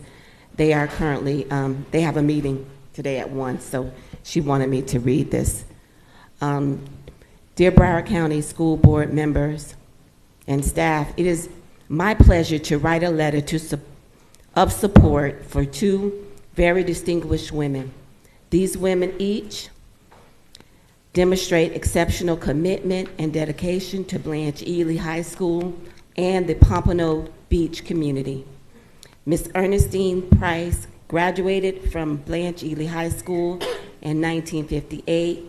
She demonstrated her school pride by advocating for issues to improve schools in Broward County and in the Pompano Beach community. She believes in equitable, high-quality education for all students. The works of Ms. Price have positively impacted the school board of Broward County and the city of Pompano Beach in a great way and continue to exist today. Let's name Building 15 in honor of Pompano's activist, Ms. Ernestine Price Leadership Center. Ms. Lillian Greaves, Coach Lillian Greaves, encouraged students to further their education after high school. She taught students life lessons by teaching basketball while at the same time building character and instilling integrity. She was an awesome role model, coach, and motivator. Let's name Classroom 401 in honor of Coach Lillian Greaves' Health and Wellness Room. I am enthusiastically support the proposals for both women. Thank you for your consideration.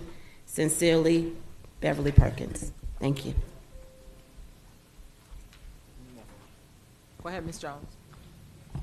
My name is Mary Jones. I am the niece of Miss Ernestine Price / mother. I am a graduate from Blanche Ely High School class of 79, 45 years. And I'm proud to say I am a retiree from Broward County School Board, 35 years. This has been a pleasure and an honor to come before you to see such great things done in the city of Pompano. My aunt, she ripped and she ran, she ripped and she ran. Sometimes she couldn't even get into bed. She was so sleepy because she fought for our children. School board meetings are not like it used to be. Sometimes she didn't get home till 1 and 2 o'clock in the morning. They didn't leave until things were settled, if that's how long it took. And sometimes they started at 6. So think about the hours and the sweat and the tears that was put in. And I'm now volunteering at Broward County School Board because I want to see our children achieve better and better and bigger and greater things. Please take consideration in naming the building after Miss Ernestine Price. Thank you. Thank you. Ms. Rupert? Thank you, Madam Chair, and thank you to everyone in the audience for your amazing comments about such wonderful women. And I want you to know, Miss Ernestine, that it took 2 broken vertebrae and a concussion to keep me from being in that room with you. So I'm sending you a hug and a kiss and to say thank you for all that you have done, that you continue to do. And I think that's the important lesson that I learned from you. When I was first running out on my journey, you said to me, why do you think I'm going to help you? You know, do you represent my community? And I said, I'm here, I'm fighting. I understand that you are a fighter. And honestly, that woman, that dear woman, is a hero to not just our Broward community, but to women and people all around. Because both she and Miss Greaves were pioneers, and they continue, even after we've lost Miss Greaves, they continue to inspire our community. So I wholeheartedly, 100%, am very thankful to support this, very worthy, and I love my Blanche Ely community, and I love you, Ms. Ernestine, so much. Thank you, Madam Chair. Thank you, Mr. Alston.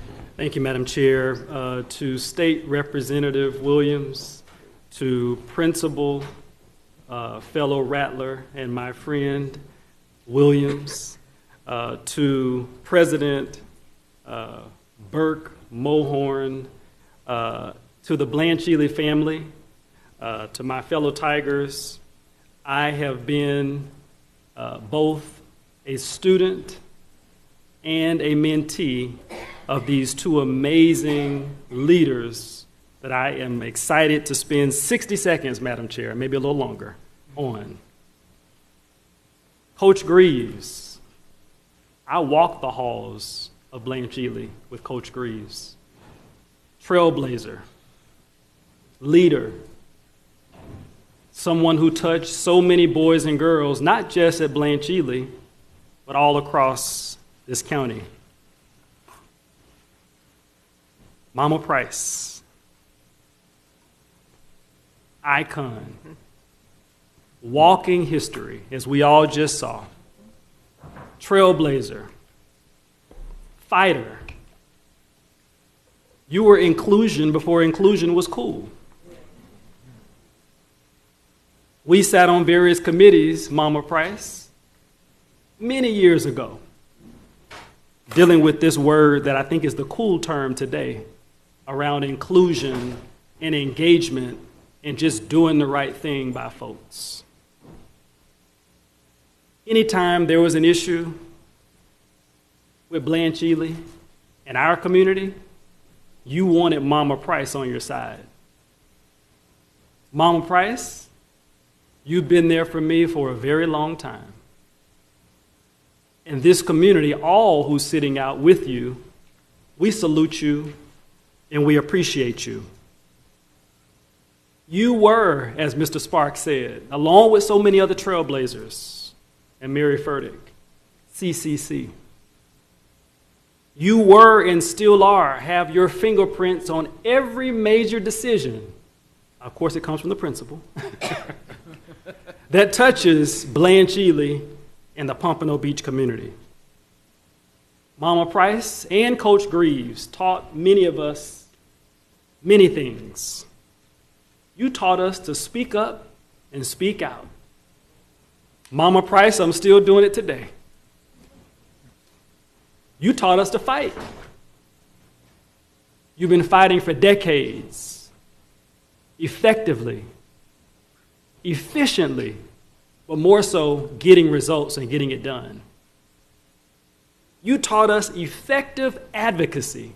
Don't just raise your voice. Get it done. Get results. Push the system.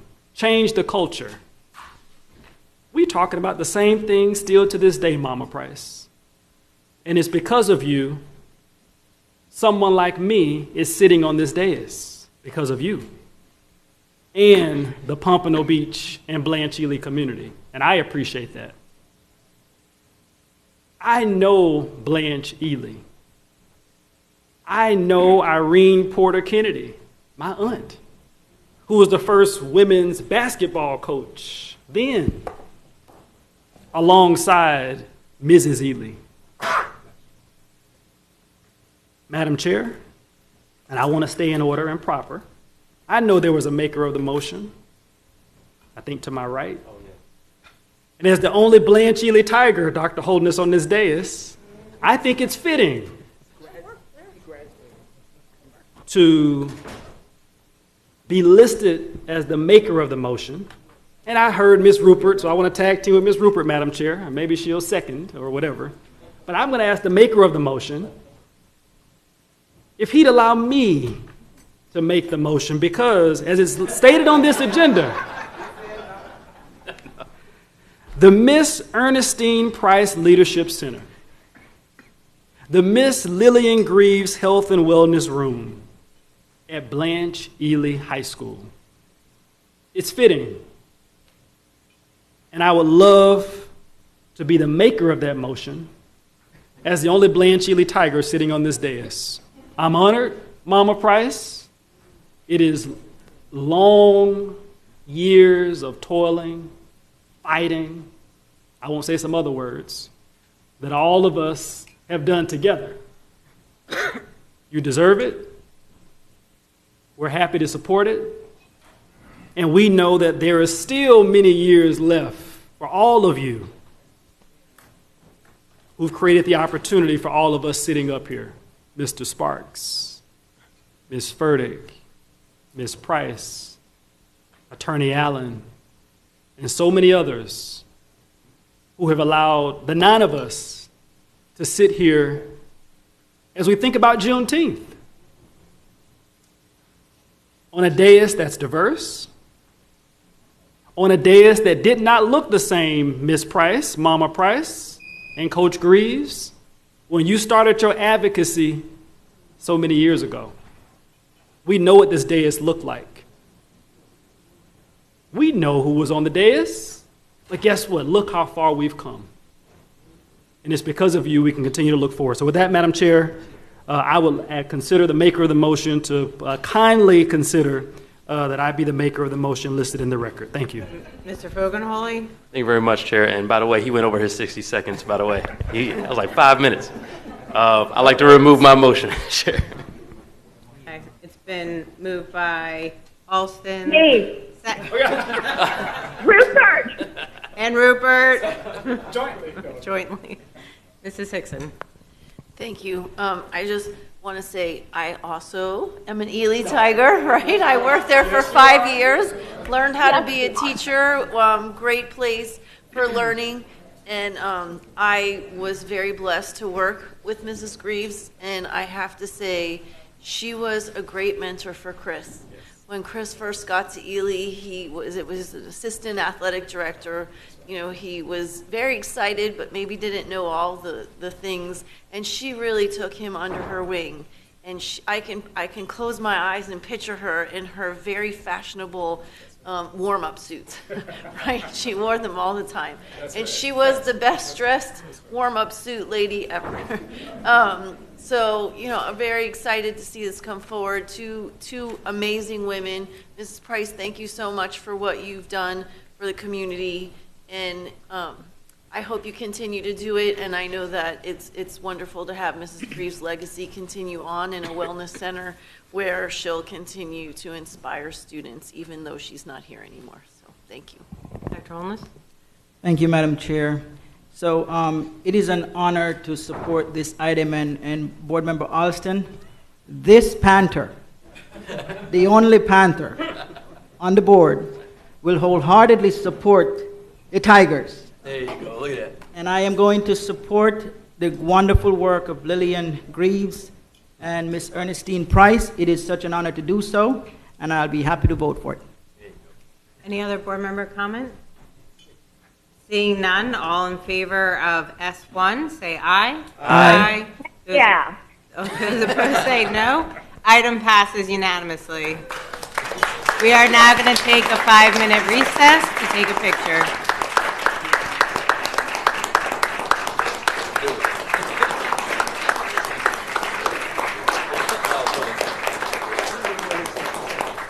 We'll go down here.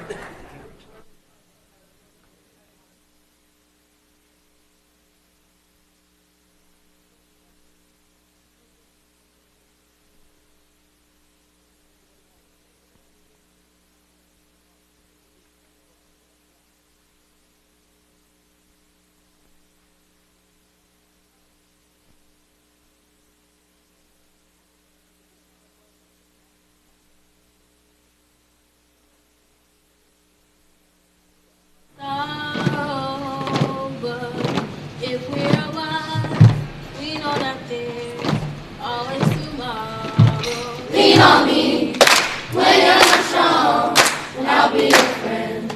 I'll help you carry on, for it won't be long till I'm gonna need somebody to lean on. Swallow the pride, if I could, you need to borrow.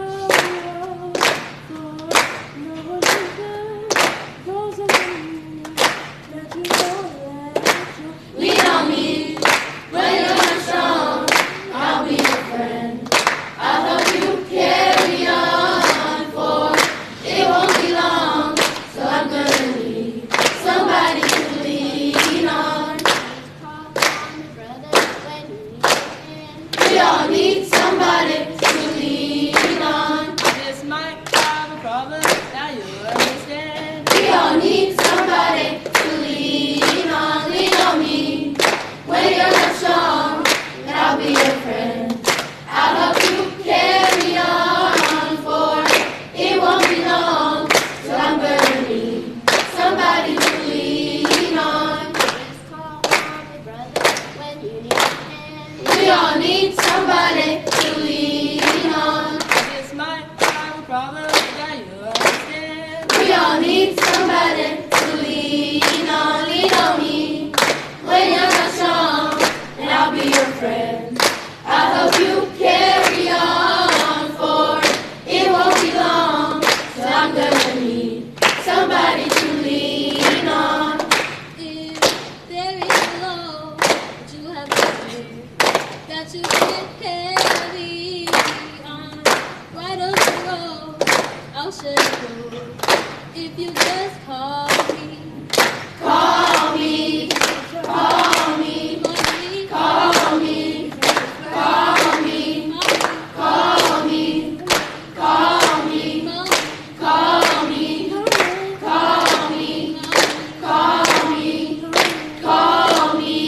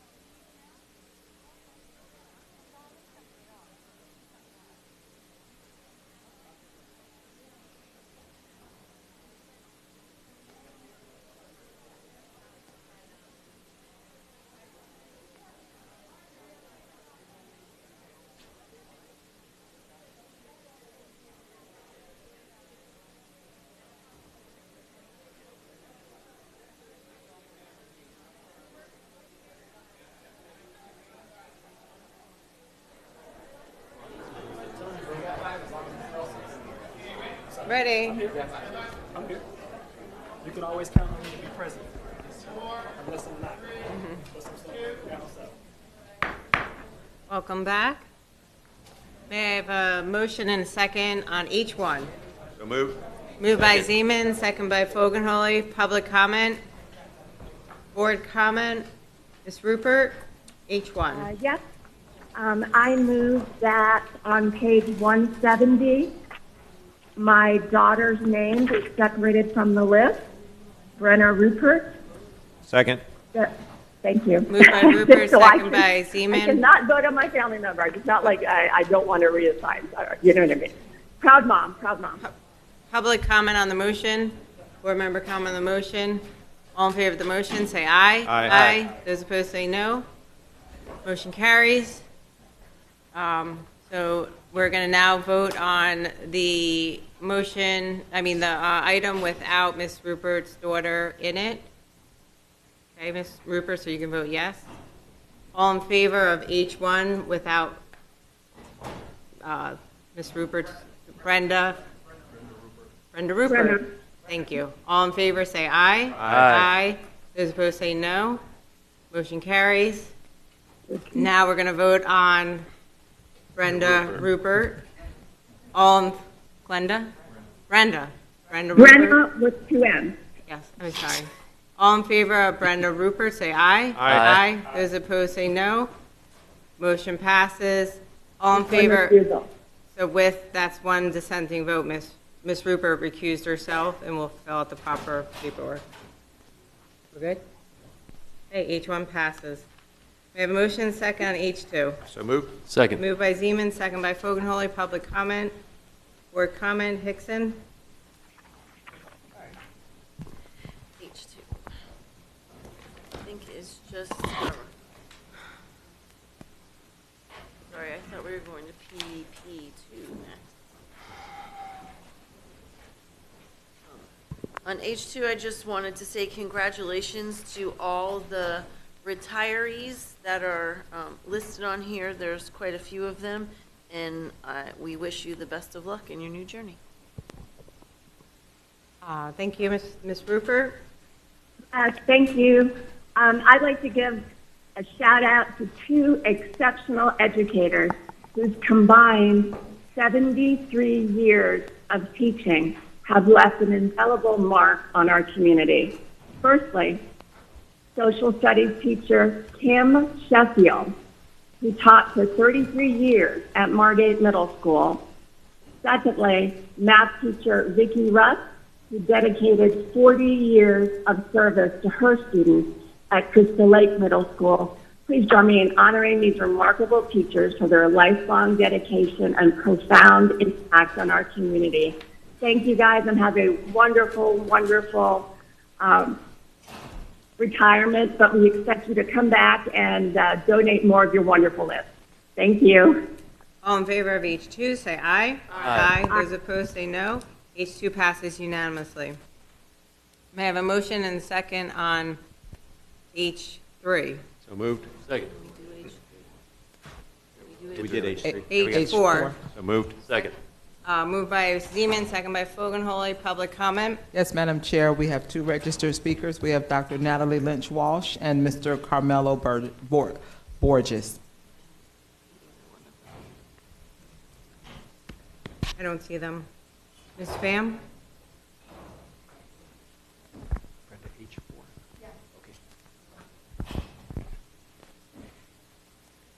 Want me to come back to you? Yes. Mr. Fogenholy? Yes, Chair, thank you very much. I just want to say congratulations to Colonel Kenneth Green on his retirement. It's been great. He still owes me because he owes me jumping out of a plane with him, but I'm not allowed to. They said I'm not allowed, so okay. But I've been wanting to do that, but I just want to say congratulations to him on that. And then also I do want to say, best of luck to John Burbridge Jr., always keeping us safe, always being here. I want to say the best of luck to him as well. Thank you, Chair. Ms. Hickson? Thank you. I also would like to congratulate Colonel Green on his retirement. Very excited for him, but sad for us as a district. He's done a great job with the ROTC. Also, a shout out to Becky McMahon. She's done a great job in budgeting, and I know she'll be a big loss to the district. Also, Ms. Shipman, I was very sorry to see her name on there. She's been a cadre director for a long time and has done a great job. And also Shelley Maloney and Jill Young. You've been great at the district, and we will miss you. And then there's non-instructional. We actually recognized him on Monday, but Mr. Curran from Cooper City, Mr. Cooper City, they call him, he's been a facilities person at Cooper City High School for over 40 years, so that was pretty amazing. And the last one I'd like to give a shout out to for retirements is Adriana Pouzon-Boussard. She's from South Broward High School. She was the cafeteria manager for as long as I can remember there, and was sad to see her go also. So I wish everybody the best of luck in their new journey. Thanks so much. Dr. Holness? For that item, I'm good, thank you. Ms. Pham? Thank you. I just wanted to bring to the superintendent's attention all the separation agreements that we're going through right now, and I have a lot of concerns because it's my understanding that the procurement department that consisted of approximately 6 individuals have all left, and we've had many high-level administrators leave in the next, I'm going to say, 4 to 6 months, and I don't understand why this is happening. I'd like, if possible, for us to look into it and to see what we're doing where we can get these people that have been here, many of them for a long period of time, to stay, as opposed to leaving them and where you have to go through retraining and rebuilding these teams. So in light of that, and I can name off a lot of people here, but I don't want to take up your time, but I think you're probably aware of this. I just think you need to be on top of it so we're ahead of it and not behind it, chasing it after we're in trouble. Thank you. Mr. Fogelnolling? Thank you very much, Chair, and I did forget him. Dr. Phillips, also want to wish him the best of luck as well. Thank you. Another one. Thank you. All in favor of H4, say aye. Aye. Those H4. Aye. Non-instructional separation of employment. Mr. Charleston? All right, so mine is actually, all right, so we are, so let me go to page 388. I know that was kind of the conversation. Just make sure that's where I'm at. So number 5, and I see the revision. So Superintendent, just want to confirm, this, is there anything, so I heard, I know the commentary. There was a recommendation, it's been pulled. Is there anything that the board is being asked to do in this situation or anything else? Just kind of, if you just kind of walk through where we are with that? Dr. Hepburn? Yes, this recommendation was pulled to go to the July meeting. So there's no changes as far as my recommendation. If we're talking about. Okay, got it. So number 5. We're on page. If we're on my 388, I don't know. Page number 5 on the memo to revise. Revised. Is that this? Okay, yes, we're talking about the same thing. Yeah. Okay, got it. So all of these items are now going to the July meeting? No, just that one. I didn't understand that. Just that one. Okay, so so July is dealing with one individual? Correct, from this agenda. From this revision, only one person is moving from this meeting to the July meeting. If I'm understanding you correctly. Okay, so maybe I don't, because I don't understand. Why is it going from today to July? Because we had some items that that actually required a lot of discussion, as I expected. Right. And I know we want to stick within our 8-hour time frame, and I wanted to make sure if there's going to be discussion for this item that it allows the So you're appropriate saying amount of time. pause, because we're going to talk about this, but all the other things have been resolved? Correct. Okay, Yeah. all right. Thank you. Okay, any other comments on page 4? All in favor of H4, say aye. Aye. Those opposed, say no. H4 passes unanimously. May I have a motion and second on C1? So moved. Second. Moved by Zeman, second by Fogelholy. Public comment? C1? No? Board No public comment? comment. Ms. Pham? C1? C1. Charlie 1. Charlie 1.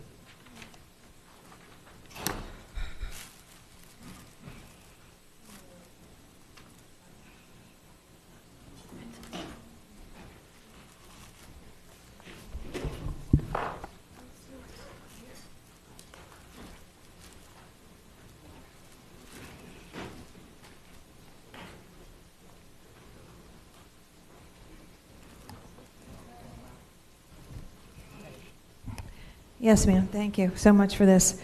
I know we received some motions from several of the advisory committees, and I researched this and I spoke with a parliamentarian. In fact, last night we were on the phone pretty late, and the way the way that the agenda item is phrased is coming forward as a motion. It's entitled as a motion, and it actually indicates that the committees are making the decision in some areas.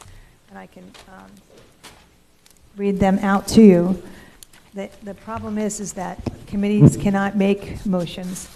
Only voting members can make a motion. And therefore, they cannot make a motion to this board. They can make a recommendation, but they cannot bring forth motions. And they're entitling this as a motion, and they're saying, we want, and that kind of thing. They can't do that. They can say that we recommend to the board. And it's very confusing, and be very confusing in the record if all of a sudden we have committees bringing forth motions, because when they go back and reflect on that, they don't have the authority of jurisdiction. And I can defer to council here if they would also make a recommendation as to whether or not non-voting persons are allowed to bring forth motions in a school board meeting. Dr. Hepburn. Dr. Wanza. Through the vice chair. So thank you, Dr. Hepburn. We can certainly work with the committees on how they phrase recommendations as opposed, instead of using the word motion. Historically, it has been that committees made motions through their parliamentary procedures of facilitating their meetings. However, what the board is asked to do today is just receive the motions, and then if board members actually want to take specific actions, then the board member would actually frame a formal motion, which I think item BB1 it is kind of demonstrates what that process looks like. So we can certainly work with the committees going forward, Ms. Pham, if that is the direction that we received today, that what the committees are doing is actually through their process, they are making formal recommendations to the board. May I respond through the chair? Yes, Mrs. Okay. You got the floor. Thank you. That's my exact point, that you actually just made it. You said they're making motions and then we're making motions, so it really makes a confusion on the record. Who has the valid right to make a motion? Why is this another motion? So it needs to come forth not titled as a motion, not proposed as a motion or a command, but as a recommendation. And therefore, that way we will have a clean slate. It's important we keep our professionalism in case our records are ever reviewed by the state or for any other purpose. So it's clear who's doing what and who's got the authority to act. Because we don't want to open that floodgate where other people, we have attendees say, well, I want to make a motion. Can't do it. Thank you. Thank you, Dr. Zeman. Yeah, thanks so much. We talked about this a few months ago when the policy for advisory boards came up, and we talked a little bit about how we could straighten it out, the guidance to the amazing volunteers that we have that come in. But as part of their meeting, they can make motions inside their meeting, but what they make a motion about is to make a recommendation or to provide advice, because they're advisory, to the school board. Typically, those advisory groups would even pass specific language. They'd write a paragraph or two paragraphs, and they'd read it, and they debate it, and they vote on it, and that's what would go forward. But there probably needs to be some more informing of all of our amazing volunteers to take the time during their meetings to give us great advice and to give us great recommendations.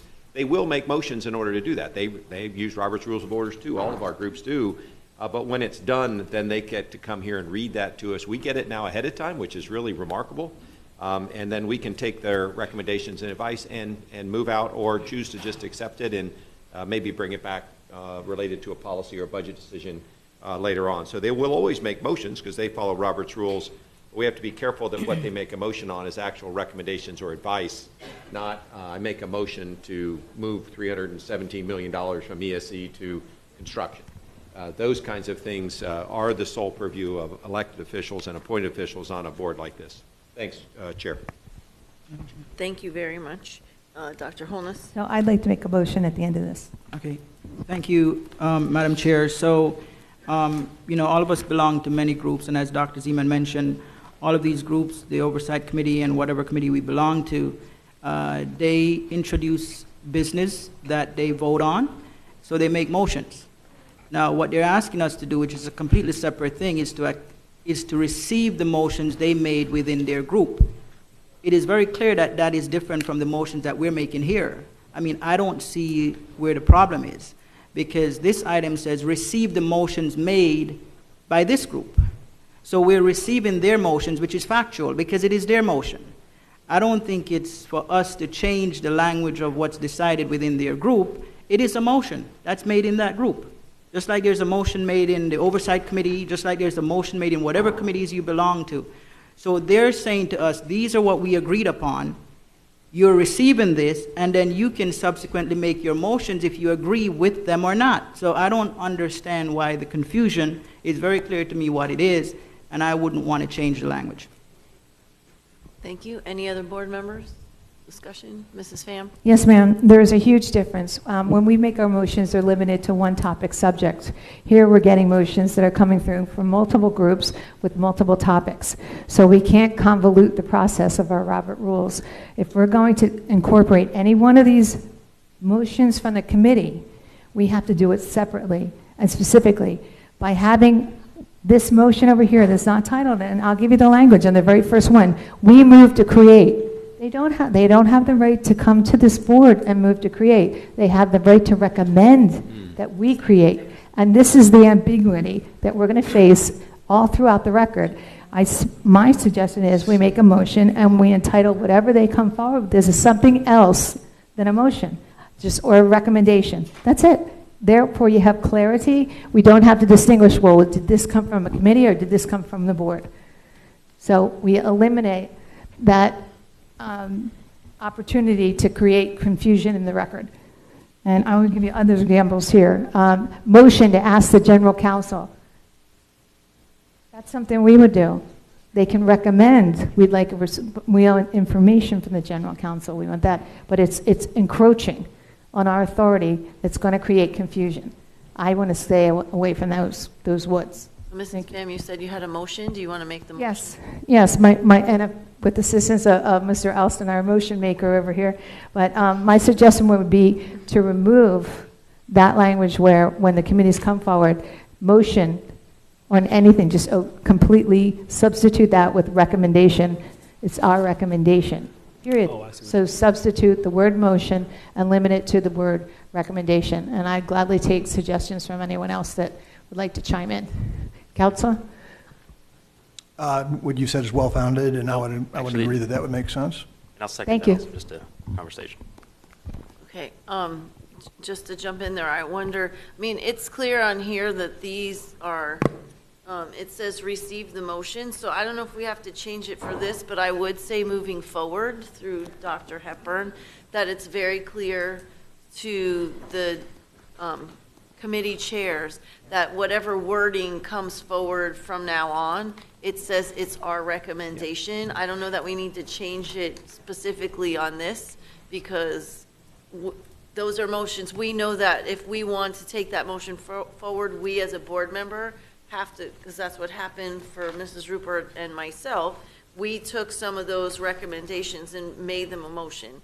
So I don't know if a motion needs to be done now, but I would say for sure moving forward, I think we would all agree that it should come forward saying this is the committee's recommendation, and we'll make sure that we do that differently moving forward.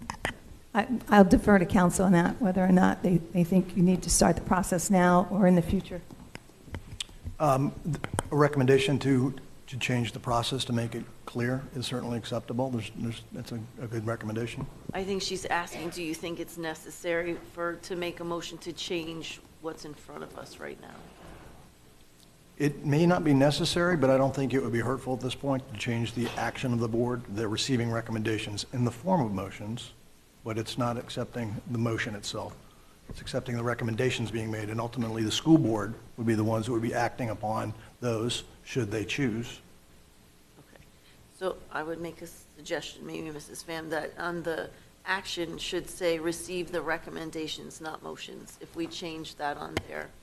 So is that your motion? That would be acceptable, and that we can, and in the future that all items come forward as recommendations and not entitled as motions, or we move to. Even the word move implies that a motion is being brought. We'll fix that later. So the motion on the floor is to change the requested action to say receive the recommendations, request submitted by the various advisory chair committees. Any public comment on the motion? Any board comment on the motion? Can we get a second? Oh, we have, yeah, Mr. Foganholly seconded it, right? Yeah. Okay, all those in favor say aye. Aye. Any opposed? No. No. Did we have a discussion? I asked if there was any board input. We did that. All right. Passes. I like to hit the little thing. So C1 passes as amended. 6-2. As amended. Yeah, 6-2. No, that was for the motion. That was for Ms. Pham's So I think motion. you have to go Oh, back and vote on oh, the item sorry. as amended, because you did a motion. Now you got to go back and vote on the item as Original item. amended. Oh, sorry. Okay, so the motion passes. All right. Now, all those in favor of C1, As amended. say aye. Aye. Aye. As amended, I'm sorry, as amended, say aye. Aye. Any opposed? No. No. I hear. Mrs. Rupert, can you say your I said no, ma'am. no? Okay, so Rupert is a no. 5-3. We have a motion and second on F3. So moved. Moved by Zeman, second by Foganholly. Public comment? Board comment? Charleston? I'm just voting no. You can go to Zima. Sorry. Sam? Oh, you were. F3. Yes, thank you, Madam Chair. Through the chair, I know that we're going to be repurposing and revitalizing certain areas of the buildings and properties in the school district. I'm just questioning if we can narrow down what those specifics are so we know not to invest or plan on investing funds to revitalize something we will not be using. Dr. Hepburn? Ms. Pham, I would say we will have a better idea around September, October of what those specific schools are, and then we can start making decisions from the information we gather during that point in time of the process about spending funds on buildings, renovations, and things like that. One more question, if possible. I noticed within the budget, there's no money budgeted for food services, and we're in the red each month for that. I was just curious if there's an explanation why we don't budget for food services. Dr. Hepburn? Mr. Shim. Omar Shim, Director of Capital Budget. Food service has its own fund typically, so it's we wouldn't budget that in general fund. Point of clarification? Then why does the chart reflect a negative amount if it's not coming from our budget? Can you clarify for me? There may be some funds that came from general fund for specific items. I'll have to check and see specifically what that those expenditures were for. But they're not typically budgeted in general fund. Thank you. Any other board member comment? Dr. Zeman? Yes, ma'am. Thank you very much. This is an issue that we've had for 6 months about action that was taken by this board 12 years ago to set aside funds in case there was additional medical claims or liability claims made against the district. We've done some research through Ms. Marte and Ms. Matawala about Gatsby and about other districts, and what that revealed is that no other district in Florida does this. I'm willing in a variety of ways to move forward with this, but it is a significant amount of money. It's $54 million that is held off in a committed account, and the result of that is it doesn't count toward our fund balance. The effect of that is 2.5 percentage points. And so whether we ask the superintendent to take some time and bring an item back next month, or whether we choose to take action now, I can go either way. But given that other districts don't do that, given that it has a really deleterious effect on what people think about our finances, you know, we're not a 5% fund balance county. We're actually 7.5% fund balance. And that makes a big difference. When you compare us to Palm Beach, to Miami-Dade, to other big counties in Florida, it looks like we're very risky. When you look at credit organizations, they don't know that our fund balance is artificially lowered by 2.5 percentage points. So I'd like to open that up for discussion, and if there is none, I'm ready to make a motion, Chair. Okay. Charleston? Yeah, so I recall being at Legoland at the time, and I think I made a similar comment when you did, Dr. Zeman, months back. And I thought I also recall there was a different superintendent who said that there was a recommendation coming, which still hasn't come. So now that we have a new superintendent, to your question, I like to pause and give on this item, and I don't like pausing, him the opportunity to bring something, A. B, we also talked about the $100 million list that I'm hoping is next week, along with so many other areas, right? So this is a piece of the puzzle. This isn't the only right part of the pie. That's a question for many of us. So that's where I would stand, because this is one of a couple different pieces of the puzzle that we're trying to solve. Thank you. Dr. Zeman? Thank you very much. With all due respect, I've waited 6 months. I've been extraordinarily patient. Month after month, I was told this was going to come back and it was going to get right.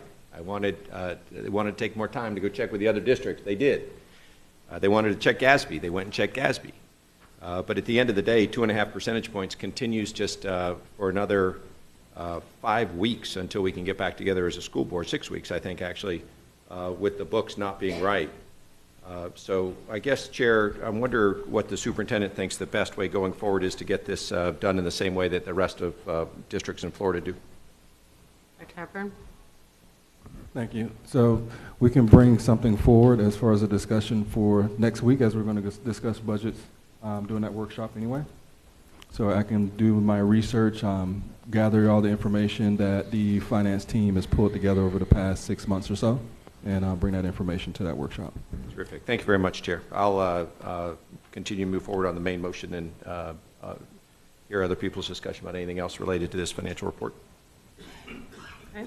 Any other comments on F3? Seeing none? All in favor of F3, say aye. Aye. Aye. Those opposed, say no. No, Alston.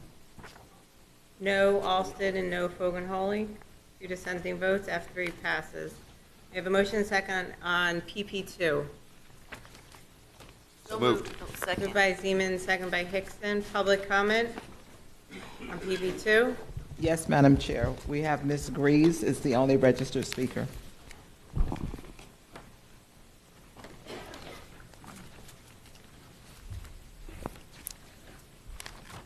Greetings, Chair, Madam Chair, Minor Vice Chair, Dr. Superintendent, board members and staff. I respectfully stand before you to ask you to reconsider this item in terms of the relooping. My concept is perception versus reality. The perception is that this department did what they had to do in terms of looping. The reality is they did not. The perception is that the document that they presented to be for consideration to be done was the official language document. The reality is it was not.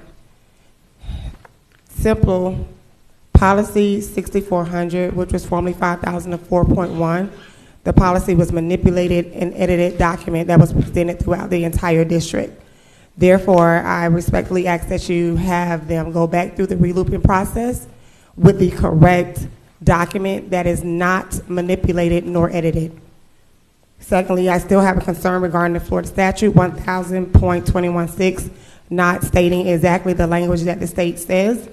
Also, the original document was 31 pages. The original red line went to 42, and now ironically is down to 28.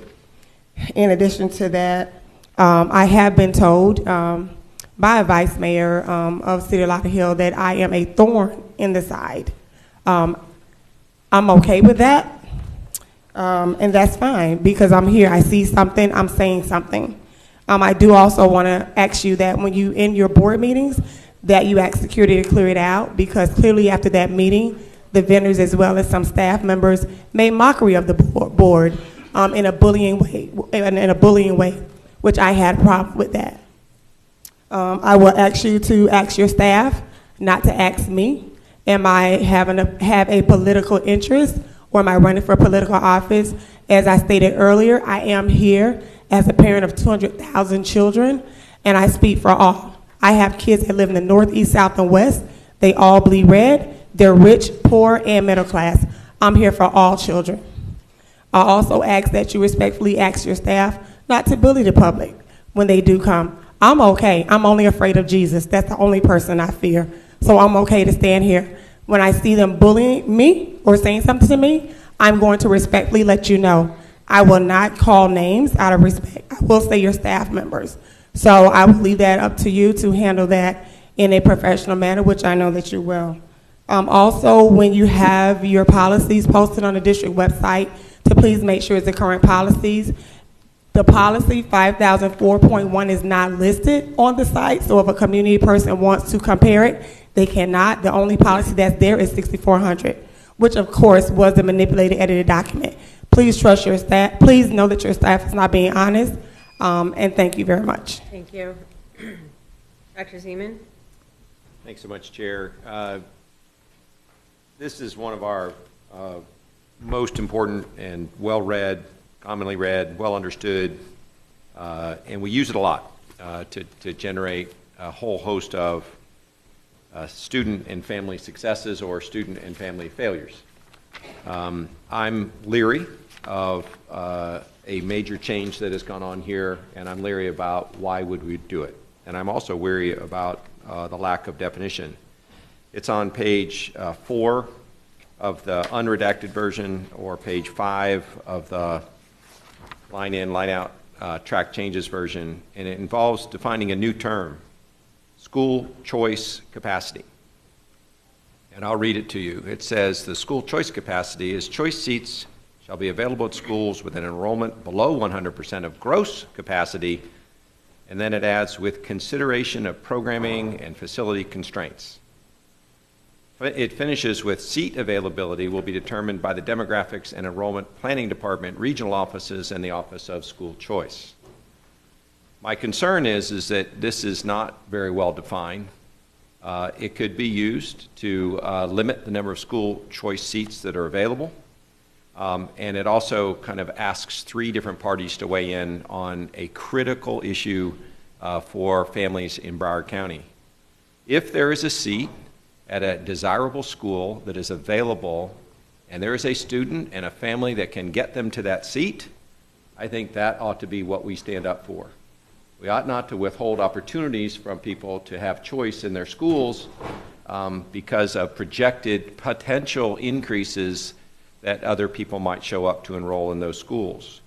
Throughout a year, there are adds to enrollment. There are also subtractions from enrollment. People come and people go in Broward County. But to say to a family and to a student who wants to go to a school and to make the choice that they can't because of something that sounds very bureaucratic, a school choice capacity, I don't even understand how school choice and capacity could be merged together into one term. Capacity is, do I have a seat available to teach somebody? Can I help them achieve their potential in life by letting them go here instead of there?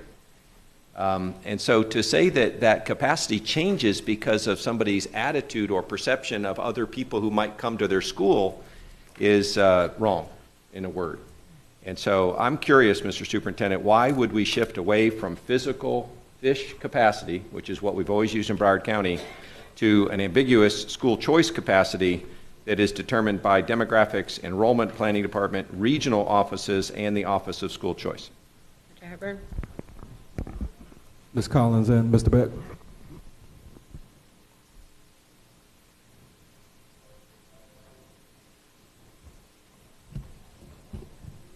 Hi, good afternoon. Dante Collins, the Director of the Choice Charter Schools Management Support Department. Thank you so much, Dr. Zeman, for the question, and thank you for allowing me the opportunity to clarify. So the intent of this definition is in no means to limit enrollment at any of our schools.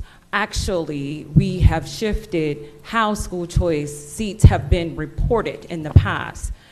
In the past, the school choice seats were reported to the Office of School Choice by the schools. We're now shifting that process, and it will reside within looking at the actual gross capacity of each of the facilities, taking into consideration any facility constraints that they may have, because the fish capacity that's reported to the state does not take into consideration any form of programming needs that the school may have, doesn't take into consideration special programming like an ESE cluster that may be at the school that will reduce the number of seats available for school choice. So this in no means is to reduce or limit families. It's actually to make sure that we do know the actual number of seats that are available at each of the respective schools and allow parents the opportunity to apply to any school that has not reached 100%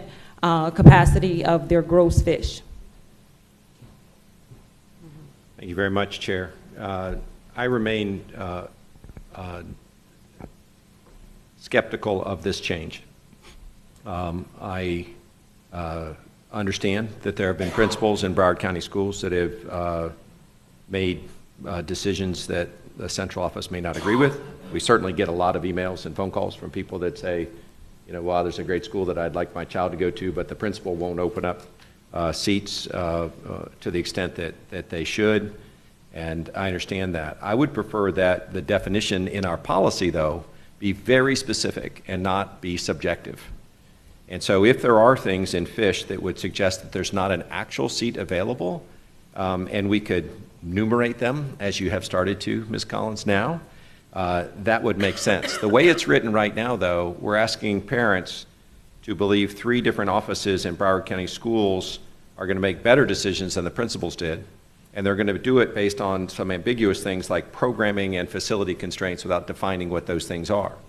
If, in fact, it's an ESE cluster and there's 4 or 8 children that are allowed in a classroom, that's something we could define in the policy. If it's a program that somehow limits the number of students in terms of participating, I get that. If it's a facility constraint, you know, that we know those 10 portables are being torn down in October and it's August and we have to make decisions about choice seats, those things are all defined. But the way that this is written doesn't make, I would just say it doesn't pass public muster in the sense of it doesn't build trust, because what it says is, trust us, we'll get it right at central office. It's the principals that maybe didn't make all the right decisions about opening up choice. Choice is a huge deal to Broward County. And if we could define those exceptions to fish capacity and revise them as we revise policies when they come back up, I think that would be great. I'd also be very interested in the superintendent being the authority of this rather than these 3 offices. But I'll leave that open right now for discussion with my colleagues, and then I'll come back and make a motion for a change. Any other comments? Madam Chair? Yes, Ms. Leonardi? Yeah, I guess in that same vein, you know, there are people in the community who are concerned that change to school choice capacity may create like a subjective application of the policy. So I guess I'm wondering what the district's response is to that, and I share some of the same concerns. Thank you. Ms. Dixon? I think she was asking a question, Chair. Yeah, I think I apologize. She asked for the administration's response to, is this too subjective? Dr. Hepburn? Ms. Collins, is this too subjective? Does it cause any additional barriers or obstacles for school choice seats? Excuse me, through the chair. At this time, no. We actually thought that it kind of clarified some of the pieces because we would be working with the facilities planning department as we have with school capacity, gross fish capacity, that is, for the schools, and then, of course, taking into consideration the factors that I did mention. I do hear and appreciate what Dr. Seaman shared about clarifying some of those extenuating circumstances, and I do think that that is something that we can absolutely codify in the policy to clarify, in the definition, that is. Okay. Mrs. Hickson? Thank you. I had a similar concern about that, so I agree with Dr. Zeman. Maybe instead of calling it school choice capacity, it could just be permanent capacity, so that it gives it a different connotation. Everybody's shaking their head. Dr. Hepburn, can you maybe have them explain why they're shaking their head no? Yes, why are you shaking your head? Well, through the chair, I didn't shake my head. It was actually The whole crowd. Yes, but I can tell you why. The minions. Actually, what was shared is that the state has shifted how they calculate permanent fish capacity, and they will no longer include modulars in permanent fish capacity, hence the reason why we've shifted towards gross fish capacity, because it will include those schools that do have modulars to be calculated. Right, no, I saw that, but that's why I didn't say permanent fish capacity. I just said permanent capacity, Okay. not permanent fish. We could just say, just like we said, school choice, instead of that. I think it just gives it a more concrete idea than saying school choice capacity, because it's like you're deciding, but there's a number. It's a solid number that's not negotiable, really. How do we capture that as opposed to the idea that somebody else can decide? If there's a number of students that can sit in those seats, that number doesn't change unless a building goes to Castaldi or any of those things. So I also have a concern with the idea that someone can play with these numbers. They should be very permanent numbers that nobody really gets to decide except for how many students are actually sitting in a seat. So I have that question. And you're going to make a motion, so I guess I'll wait for that. Yeah, but I'll make it based on your comments. Thank you. And then my other question is about the level of service, the numbers we're using for level of service, which I think is 110% of the permanent capacity. Those numbers can change. For example, like Fort Lauderdale High School is 107% of permanent capacity, but level of services is 97. That changes the numbers of people. I think our numbers in this and our level of service numbers should be equal, so that we have some kind of consistency. Hepburn? Mr. Bennett? Thank you, sir. Through the chair. To your question, Mrs. Hickson, level of service capacity is, I know that you were very familiar, is just a measure to hold developers accountable for whether or not the impact of their developments causes enough strain on our capacity that they should have to build new classrooms or schools. So, and it actually, and I'm not saying that level of service is going to change anytime soon, but it has changed 3 times. So the capacity standard that Ms. Collins is using and that our policy is continuing to use, the 100% of gross capacity, that's using every designed seat in the school. And those are real seats. There's no 10% of extra space. It's just, that's the size of the school. So we felt like that was the most practical and defendable standard to use. And to Ms. Collins' policy, there are other extenuating circumstances where directors or district leadership may have to actually vet what really is available there, but the 100% of gross capacity standard takes into account every seat in the portables, modulars, and permanent buildings. Okay. All right, thank you. I appreciate that. And builders and developers, they obviously directly impact how many seats are in there, because if you have a huge development and there's a lot of families, you're now affecting how many places, they're going to have students in those seats. If there's too much of it, then we have that issue in a couple of places now already.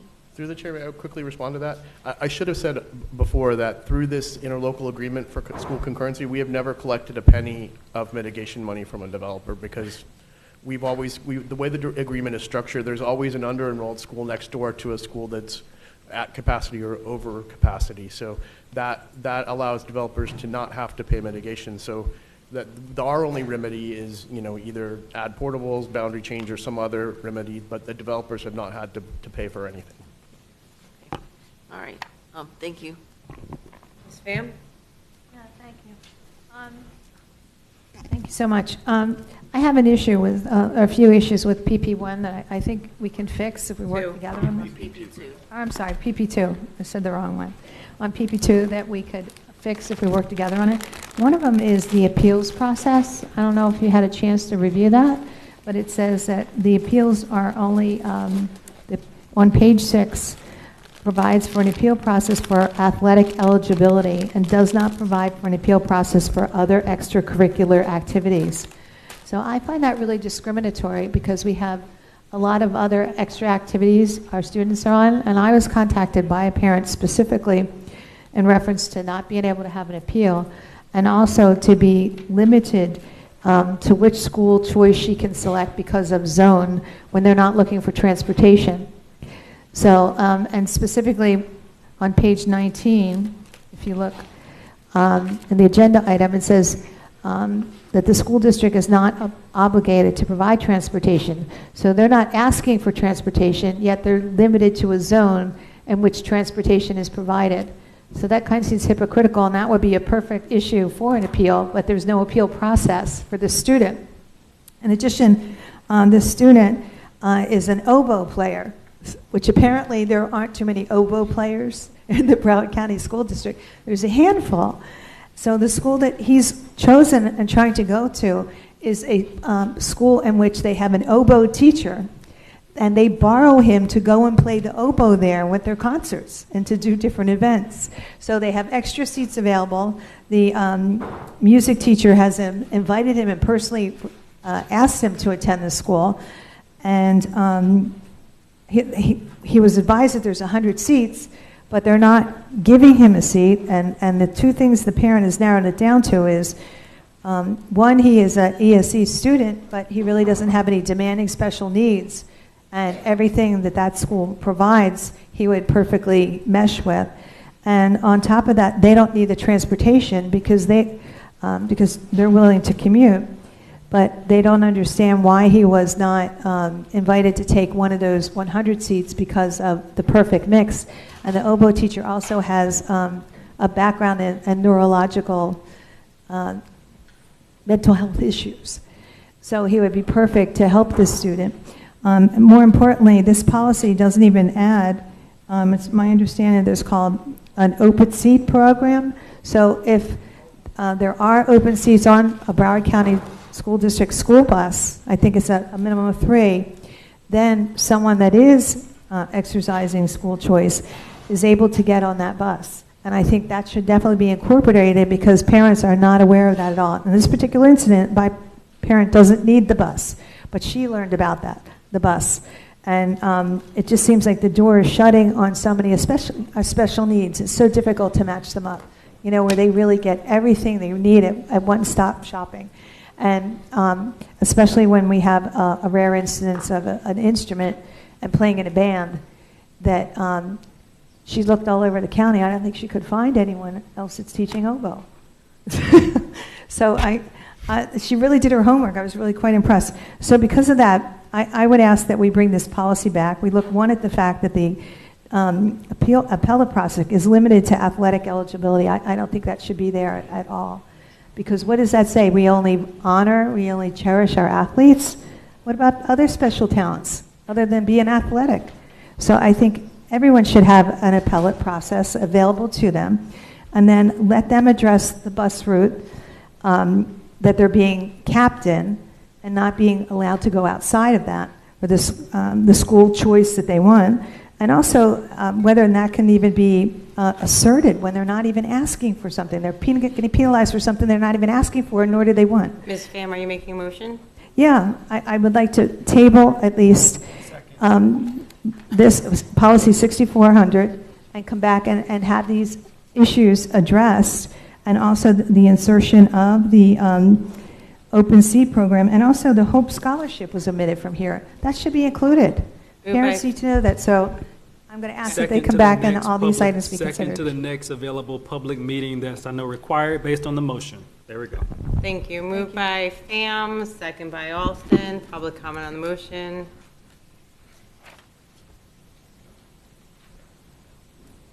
Ms. Greaves, for Lauderdale, thank you very much for actually catching that. Again, that just confirms that what you're looking at is a manipulated, edited document. Probably was in the original that you never saw. Thank you. Dr. Hepburn? Go ahead. I know Ms. Collins wanted to add something. Yes, sir. Through the chair, thank you. I would like to clarify 2 items. One regarding page 7, Ms. Pham, as you mentioned, regarding the appeals process. That is not something that's done through the Office of School Choice. That's actually the Florida High School Athletic Association. I believe that's the one that you were speaking to on page 7. And that's not something that resides with us, and that's that a particular appeals process. The other piece that you were speaking to regarding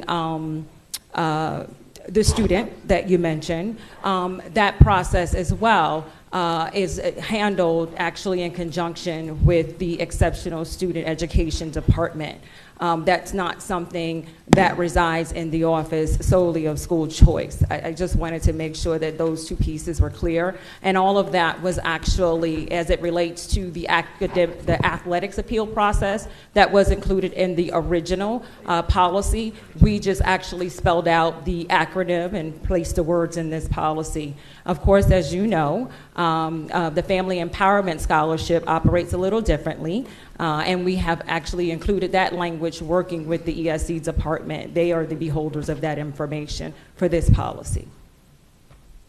Thank you, Dr. Hepburn. Ms. Rand? Ms. Pham? Yeah, certainly. Then it would just be great if we can include that in this policy so people know that it exists and where to go.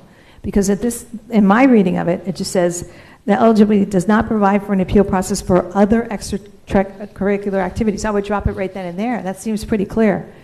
And just the fact that the Hope Scholarship wasn't listed too. I'm just saying we can do better. I know we can do better, because the whole goal here, especially with ESC students, is to find that one place where they feel great. And we owe that to them. We owe them there and get them there as quickly as we can, and to help improve the life they have and the education they're getting. Thanks. Dr. Seaman? Chair, if we push this back to the July regular school board meeting, does this have any impact on the school choice process for the fall? Dr. Hepburn? Ms. Collins? Through the chair, while there are some things that we were looking to shift in the policy regarding the timeline, obviously taking into consideration the redefining process, and it takes time for the platforms to ready the platforms as it relates to our open enrollment process.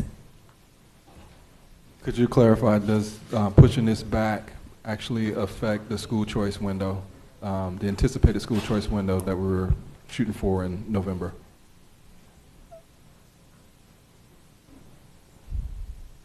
I'm sorry, I just needed to think for just a second with all of the moving pieces and with this one. At this time, I do believe we should be able to come back in July, if that's the will of the board. And then we would be ramping up to prepare for, to prepare in alignment with the redefining process, the open enrollment period. I'm just in favor of laying it on the table for a month. It'll just give us some time to work through these wrinkles and really have a solid policy the community believes in. Thank you. Mr. Fogelman? Thank you very much, Chair. And I don't want to speak to it. I know it's the motion about tabling it, but I was hoping Ms. Collins can help me out, because I was looking at assignment priority, right? And one of the things that I didn't read here, and I have a question about, I've heard a couple parents that are struggling from children that they have in charter schools, and they are trying to get them school choice back into public school, and they're having difficulty. I think with redefining schools and what we're going through, we're going to talk about boatloads of kids wanting to come back to Broward County Public Schools, which I'm excited about. But I don't think we should make it more difficult for parents to say, you know what, I want to take my kid out of a charter school, put them back into a public school.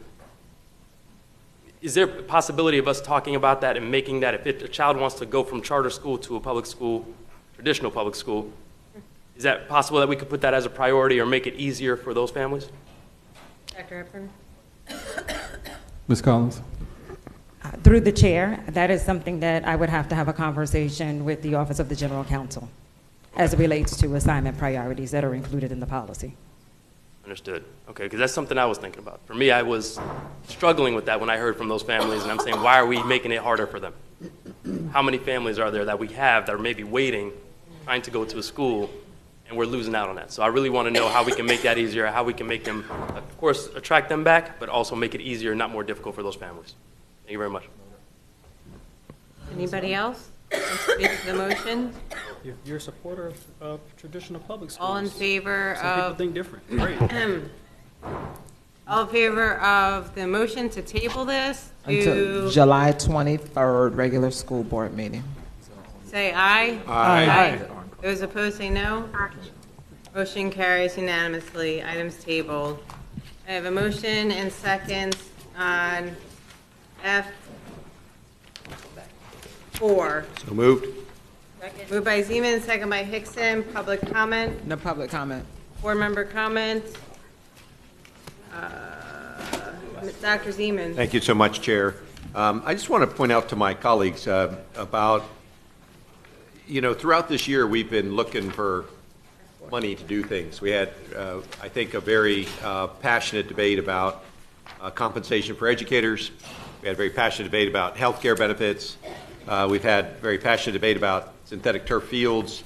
There's always a whole host of things we'd love to pay for that we're not. And now we get a general fund amendment that has a significant adjustment to revenue to the tune of $24 million. We passed a motion a year ago that asked our finance department to provide middle-of-the-road estimates. We didn't want conservative, we didn't want ambitious estimates. I hope that this doesn't happen again, because if we knew that there was $24 million of additional revenue coming in, who knows what this legislative body would have done with that money. But instead, we weren't aware of this, and yet I think there were debates even after this financial statement ended, after this general fund amendment at the end of April. We were still having debates in May and even earlier this month trying to find additional money. I noticed, Mr. Superintendent, we asked you to find $100 million and come back and talk to us. Well, here's $24 million that shows up as if we didn't know that it was coming. And I want to reinforce to our staff and to each other that we believe in middle-of-the-road estimates. We don't want things to be too conservative, and we don't want things to be too aspirational about revenue or expenses. We just want the central truth about the data, and we want to make sure that we are trusted to do what we are up here to do, which one of our most important statutory requirements is to allocate $6 billion a year. But we can't do that well if we don't have all of the information and we don't have it in a very timely manner. So we're at 5.01 fund balance according to the tilted measure. According to the state's measure for fund balance, we're at 7.51. So I don't know when we're going to make that change to use the same formula that everybody else uses, but I also don't want $24 million showing up again that could have been predicted by people who do that for us. Thank you very much, Chair. Well, yes. Mr. Shim, just correct me if I'm wrong, but a bulk of this money, about roughly $17 million was received for school recognition funds, correct? To be paid out at our schools that maintained an A or increased the letter grade. Is that correct? Yes, that's correct. I just want to make sure we clarify that a lot of that money is going to actually leave this to go to schools to pay for their increase in performance or maintaining their school grade and everything. And I think that's wonderful. But I also think it's predictable. When we did PM2, we had a pretty good idea of what our school recognition funds were going to look like. And that's what we've asked for, which is center of the road estimates of revenue and budget. Any other comments on F4? Seeing none, all in favor of F4, say aye. Aye. Aye. Those opposed say no. F4 passes unanimously. May I have a motion and second on F5? So moved. Second. Moved by Zeman, second by Hickson. Public comment?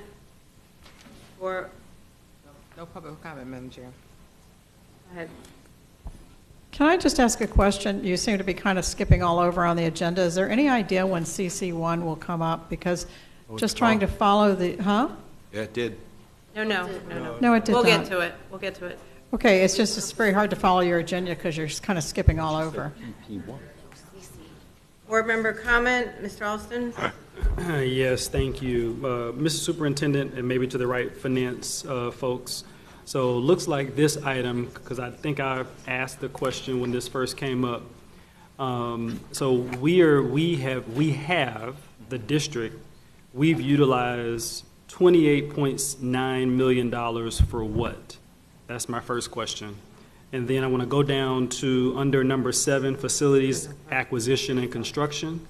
It references $35 million. There's both a debit and a credit, but the content refers to a realignment of $10.5 million for PPO HVAC projects. I just want to understand, there was prior board action taken. Did the board realign funds, or is this the realignment of funds impacting HVAC projects? And if so, where are those projects located? Dr. Hepburn? Mr. Shim? Thank you. Yes, as I understand it, this was what was discussed when we provided the summer experience and the realignment of funds for. Please talk into your microphone. Yes. Yes, as I understand it, these are the changes that were discussed when we did the employee retention and the summer experience. Okay, so I voted no, but I actually don't recall, because I think that was the question that I raised, and I thought others raised it. So that's why I'm gonna ask the question again, and you were not sitting in the chair. I don't recall who was. So we redirected funds previously away from HVAC projects? Yes, last month we approved, I believe it was $10.5 million from capital funds to pick up to offset some of this $35 million that's coming from ARP. But yes, some of the funds from ARP was realigned to fund those priorities that the board So the board realigned dollars for HVAC, and where is that typically? Are those school sites?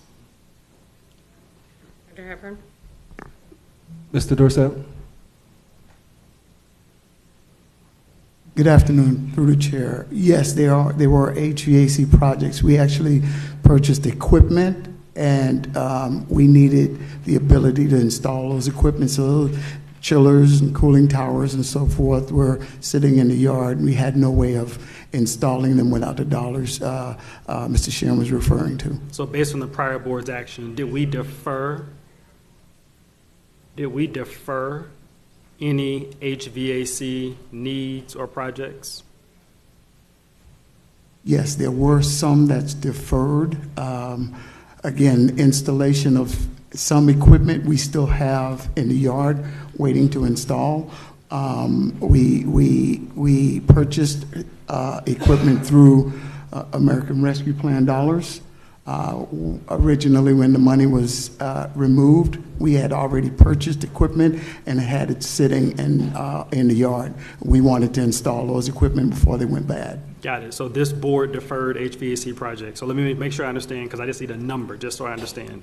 Is it the difference between the $35.2 million and the $10.5 million that's in the narrative? Is that the difference of, can you just tell me what that number is? Yes, Omar Shim, Director of Capital Budget.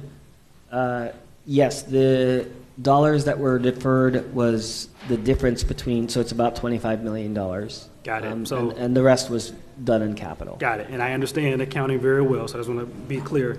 So when we show this going forward, because clearly on one side, right, we show the 35 million, which I understand, but we reference the 10.5 million offset or realign. I know that's what we call it from the district side. I just want to make sure that it is clear to the public what we as a board have done, which is the difference of 35 million and the 10.5 million. And what's that difference again? Approximately $25 million. Got it. So the board took away $25 million for HVAC projects at school sites. And where did that go? The 25 million? Yeah. The 25 million was, well, the dollars that are being realigned here is to, again, meet the employee retention and the summer experience. So that would include this $35 million, but we did pick up 10.5 in capital. Right. So, but the need of 25 million is still there.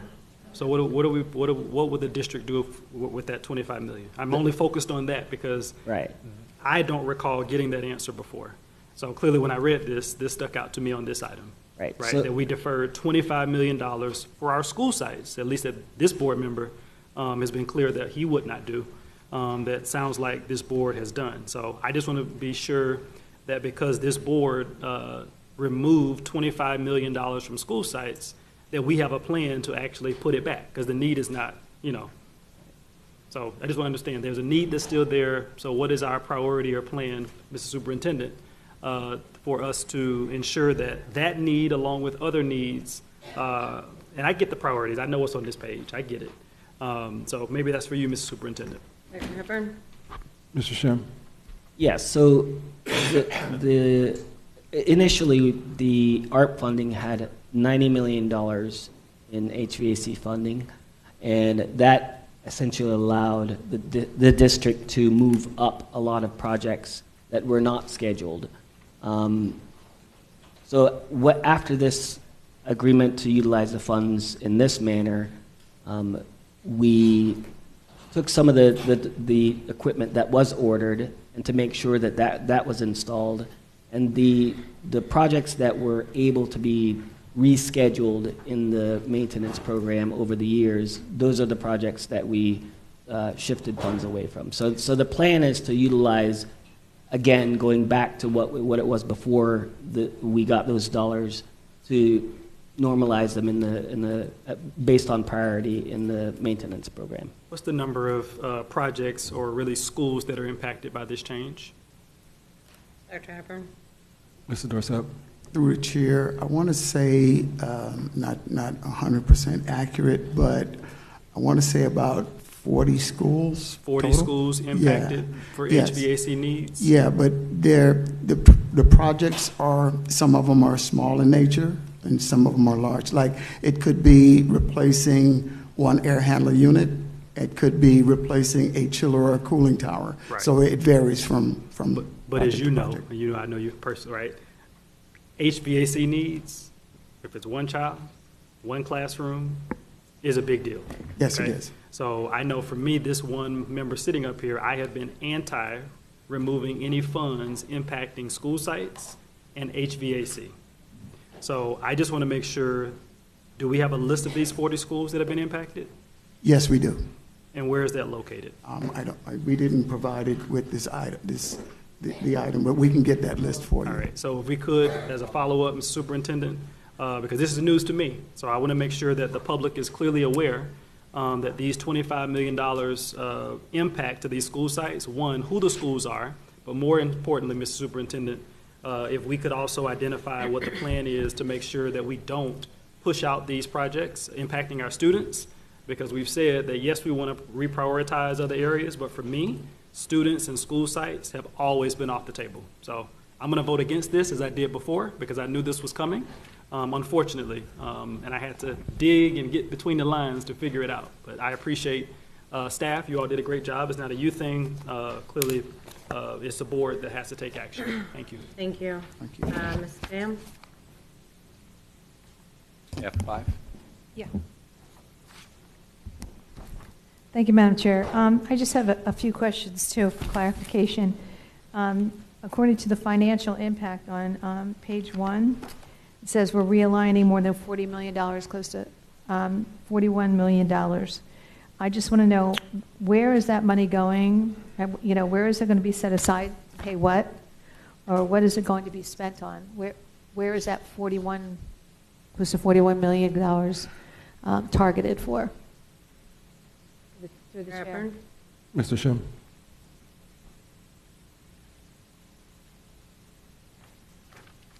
Sorry, can you point me to the 41 million?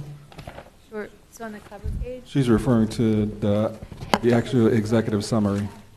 Financial impact Bottom of the, on the cover page, Yes. F5. Those funds will be realigned again to support the employee retention supplement and the summer experience. And do you have it designated how much is going for employee retention and the summer experience? Is it 50/50? Is it something different? No, the employee retention is much larger than the funds for the summer experience. I'd have to add it up, but And when the majority of it is for the. And when you say employee retention, do you mean towards raises? Is that what you mean? These were supplements. Supplements, okay. Second question on page 222, which is the second page, actually. It's the executive summary. It says, another funding source will need to be determined to support these initiatives. What funding sources have been identified to support these initiatives? What's replacing that? Because the money's gone from the American Rescue Plan, and it's non-reoccurrent. So what do you have, what is the plan to replenish? Well, specifically to the HVAC, we were just discussing how we would fund those things. And again, prior to having these funds, you know, we knew that those needs were there and they were being prioritized. For example, in our maintenance budget, to be able to pay for those on a priority basis. And having this influx of funds from the ARP dollars allowed us to move up a lot of that. We still funded approximately $65 million worth of HVAC through this program, and the remaining dollars, based upon this change, would have to be prioritized in the maintenance budget going forward. I'm sorry, through the chair. Just to clarify, so the initiatives that you're looking to refund, they're non-recurrent, or they're recurrent where we need a cash flow stream to keep replenishing?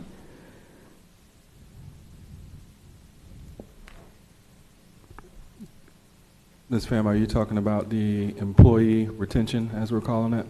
Well, there's two. It's the summer program, and then he said for the employees, for the supplements. So is this something that is recurrent? Because I think it is, but we are not identifying anything recurrent to keep feeding this feeder. Correct me if I'm wrong, Mr. Shim. It's the funding for those two specific programs out of ARP is one time out of ARP, and then the reoccurring is coming from other budgeted funds in the future. Because correct me if I'm wrong, Mr. Shim, just the ARP funds are sunsetting after this year. We're not receiving Understand. more, correct? So I just want to know what it says we have to find other initiative or other revenues to support these initiatives. I'm just trying to identify specifically what they are, because we're going to have these other recurrent debts that we have to pay. Where are we getting it from? Are we reducing something? Do we have some other sources coming in? Some kind of is this going to come from the selling of office schools or real estate? I mean, this isn't funny. We need to know if we're going to take money away, we got to know how to replenish it when it's a recurrent debt. So that's all I want to know, is that to make us stable and more comfortable, where's it coming from? Chair, I asked that question ahead of time, and the answer that I got back was that's what we're doing next week in the workshop, in the final budget, is all of that's been baked in. And so there's options that are going to be presented to us, including the $100 million, and then how are we going to find sustaining money for everything we paid for with one-year money, whether it was ESSER or ARP. So next week in our budget workshop, that's all been baked in. Thank you, Dr. Zeman. Feels so much better. Thank you. I wish you had said that outright, but thank you so much. Dr. Zeman, do you have a comment? Yes, I almost forgot what it was, but thank you. I do. You know, these kinds of grants are wonderful. It's just great to get $237 million of money that comes, and the way we spend it is always interesting. These final adjustments are pretty significant, I think, for the any member of the public that looks up and says, wow, you budgeted, you know, $35 million for something and it went to nothing, and you had $52 million for this and you took $35 million out. All of these, though, were kind of the conscious and intentional decisions we made in order to use these monies before they go out. And to my knowledge, this actually goes to October 1st. It doesn't run out on July 1st. But we are going to have expended all of these funds, which is really the most responsible thing to do. So the American public, I'm getting ahead of myself, Tori. The Broward public ought to know that their American Rescue Plan dollars, their federal dollars in Broward County, have all been accounted for and spent for the betterment of our students in Broward County. Thank you, Chair. Thank you, Dr. Zeman. So you actually bring up a good point, and you know, I think it's important to ask the question, has all the ARP funding money been used? Mr. Shim. Thank you. We are utilizing the ARP dollars, and we'll only know when we get to year end whether or not we actually spend it all by the end of this year. But we will certainly do it by the deadline. So, Dr. Hepburn, I really don't feel comfortable with that answer. In the past, in history, we haven't used mental health ARP dollars, and if this money is sunsetting and we're going to, I guess we'll lose it if we don't use it. So I would like to have an update to the board on how much money hasn't been used, has not been used, what that bucket area it's come from, and then to know your plan that we are going to use it. It would be a shame to leave, I don't know how much money on the table, but it would just, you know, we have this money, let's use it for our students and our schools. Anything else? Anyone else? Okay. Seeing none, all in favor of F5, say aye. Aye. Aye. Those opposed, say no. No. Alston? Oh, Aldef, no. Sorry. And no, Chair. Okay, wait, roll call.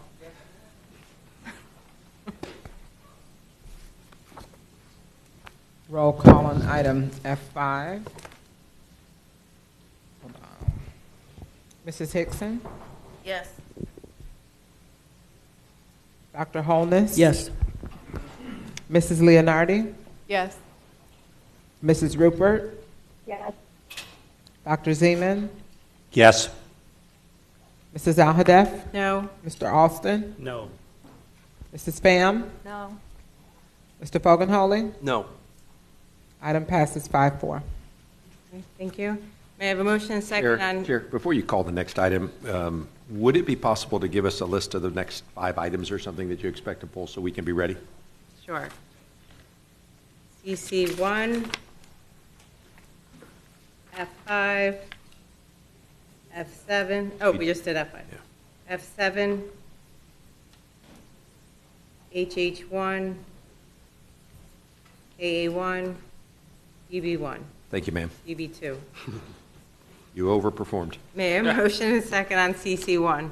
So moved. Second. Moved by Zeman, second by Hickson. Public comment. Madam Chair, we have 4 registered speakers. We have Ms. Mary Fertig. She may go to the podium closest to her. Ms. Erin Gold, may go to the opposite podium, and then we have 2 additional speakers.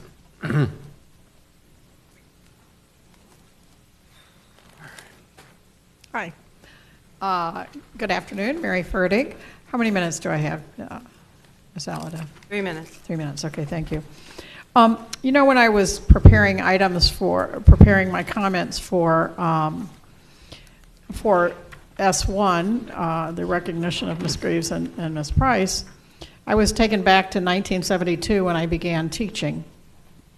And I taught at Coconut Creek High School as a social studies teacher. We talked about current events. And a conversation that often came up in my classes was why Blanche Ely had been closed. I had a lot of students who would have gone to Blanche Ely.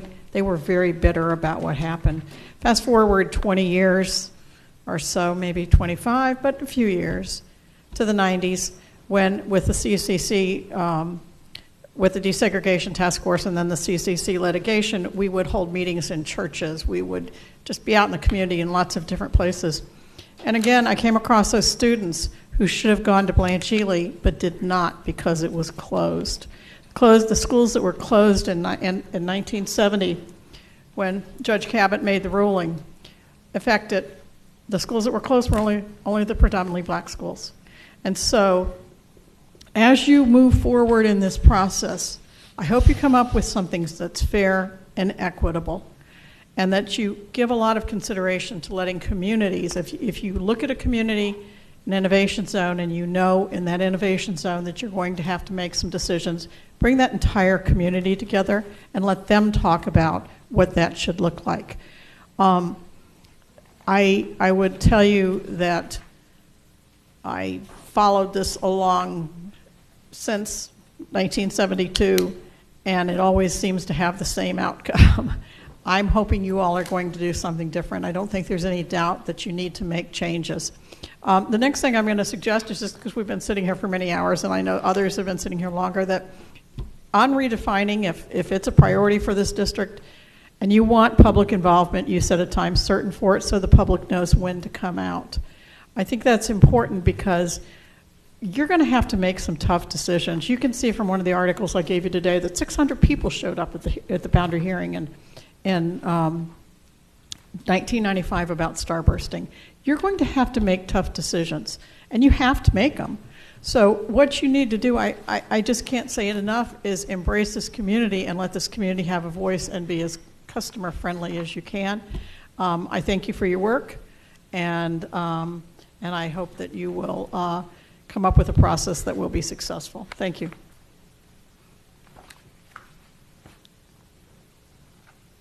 Oh, sorry. I want to just go off of what Mary said.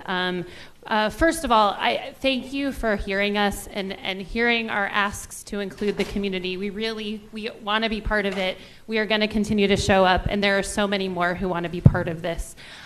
So please, going forward, remove barriers. Don't build them.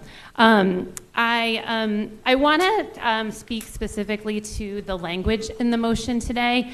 It very explicitly talks about closing schools and the timeline and number for doing that. I would strongly, strongly advocate that we add language to the motion that talks about expanding programmatic options for families and really speaks to retaining and attracting families, right? Without that, this is just reducing BCPS. It's not redefining BCPS. One other piece that I'm imagining a lot of the conversation today will speak to the criteria that will be used to make these really hard decisions. And I read the materials and I like a lot of the ones that are included in there. They're very important. There's one additional piece I just want to have the board take into account. When the plan came out in April, certain communities were disproportionately impacted. I know the board has said, the superintendent has said, we want this to be a district-wide plan, a district-wide approach.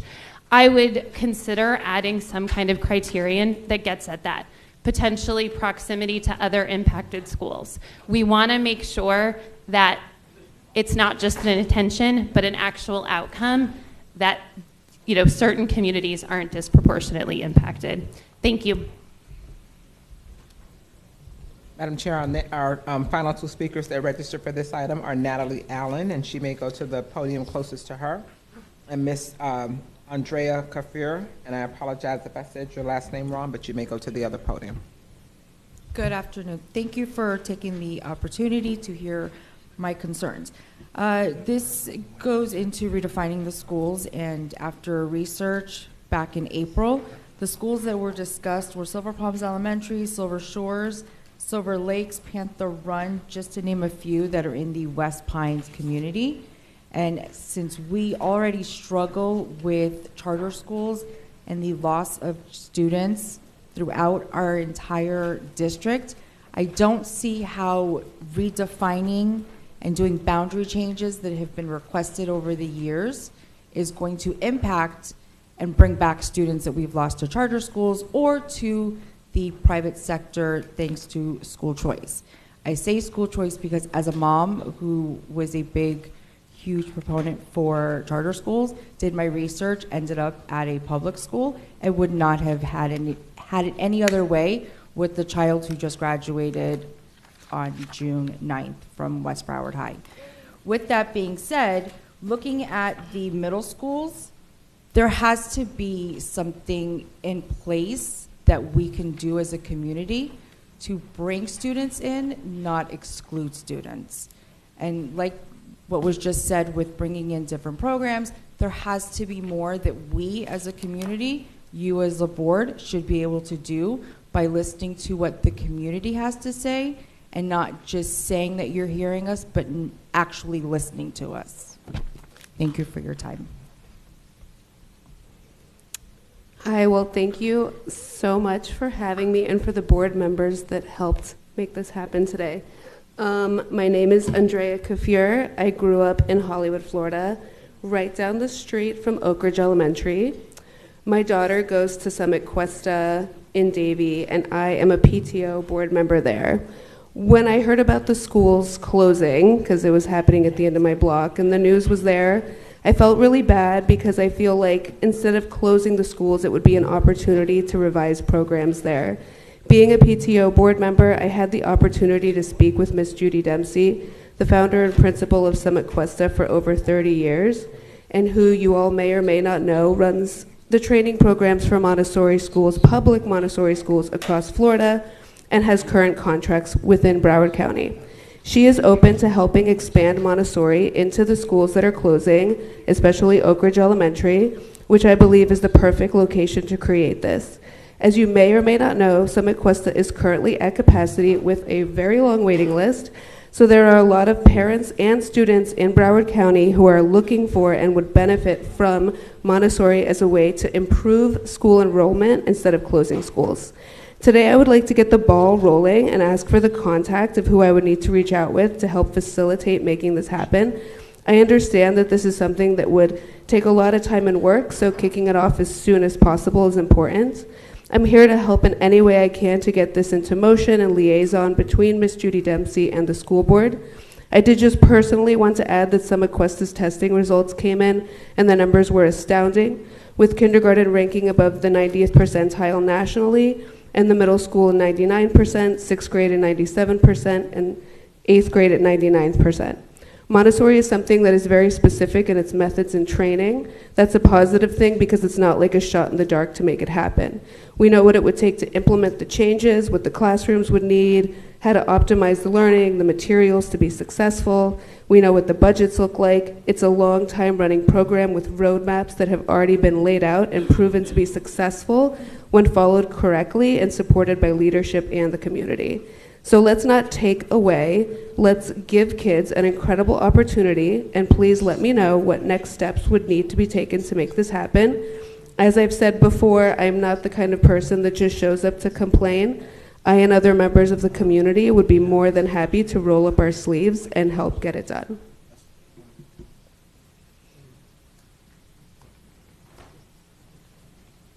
Any other public speakers? No? Board member comment? Ms. Pham?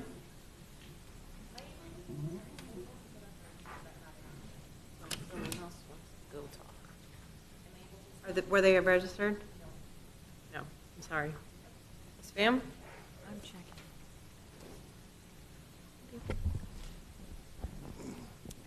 checking. Thank you, Madam Chair. In the past, we've heard the superintendent express interest in partnering with outside entities. The Montessori schools seem to be in demand, and we seem like we have a shortage of them. I think this would be a great opportunity to attract students back by exploring areas where we can open some Montessori schools. I know we just looked at, in the past, the Montessori school that we were looking to relocate in Ms. Leonardi's district, and the overwhelming support of the community to keep that school in place. So I think that should be an indicator to us that this is something that we should listen to the community and follow the lead and provide the resources and the schools that they're looking for to enroll their children. Thank you. Thank you. And I'd just like to remind the board that the recommended action is to direct the superintendent of schools to close a minimum of 5 schools for the 2025-2026 school year and approve the recommended timeline. Dr. Holness? Thank you, Madam Chair. So, it is indeed unfortunate that we are at this point, but we've lost 43, or we have 43,000 empty seats. And they are, you know, the question is, how did we get here? What are we going to do about it? And how will we move forward to stop the leak? So what we have in front of us today is a closed plan, and meaning closing schools. In addition to that, subsequent to this, we will continue with redefining and repurposing, which could mean many different things. But what we have here is closing schools today in front of us. In order to align enrollment with capacity, and it is implied here that there will be cost savings in facilities, maintenance, transportation, supplies, utilities, and so on. I would say as we move forward, and I understand the necessity to look at closing some schools in order to align enrollment and capacity, but it is important that the process, Mr. Superintendent, is equitable, that it's necessary as far as the schools that we're looking at closing, and that we, number one, have significant community input. And so as we look at a closed plan today, and we are also looking at repurposing subsequent to this, I would encourage the superintendent to also have what I've always referred to as a compete plan, right? How will we be competitive? Because otherwise we're going to still continue to close schools, to repurpose schools, because we're losing students. And I believe that we should put together an effective compete plan to be competitive. How are we going to deal with improving our customer service? How are we going to market our programs better to attract students? How are we going to ensure that our facilities are aesthetically appealing, so on and so forth? And I would love to see a plan like that, because we're looking at taking care of the current issue, but how do we move forward? So I'm hoping that subsequent to what we're doing here, that we can have an effective plan to compete, so we can start regaining students, and we can start being a much better district and an A district. Thank you. Mrs. Hickson? Thank you. I have some questions, but I want to lay this out in the way that I understand it's going to happen, and have the superintendent either say, yes, that's right, or no, it's wrong. So based on the timeline and what I see here, the idea is district staff, based on what we agree as the criteria, is going to select all the schools in the district that meet that criteria. And then you're going to go to the different districts, and you're going to present the schools that are in that district that meet the criteria for closing, and work with community members in a variety, not just one meeting, but in a variety of spaces, to agree on what at least one school out of that list would be closed. Is that the correct process that's being laid out here?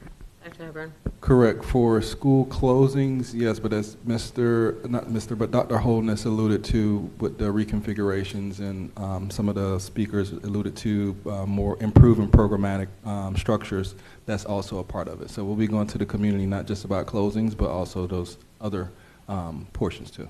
Okay, awesome, but we're just talking about closures right here. So on page 2482, where it says proposed timeline, number 3 says June through July 2024, initiate stakeholder engagement. Can you explain what that would encompass? Dr. Hepburn? So first, actually next week we have a meeting with our advisory chairs, and we're actually talking about this topic, about how we're going to create stakeholder committees, who are going to be on those committees, including students. How do we start creating the framework for facilitating these conversations? And then simultaneously, we're going to start scheduling meetings with some of our municipality or city leaders to talk about some of these redefining concerns that need to be addressed, to get their feedback and input during the summer before the parents and the students come back in the fall, so we can have more robust conversations with the community and parents and PTSA, SAC, and the like.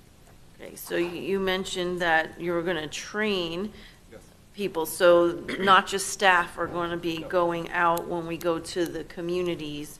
It's going to be a variety of committee chairs, students, people that will maybe have a little less stress with them. Okay, thank you. And then the last question I have, number 7, September 2024, resolution to establish boundary committee. Can you explain what, who would be on the boundary committee and what that would entail? Dr. Hepburn? I'll have Mr. Beck come up to talk a little bit more about the boundary committee and the makeup of that committee, because a lot of these actions will be happening simultaneously or very subsequently after some of the discussions we have with the community about redefining. Okay. Thank you, Dr. Hepburn. Through the chair, to you, your question, Ms. Hickson. So the boundary committee, the composition of this committee, this is still as a proposed timeline right now. This is a very sort of a loose framework, but the composition of that committee, from what Dr. Hepburn has suggested, is going to consist probably of some of our advisory chairs, our committees, our student advisor. But the resolution to create it, as we've been advised by our attorney, when we create the boundary process, when the board approves a process to go out and start addressing these issues with shifting students from school to school, the board will decide what structure they want the committee to have, and then they will draft a resolution to invoke this committee and its in the duration of its responsibilities and its role. So in this proposed timeline, this is just a very, very loose straw man. There's three committee obligations, right? They would be trained. They would have an orientation meeting. There would be like a general public meeting where all of the proposals that come forward are shared, and then they would meet 1/3 time to vote on what they would recommend to the school board. Okay, and since it's a resolution, this boundary committee is only for repurposing purposes. I didn't want to say that twice. But anyway, it would have a sunsetting date then. It's not a continual. You said that much better than me. Yes, exactly. They would sunset at the end of this year's process. Okay. And the resolution will be, you're not crafting it and bringing it to us. We're going to be doing that on the dais?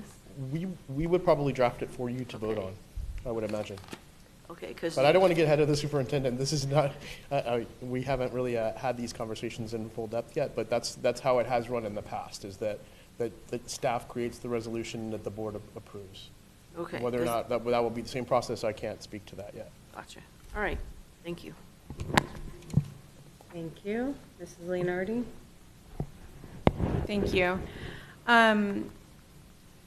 I think we've heard a lot from the community and from some of my colleagues today about the importance of not getting in a downward spiral when it comes to enrollment. So I'm going to make a motion, but I have a few questions first. Are there schools, and I know that we've been through several iterations of a proposal for redefining our system, but are there some schools that are ripe for implementing new programs? Yes. Okay. And just to extend my answer, I think once we get out and start evaluating all of our schools and their programs that they're offering and evaluating the feeder programs for those offerings, we will discover that we have a lot of schools that are ripe for some new programs. Okay. Do we know of a reasonable or realistic number of new programmatic options we could implement? That question I can't answer right now. I will have a better answer for you probably around September. Okay. And would it be realistic to be able to implement new programmatic options for the 2025-2026 school year? Yes, we could start creating the runway to implement the start of new programs in 25-26. Okay. So I would like to make a motion so that the direction would read,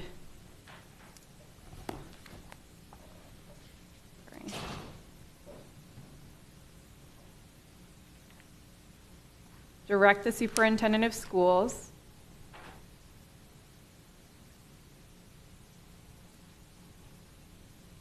to expand programmatic options at I just put X schools, but we don't know the number yet. So to expand programmatic options at our schools, close a minimum of 5 schools, and develop a communications plan to attract students back to our schools for the 2025-2026 school year, and approve the recommended timeline. Is there a second? Second. Moved by Leonardi, second by Hickson. Public comment on the motion.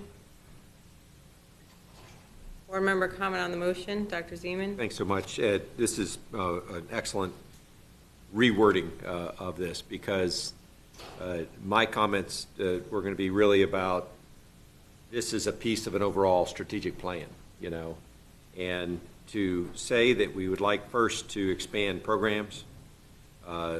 Second, the reality is we still need fewer schools. We could still close 5 additional elementary schools every year, given the number of students that are declining. And again, largely due to declining birth rate and nothing else. We have just a lot fewer students in Broward County, even with the population explosion. And then third, developing the plan to win back students, which is a fundamental part of what we need to do. So this motion really puts us on a much better path and expands what we're doing from closing schools to really redefining what we do at Broward County Schools. So thank you for offering this change. Dr. Holness? Thank you, Madam Chair. So, Dr. Hepburn, regarding the timeline, I would like to, again, get your input on the timeline. I know we had discussed 25, 26, and we also mentioned 26, 27. So in terms of the timeline, is this timeline adequate, 25, 26, for you to get sufficient community input for you to move ahead with closing a number of schools? And as in this motion to expand programs and so on, and to come up with a plan to gain back students. How can you comment on the timeline and how doable is this? Dr. Hepburn? Yes, thank you for the question, Dr. Holness. I'm calling everybody Mr. who has a doctorate today. My apologies. It's okay, Mr. Hepburn. Yes, please, reciprocal, love it. Yes, so my staff and I, we've had many discussions around this timeline, and we're confident that we can meet this timeline, barring that we don't have any emergencies in the fall. So if we don't have any emergencies in the fall, we'll be able to meet this timeline. Awesome. And if there's any barriers, any obstacles that we encounter, we will definitely inform the board immediately if it changes anything on our timeline. But right now we're confident that we can meet this And timeline. you believe that you will be able to get adequate community input within this timeline? Yes, I want the public to not think of the Dr. Hepburn, Dr. Wanza, and Mr. Strauss roadshow of late spring, because it's not going to be that way. It's going to be a lot of people, our advisory chairs, our students, additional community stakeholders, multiple staff members in my senior leadership and executive cabinet, and we'll be out as different teams facilitating conversations to amplify what we're trying to do, not an individual group going from place to place over time, which would take over a year to do that adequately. So, yes. Okay, thank you. Other board member comments? Dr. Alston? Yes, thank you, Madam Chair. I appreciate the motion, but I have a question. So maybe it's first to the maker of the motion to understand the intent, because what we have not talked about is the criteria, which I know we spent a whole lot of time on before, but it looks like we're glossing over it today. Which for me is the most important, because based on the criteria and all of the attachments, we're in the same place that we were a few weeks ago. So maybe first to the maker of the motion, is this inclusive of the current criteria as set or as recommended by the superintendent, or are you just silent on that part of it? I'm not speaking to the criteria right now. I'm just, when we embarked on this journey, we talked about not just closing schools, but redefining Broward County Public Schools, and I think new programmatic options are a part of that. Great, I support that. Let me ask a question also to the maker of the motion. One point for me, just around fairness, is really ensuring, as you'll recall this, vividly when we look at the map, every part of the county has an under-enrolled school. But before we get to criteria, I won't go there, but I want to ask a question. If you would be willing to accept a friendly amendment, and I think I know your language, but just adding on where you have I believe, a minimum of X number. I don't think you put a number there, or did you put a number? I did not put a You number. didn't put a number. So we're at X number of schools. If after schools you add in all single-member districts with under-enrolled schools, would you accept that friendly amendment? I would. Okay. All right, thank you. Okay. Other comments? So that's going to change a little bit. Sorry. Can you repeat that? Sure. Let me look at Yeah, he's coming. minimum of. Coming back. Oh, I see it. Yes. Andre, you have more? We didn't. What's wrong? So direct the Oh. superintendent of schools to expand So programmatic after- options at our schools to recommend the closure of a minimum of 5 schools Right. and develop a plan to attract students back to our to our schools for the 2025-2026 school year and approve the recommended timeline. Correct. So based on the maker of the motion, after the word schools, my recommendation was to add in all single-member districts. And that With- was for expanding programmatic options, correct? That was my understanding, that it was after Well, it's- expanding programmatic options at our schools. Well, it's actually both. So it's both because really all single-member districts is countywide, right? So I think what we just said is countywide, we want to expand all programmatic academic options and what you just said, based on the motion, to close a minimum of 5 schools. So I've just added in all single-member districts that has under-enrollment because that will signify to staff where that is located. Okay, I would have to see it written out because what that might mean to me then, depending on where you put all under-enrolled single-member districts, is that we could potentially be closing 5 schools in all, no. No. Right, so if someone could just read it out to me in its entirety with the friendly amendment, then. Okay. So I'll read it again. So behind the word schools, because I think it captures, or we can put it in both places to your question, okay? One more time? The whole motion. Direct the superintendent, did you just write it? Is that on there? No. Oh, okay. Direct the superintendent of schools to expand programmatic options at all schools, to close a minimum of 5 schools in all single-member districts with under-enrolled schools. That's not something I accept because the way that reads, we would be closing 35 schools. No. It's your minimum of, so that's why it's your intent.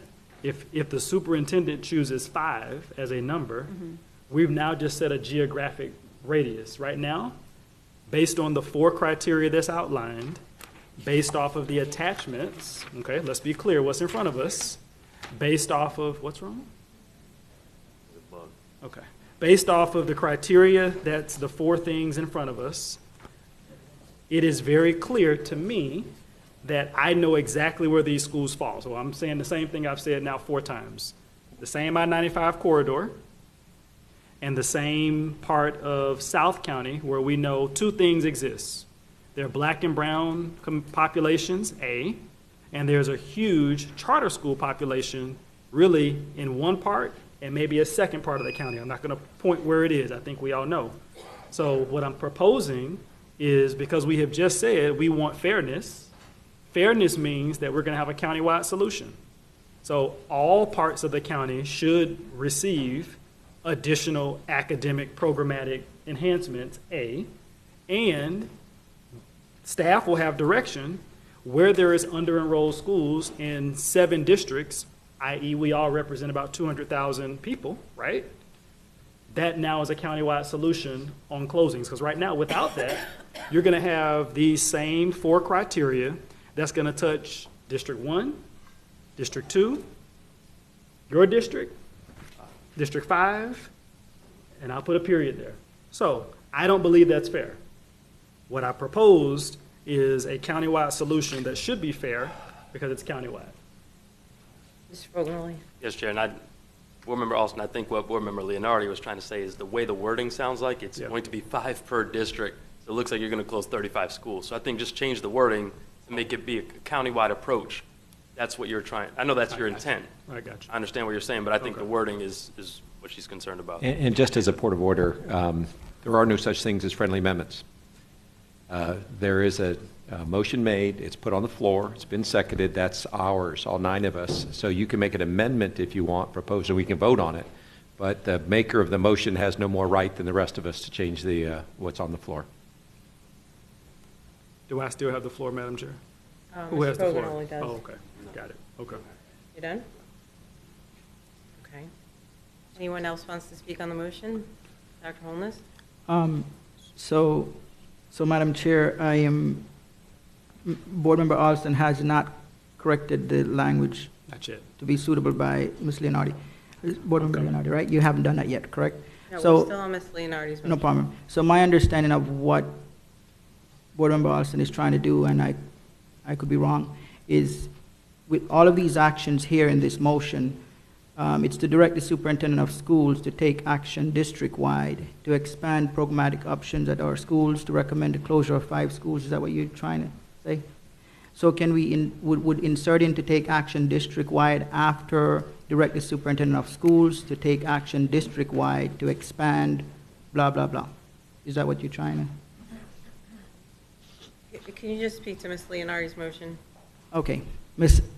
Leonardi, with regards to the motion, are you willing to accept the language after direct the superintendent of schools and insert to take action district-wide to expand programmatic options, to recommend closure, and so on and so forth to the end? If someone wants to make that amendment, yeah. I think we've decided today that we're not doing friendly amendments anymore. So if you want to make that amendment, I'm happy to deliberate that. No, it's fine, whatever, okay. So do I need to make an amendment? Is that what? Yes. Okay, so I make an Motion to amendment. amend. Motion to amend. Yep. Okay, can you repeat your motion to amend? To insert after direct the superintendent of schools, the words to take action district-wide, and then continue to expand programmatic options at our schools, to recommend a closure, and all of the language stays the same to the end. So we're just inserting to take action district-wide after superintendent of schools. Ms. Leonardi, does that accept it? No, it's his motion, second. Oh, you're making. Second amendment. It's a motion to amend. Yeah. Yep. Dr. Zeman seconded it. Yep. Public comment on the motion to amend? Thank you. I think that's a very important amendment, and I hope that you will support it. Any other comment? Board member comment? So I have a couple questions. Dr. Hepburn, can you define in this motion programmatic options? What exactly does that mean? Programmatic options are specific student interest programs. Could be academies that are wrapping around STEM initiatives, engineering initiatives, and the like. Could also be having a brain fart of what we've been talking about earlier, Montessori, other types of programs like that. Okay. And then what is your, in this motion, if we take district-wide action, does that mean there would be then 7 school closures? Because I don't know how you have 5 and then you take district-wide action. So you're asking a question that I was just going to ask to make sure I have clarification. Is it the intent of the board to ensure that we have at least 1 school closure per board member district? That's how I am interpreting this motion. No. I just want to make sure. The intent of the amendment is to look at the options to close school district-wide that could include, a number of individual districts, but to have a district-wide approach as opposed to being concentrated in 1 or 2 districts. Gotcha. Not necessarily close a school in each district. Okay. And Chair, I think just to be clear, the process is very likely to bring, if the answer is minimum 5, to bring 10 or 15 options across the district. And then it's through board probably discussion and decision-making that we get down to some number greater than 5. So just to get to a sub number, you got to bring a lot more candidates, I think, to a board like this. Okay. Any other comment, Mr. Olson? I support the intent, and you all just amplified the problem, which was your question. So based on the same 4 criteria that's here, we still haven't changed the population of schools that's going to pop up. So yes, the superintendent is going to quote unquote look countywide based on these 4 criteria. We haven't changed the criteria. So the criteria will still yield the same schools based on whether it's 70%, 60%, 50%. We pick the numbers, right? That's not changing. So the reason why I tried to insert it differently was because this does not change your schools. If you're okay with that, let's just tell the community today that we know the schools. We know we're going to pick a percentage, right? And based on that percentage, here are the schools that will be in that category. Let's also say today, there's at least one area that may not have impact, right? There's also, right, so we know those subtle things. So I don't know why we're dancing around it. I'm not dancing. I think we need to make a decision. So if we're really going to have a district-wide view, let's do that, A. But also the criteria has not changed. So it's still going to impact the same 95 corridor schools, A. It's going to impact the same black and brown communities, B. Let's just say that. So if we're comfortable saying that, all 9 of us should say that today. I'm not ready to say that, which is why I was trying to introduce another, and by the way, your your amendment, I understand. I also want the board to understand you really haven't changed the criteria, so you're going to get the same set of schools. If you're okay with that, go forward. Mrs. Leonardi? So if we have an issue with the criteria, then we need to change the criteria. Yes. But I have been consistent, and I will be consistent. I do not believe that making the criteria based on politically drawn boundaries that are in part based on how many Democrats and Republicans and MPAs live in each district and that are used for elections, I don't believe in using those boundaries to determine which schools we close and which schools we expand programmatic options. And I think we need to look at school by school and what are the needs of those schools and what are those communities asking for, or what is their feedback, what is their historical knowledge. And I've said that from the very beginning of all of this. I do not believe in using political boundaries to make these kinds of decisions. It just doesn't make any sense to me. Madam Chair, Mr. Osborne? let me say this differently, and I appreciate your statements. I've never used the word political in my comments up here on this board. I've also never said political boundaries. Let me repeat what I've said 10 times publicly. We need to do this fairly. We need to do this so there is an impact countywide. You are correct, partially. 7 of us are in single-member districts. I didn't say the word political. We all represent 200,000 plus individuals. We didn't do that. That's just the process. The process that's before us will yield one area in this county that will not be touched by closings. That's what this criteria will yield. The process that's recommended before us will yield the same number of schools in the same areas that we've already seen and put the community through 3-4 times. I just want the board to say that publicly. This board member, will not support that. I will not support the same districts that we have already graphically identified showing where they're located based on this criteria.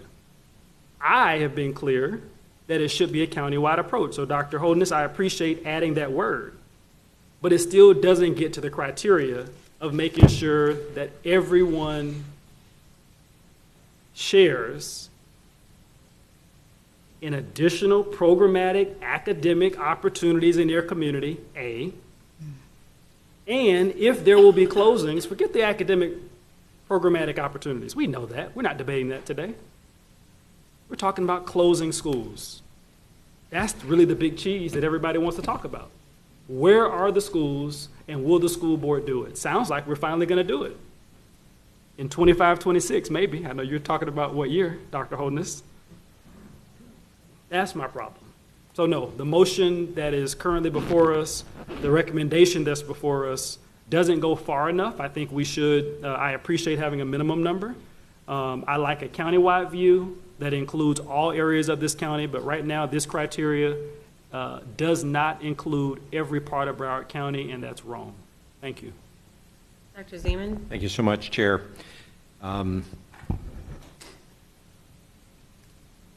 It's a false choice to say that either we pass this or we're being racists. That is a false choice. The criteria we use and the decisions that we make and the lens of equity that we put on our decisions about the candidates that have brought us will determine whether we're doing these things fairly or not. This particular motion is about a process, and it's expanding from closing schools to also expanding programs, closing schools, and making sure that we're trying to build the best school district in the county. And I don't know how anybody could be against that. And I resent the fact that I'm going to be called somebody who's unfair because I want to make sure we have programmatic options in Broward County. I want to make sure we're building great schools. I want to make sure that the schools that we close are ones that we look at with an equity lens. So I think we need to define the criteria carefully. I think we need to think about our decisions on a school-by-school basis. And we need to make sure that we can stand before a county and say that we made decisions that make a better education system for everybody. That's the facts. And saying it 5 more times isn't going to change that that's a false choice. This motion in no way makes anybody's decisions about what schools will be closed. It does not. It just says that the process we're going to use is going to be about expanding programs, making schools better that don't close, closing the schools that we need to because we need to think desperately about how to put our money into K through 12 education. Because paying for a building that we don't need is a waste of money. We want to pay for educating students. And no kind of discussion about fairness is really going to change kind of the value of the process we go through and expanding that out so that we think about all of our schools and our entire school system and try and make it better while at the same time we make it smaller, which is inevitable. The economics of education will make us close schools. So let's do it gradually. Let's do it intentionally. Later, Mr. Superintendent, I'm going to talk about the community engagement because I don't think we can wait for August to kind of go through planning. I think we actually have to start earlier. But this motion is an expansive way of thinking about what we do and what our commitment is to Broward County. And it's about thinking through the Montessori options and the marine science options and the School of Sports Excellence options that our families and our students are crying for. And Broward County School has been slow on opening up programmatics, unlike public charter schools, which have led with programmatic options, and they have won a lot of students that way. So I think this is a smart and excellent way to move forward, and in no way does it presuppose which schools we're going to close in the end, and nor does it even say what criteria we're going to use. And we ought to be honest about the criteria. But those things are separate from this motion, which is really a process to look at programs, look at school closing, and look at growing excellent schools all at the same time, which makes great sense. Thank you. Dr. Hepburn? Yes, Mr. Beck, just want you to clarify in this discussion around criteria, do we have any policy that governs what's our starting point for school closures as far as seat utilization? Thank you, Dr. Superintendent, through the chair. The existing policy on school boundaries, Policy 5000, which is going to become Policy 8010 next month when the board votes on it, hopefully. Both versions of the policy contain 3 criteria for which a school may be considered for repurposing, consolidating, and or closing. One is the below 70% enrollment threshold, having been below 70% and being projected to remain below 70% utilization of permanent capacity, not including portables. Two other criteria that may be used are the general poor condition of the building itself, if it is educationally obsolete and exceptionally large amounts of capital outlay are needed to continue the operation of the school. Or the third would be they have overall financial impact to the district, cost effectiveness, adjacent capacity, transportation requirements, and/or historical and projected enrollment may also be considered. So it is pretty loose. We were staying within one of those three by choosing 70%. The board was totally fine in doing so, but there are other considerations that may also identify a school independently. Each one of those things can be taken independently to identify a school for consolidation, closure, or repurposing. So I have another question, just to clarify, amongst this discussion that we're having, is it possible to raise the ceiling on the seat utilization if the board wanted to do so, if they wanted to go above 70%? So the board can go above 70% in this one if they're identifying a school through one of these other two criteria, right? The poor facility condition can be determined at any operational level or in any utilization level. So a school could be 90% but be in such deplorable condition that it would cost $100 million to bring it up to standard. That would warrant being designated for one of these three outcomes. Thank you, Mr. Beck. Thank you. Okay, so based on what he just said, why isn't all of that information in this item, or is it? Because I don't see it. I see 4 things, and that wasn't what he said. It's there? It's in our policy. No, where is it in this item? It should be restated. Where is it in the item, Dr. Hepburn? If you go, I will show you where it is two ways. In the narrative, you have this portion that you find out. Mm-hmm. The preliminary number, and then the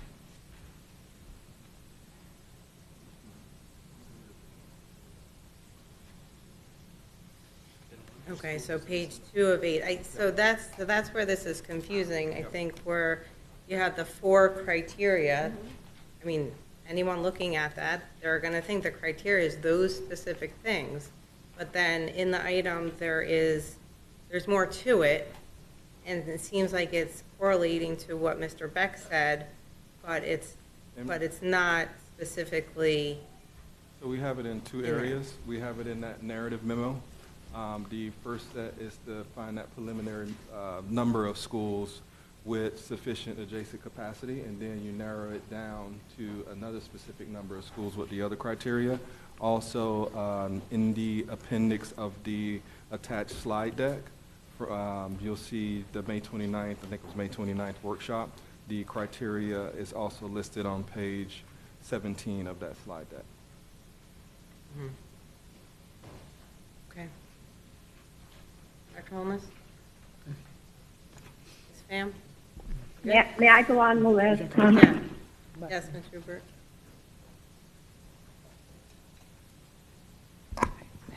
Thank you, Madam Chair. I think we all know what district we're talking about. It's mine, District 6. So let's just put it out there so we can discuss this properly and openly. My district, many of the schools, especially the high schools, there's wait lists. They're overflowing.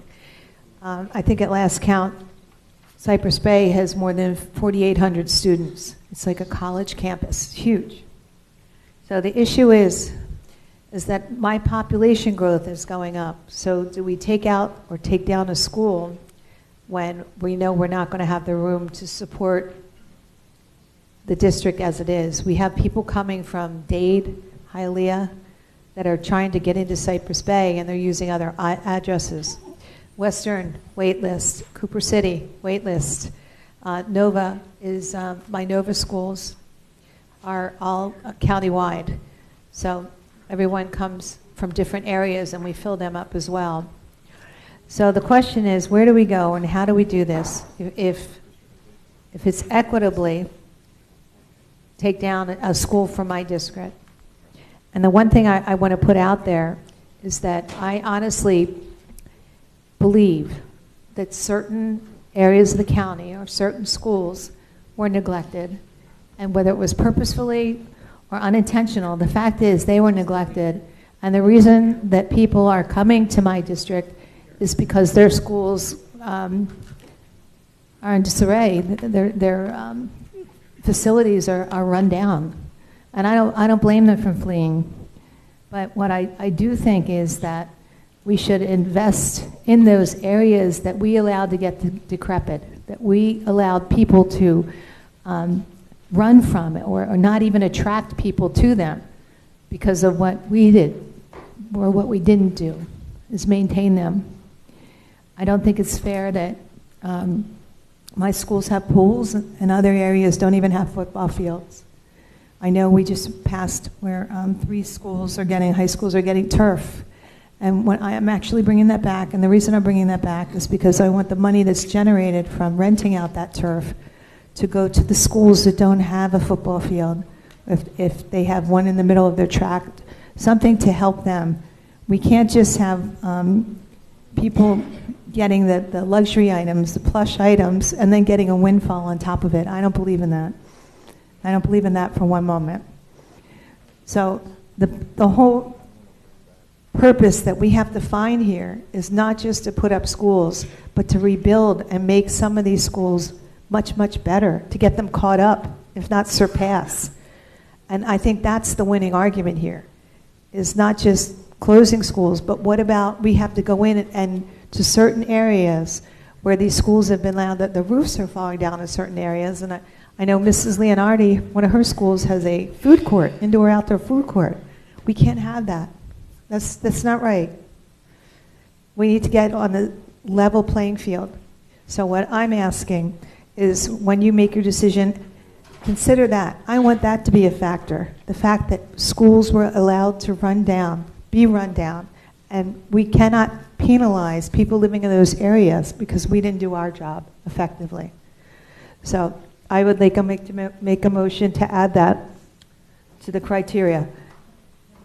The fact that schools that were permitted to get run down or to get decrepit, that should be a factor considered in order to boost that those areas should get improved schools. Get an improved school, because if you're going to take a school down and you want to attract people, we need to put something in its place so other people from the surrounding areas and in that area will come to it. Remember that movie, If You Build It, They'll Come? If we build a beautiful school, brand new school, take the money from these other areas where we're knocking them down and rebuild and give them something nice to work with, I think they'll survive. I think they'll land on their feet. And I think everyone will be a lot happier and feel a lot better about the surrounding counties, because they'll know that they weren't left behind, that they do count, and they are valued. So I would like to make that motion. We have to vote on Dr. Holness's motion first. Okay. Dr. Holness? Okay, so Madam Chair, I'll just make a quick last-minute point here because I know time is of the essence. I understand the concern in terms of the motion being approved and being equitable and being fair. And so the concern was that district-wide did not go far enough. I don't want to add this, but I would like for the board to weigh in on, after district-wide, if we should include in at least 5 single-member districts, what their take is on that. Ms. Rupert? Am I speaking to the motion, or is this, I never got a chance to speak on the item yet? What is the conversation? You guys are jumping around all over the place. We're talking about the motion. Okay. Well, which would actually discuss the criteria, yes? We've talked about a little bit. I mean, let's go ahead, Ms. Rupert, whatever you want to say. What I actually think right now that is missing from the conversation, and I'm absolutely 100% sure that our principals know the answer to this, our department heads know the answer to this, and our area directors know the answer to this. And this should be part of that criteria, which is, if you are an under-enrolled school, you have a fantastic principal. Who knows better than the principal of the school what their school is lacking, why do they feel that there's a piece missing, and what could actually make that difference, right? So I know one of my elementary schools, and 2 that are not in my little district, have approached communities and said, what are you looking at, what are you looking for? And they wanted to increase pre-K ESC classes. And one of my schools reached out to, I'm not calling them out, I'm calling them out as a, absolutely we all should be doing this, a pre-K ESC at Coconut Creek Elementary. They have room and they have interest in having 3 classrooms for that because there's a need.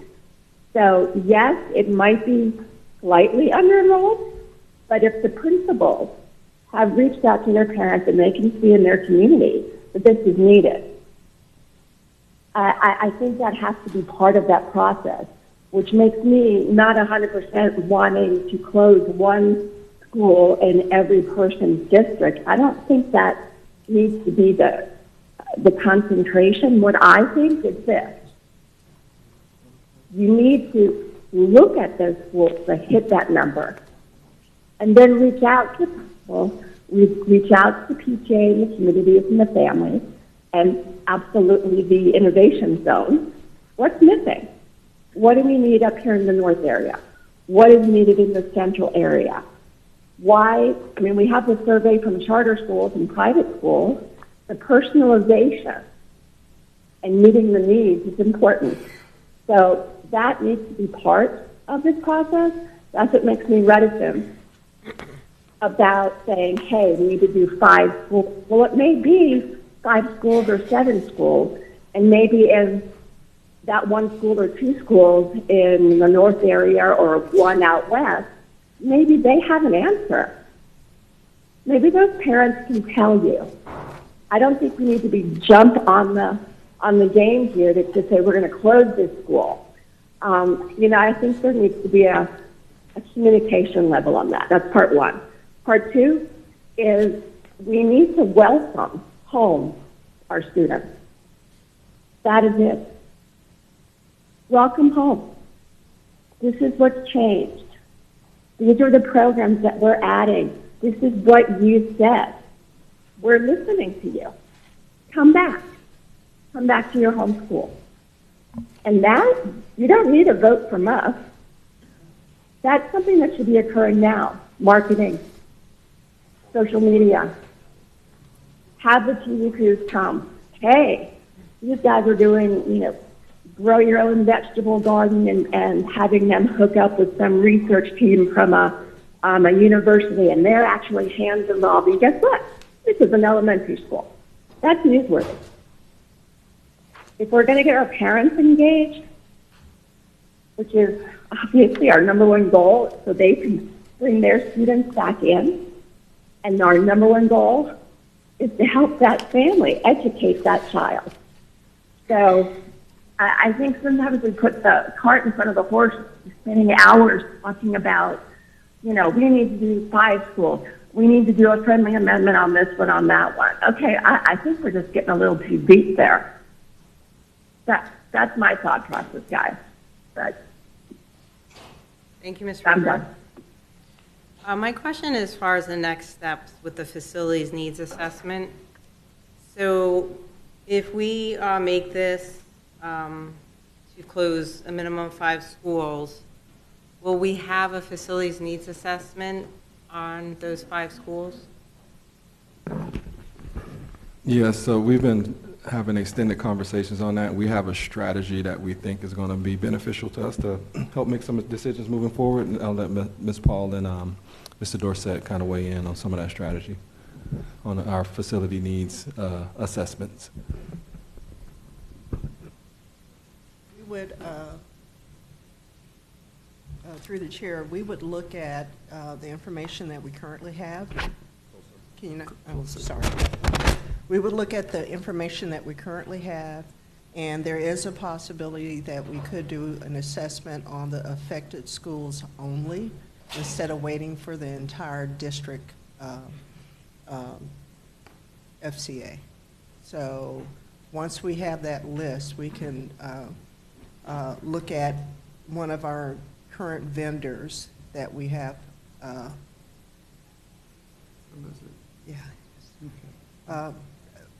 Sorry, it's a lizard, just scale. We got a lizard right here. So, yeah. But it's still a lizard. Anyway. New BCPS mascot.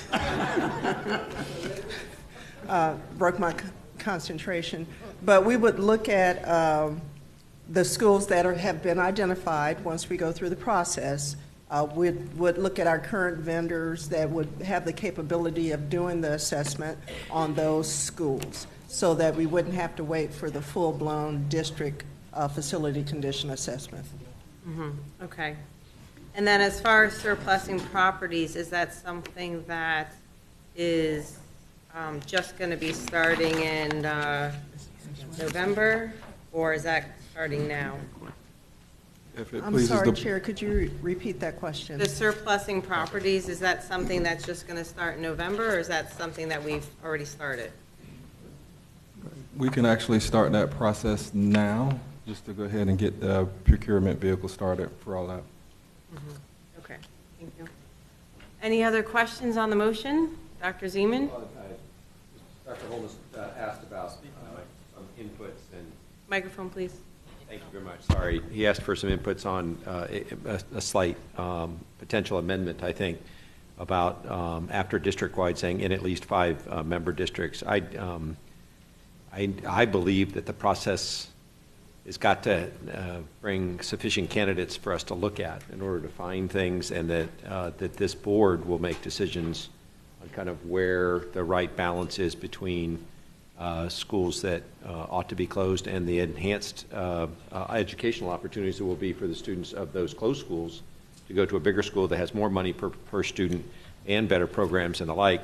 So I don't think that that's helpful on this. I think eventually, once we work on the criteria and more details on the process, we'll be able to make sound decisions about where we go this year. And again, this is going to go on every year. We have to figure out how to increase our attractiveness of the schools that we have and to reduce the footprint we have facility-wise for multiple years, not just 25, 26. Any other comments on the motion? If we're ready to vote, we'll do a roll call, and the motion is to direct the superintendent of schools to take action district-wide to expand programmatic options at our schools, to recommend the closure of a minimum of 5 schools, and develop a plan to attract students back to our schools for the 2025-26 school year and approve the recommended timeline. Ready, Madam Chair? Yes. Roll call. Dr. Holness. Yes. Mrs. Leonardi. Yes. Mrs. Rupert. Yes. Dr. Zeman. Yes. Mrs. Alhadeff. Yes. Mr. Alston. No. Mrs. Pham. Yes. Mr. Fogenholing. No. Mrs. Hickson. Yes. Okay, the motion passes 7-2.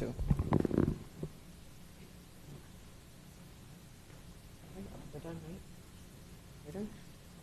Okay. Motion passes. Moving forward. One comment, a broad comment before we take a vote on the overall. I'm sorry, are we finished with the item, Chair? We are done. With that amendment, that clears the item. Wonderful. One thing we didn't get to talk about, though, is community engagement in any detail. And just as something for you to think about, not something I think we should vote on, waiting until October to get started forces everything done in 60 days. There's a level of community engagement with broad groups, with larger schools, with advisory group, folks that have great influence and great insight. I think that if we could do some of that in August, right when we get back, we're going to be, kind of get a running start and learn a little bit about how to do it. Give people a chance to do it with some friendly groups, so that when they do it with less friendly groups, they're fully capable. Thank you. Thank you. We have a motion and second on AA1. So moved. Moved by Zeman, second by Hickson. Public comment, board comment. I would just like to thank our general counsel, Ms. Jacquez Adams, and Mr. Cooney, and your staff for just being leaders and really taking on this really robust agenda. And thank you to Dr. Hepburn for making this also a priority for our students to be able to thrive this summer in summer camp. Any other comments? Amen. All in favor of AA1, say aye. Aye. Those opposed, say no. AA1 passes unanimously. May I have a motion and second on GG3? Before we do, Madam Chair, Yes. that is GG3. Let me just make sure. It's in my head. Which one is GG3? Mr. Olson, while you're looking for that, Chair, are you changing the order of items again? Yes, I'm sorry. The staff has told me I have to. Could you let us know the next handful so we're prepared? I'm going to go back to my order I told you before. GG3. All right, so Madam Chair, before you bring whatever your next item is to the floor, out of an abundance of caution and due to a potential conflict, I will abstain on this item and file the appropriate documents, and I will step away from the dais. Thank you. Okay. May I have a motion and second on GG3? So moved. Moved by Zeman, second by Hickson. Public comment? Seeing none. Board member comment?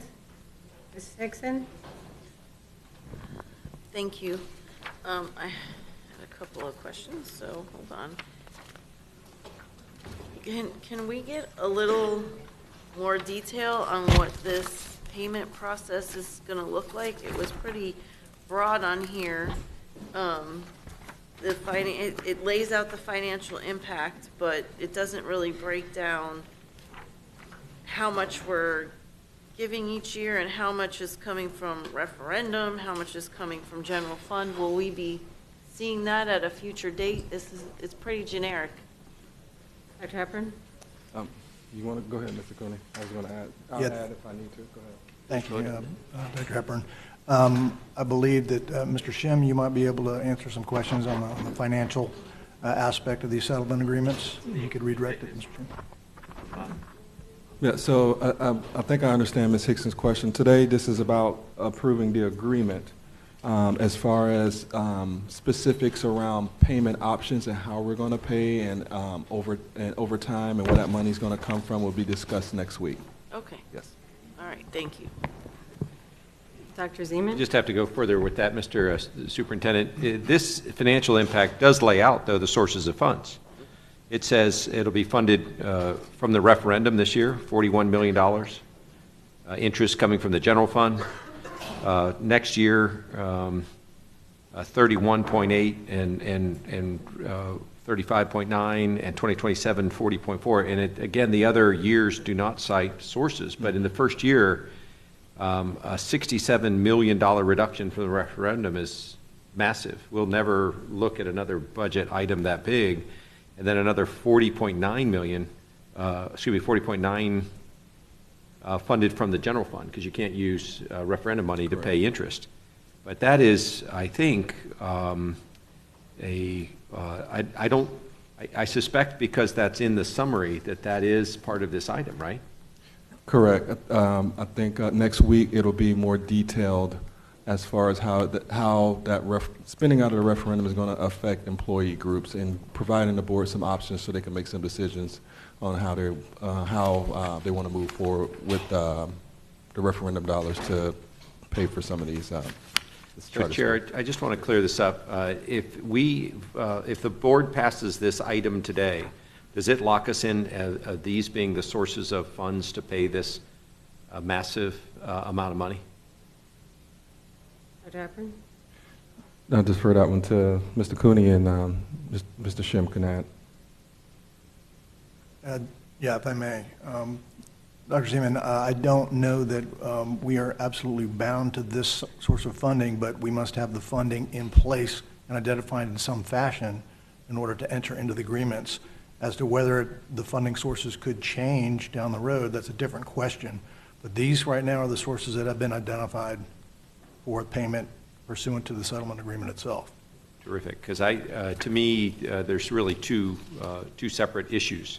And I want to make sure that this board has the statutory authority to change sources of funds if it needs to. And I suspect it does that every year with the passage of the budget. But to me, I think today what we're doing is approving the payment. And there's one identification of sources of funds. And just to be clear, that is for all of the $108 million. So $67 million coming out of the referendum and 41 in essence coming from the general fund. I want to make sure that we still have the authority to make adjustments to that in subsequent years in case there's better opportunities to do it. That's particularly impactful about referendum. You know, that is a great source for our education salaries. And so we have to be, I think we just have to be mindful of where we take the money in the future. Ms. Dixon? This was a big question, I forgot. So can someone explain how interest got up to almost as much as the principal for this? It's 67 million for principal and 40. I thought it was a 12% interest, which would only be 8 million. So how did we get to have to pay 40 million in interest? That is concerning to me, and it takes away money from, as Dr. Zeman just said, our students, that I feel like we're being robbed. How did we get to that number? Mr. Shim or Mr. Kuna, if you got anything to add. Omar Shim, Director of Capital Budget.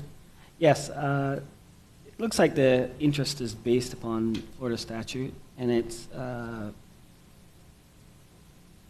that if the payment is past 10 working days, the payment looks like it's compounded monthly, or it's calculated monthly and compounded daily. So therefore, based upon statute and what we negotiated, that's what it is. So what state statute would we be following? I mean, you're saying state statute. There's a statute based on paying charter schools referendum money? There's a statute based upon paying them interest, and it's Florida Statute 1002.33. And just to clear it up, Chair, if I could, it started in 2019. So it's 12% per year for 5 years for the money we were supposed to pay in 2019, then 4 years for the 2020 money. So you add all that up, it's a lot of interest, 12% per year compounded.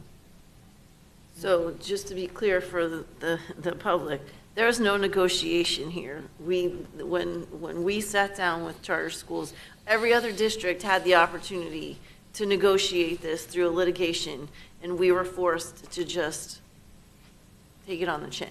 So just making a comment. Thank you. Any other comments? Seeing none, all in favor of GG3, say aye. Aye. Aye. Those opposed, say no. No. Ms. Rupert, were you a no? What? I'm a no, please. Okay, Rupert, no. Zeman, no. Alston abstained. GG3 passes. May I have a motion and second on F7? So moved. Moved by Zeman, second by Fogelholy. Public comment? No public comment. Board comment? What item? Mr. Alston. What item? I'm sorry. F7. Step back. Yes. I think I remember the question on this. So when did we approve this item back in 2023? Dr. Wanza? Mr. Shim, item F7. Why is it needed? Did we approve it last year? Why is it now before tentative budget? That's the kind of narrative I'm looking for. Yes, this item is approved annually just as a continuation because the fiscal year ends and we do not have an adopted budget. So until we approve the tentative budget, between then, dollars that are spent on salaries or any continuation budget items can be funded. So so we approved this item last year in 2023? Yes, it's my understanding that this item is approved every year. And we approved this because we are further authorizing what we've already authorized to pull from budget from this year? Or are we doing something in advance of funds for next budget year? So what is this? Explain that to me. Yes. Essentially, we approve an annual budget in September, I guess, is when it's actually adopted. And that's for the fiscal year that ends on June 30th. So between the time that you don't have a budget. Are we October 1? No. Okay, sorry, I got two hats on, sorry. Okay, June, okay, I'm following you. Yep. Right, and so you don't have a budget actually until you approve a tentative budget in July. And so in between July 1st and the time that you approve the tentative budget, you're authorizing payroll and normal expenditures up until that point. From this current, so from which budget? From is this July, coming from July 1st to, so for the beginning of the fiscal year. So we're starting to spend money from a budget that we have not approved yet. That is correct. Interesting. Why is it not the reverse? Sorry, I don't understand the question. So if we close the books on June 30th, right? Still, there are certain items that can still be paid later. Why don't we can't do it that way? We can't do it reverse? I mean, I know there's a cutoff. I get that from the audit perspective. But there is no, we can't do it from an audit perspective the other way? No? So I think, I'll use payroll as the example. This would authorize payroll for July 1 until the tentative budget is approved. So you're not going to pay next year's payroll on this year's budget. Right. We're still doing forward. Okay. So ordinary expenditures means what? I think payroll is a great example. Is there something else? Just anything that's already, right, It could be the utilities or. Yeah. Got it. So it's really to allow Normal the district to pay its operations. bills Got it. It's for paying 1 bills. month Okay. until. To operate, correct. Yeah, to Okay. operate. Got it. Which includes all contracts, everything. It's just normal operations. Got it. Okay. Thank you. Any other comments? All in favor of F7, say aye. Aye. Aye. Those opposed, say no. Aye. F7 passes unanimously. May I have a motion and second on HH1? So moved. Moved by Zeman, second by Hickson. No public comment. Ms. Pham? HH1. Back in the room. HH1.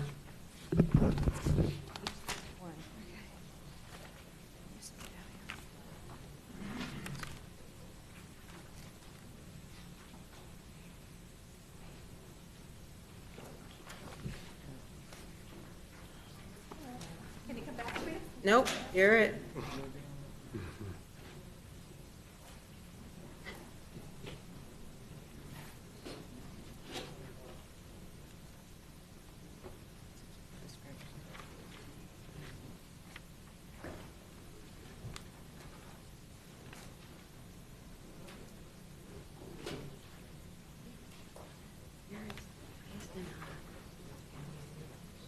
Would it help to give you a copy of the items?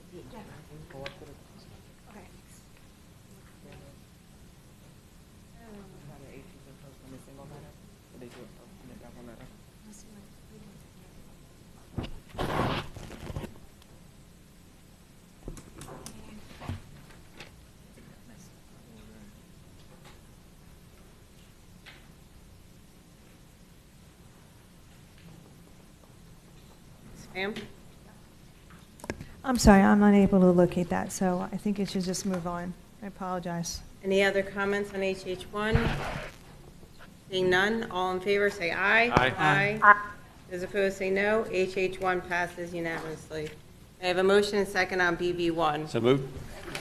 Moved by Zeman, second by Hickson. Public comments, seeing none. I have Mrs. Hickson. Thank you.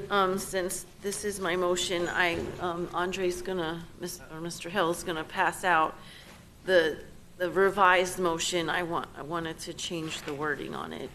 So there's just some pieces that need to be taken out and clarified. Thank you. So if you'll remember, while they're bringing it around, this item came up at the last meeting. We postponed it so that staff could have a conversation and that we could Thanks, Audrey. get the wording right.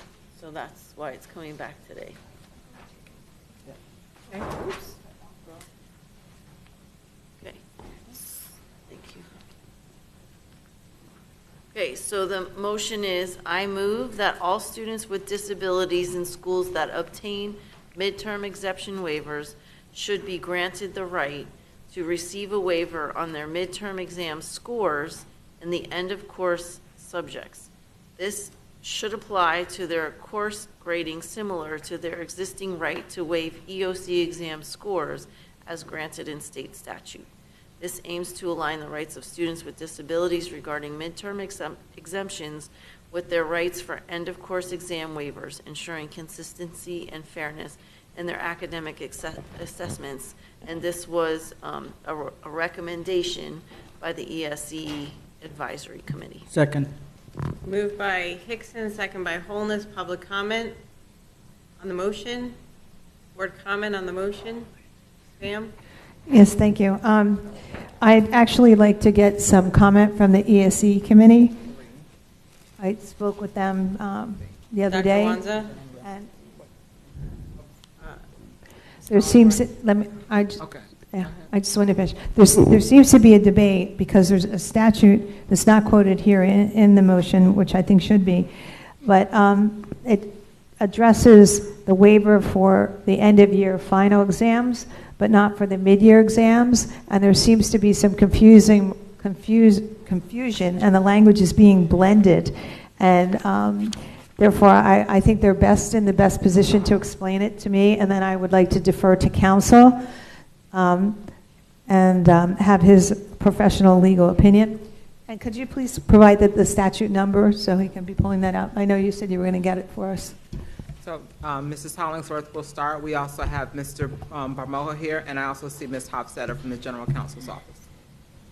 Correct. Good afternoon, Simone Hollingsworth, Chief Academic Officer. And what we did provide to you, Mr. Barmoha is going to go through with you in regards to the policy and state statute. So you have some additional, and there's highlighted information he's going to reference to walk us through the entire process and understanding so that we have clarification. Through the chair, Guy Barmoha, Director of Secondary Learning. Thank you, thank you, Ms. Hollingsworth. Thank you, Dr. Wanza. So just some, if I can be indulged, Chair, just a little bit of background so everyone understands what's going on here. So first of all, I'd like to back up to Policy 4000. So Policy 4000 currently allows all students who have an A or B in the course to exempt a midterm for any course, an EOC course or a high school course. The only exception is for college courses. So if you're in an AP course, an ACE course, or a dual enrollment course, you're not allowed to exempt midterms. But at every school of ours, through Policy 4000, if you have an A or B in the course, you're allowed to exempt the midterm. So that's Policy 4000. Now we have another policy, Policy 1403, that allows schools to waive local policies. Some of our schools use Policy 1403 to waive that exemption piece of Policy 4000. So some of our schools use that Policy 1403 and say this: students who are taking EOC courses, no matter if they have an A or B, still cannot waive the midterm. We want all kids to take the midterm for EOC courses. So we have some schools in the district that live in that realm because their SAC committee voted on that local change in policy, right? And then the third piece of information is now a Florida state statute that is strictly speaking about the EOC. And it reads, basically, a student who has a disability, students with disabilities, may waive their EOC test score for grade in graduation if, first of all, they have to sit for the exam, and then the IEP team has to be convened, and the IEP team has to determine if that exam is commensurate with that student's abilities from all year long, right? And the huge thing about the policy is there's an and statement between course grade and graduation. So if the EOC affects the course grade and graduation, the IEP team may waive that requirement and allow that kid to graduate. So those are the three pieces of two policies of ours and one state statute that's in effect here. And now you heard Ms. Hickson's motion in terms of how the ESC committee would like to have the Florida state statute applied to midterm waivers. That's how I'm reading it. I hope I explained that correctly. Ms. Pham, I hope I answered your question. You good? And I'd like to defer to counsel for his legal opinion. So essentially, we have three different, well, as you heard it, we have three different statutes we're looking at. I think two may be policy, one may be statute. And the question is whether or not the schools now that are currently certified, they came through, there's a process where they opted out of the waiver. So they don't provide the waiver. We have, I think, 1 or 2 schools in the district. So the question is now whether or not all schools in the district have to provide the waiver, or that the group that have opted out. Now, under the statute, they're allowed to opt out, and they went through that process to opt out. So they're trying to make it, I guess, consistent across the board. And the question is, can that consistency out-trump the statute where it says they're allowed to opt out? Yeah, Mrs. Pham, we've brought some assistance down from our 11th floor offices to see if we can address those questions for you. Mrs. Hofstetter is sitting here, and hopefully she can address your concerns and your questions. Through the chair. Can you hear me? Can you hear me? Nope. There you go. Okay. There's a statute, 1008.22, that addresses when a student with a disability may waive their grade and end-of-year exam results. It only addresses end-of-year exams. It doesn't speak to midterms at all. And what I understand this motion to do is to make applicable what would be available to a disabled student for an end-of-year course exam to the midterm. The statute simply doesn't speak to the midterms. Additionally, the SAC committee at MSD has applied for a waiver of our policy allowing students to exempt certain exams.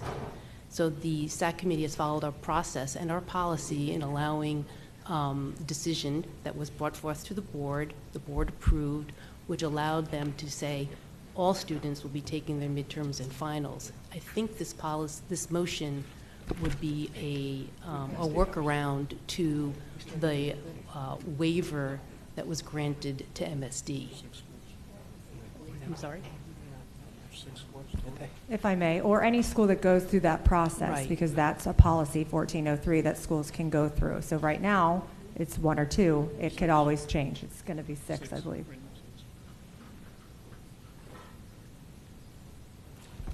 I hope that answers your question. And so if you can just clarify for everyone, so what you're saying is the waiver for the end of the year final is not applicable to getting a waiver for a midterm exam. Is that what I'm hearing? Correct. The waiver doesn't address. It doesn't address it, so it's not applicable. The motion would make applicable how end of year course exams are handled for midterms as well. So, as I said, the statute doesn't speak to midterms at all. So as far as the acceptability of this motion, have you I have. I've read it. You've read it? Okay. What is your opinion to the board on whether or not this motion should be approved, or this will be in violation of the statute? If there is a concern about how our policy is drafted and it impacts disabled students, then perhaps the board would engage in rulemaking and change the policy as it currently stands. But I don't believe you can engage in a motion to try to circumvent our policy.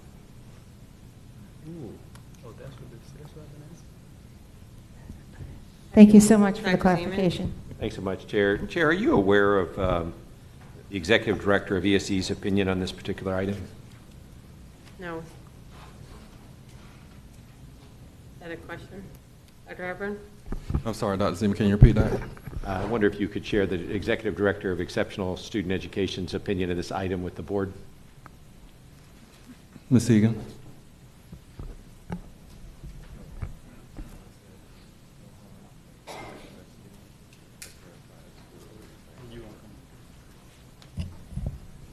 Through the chair, Diane Egan, Executive Director of ESE, and I also have Sabrina Scheib, Director of Curriculum, so she's going to assist in the response for this.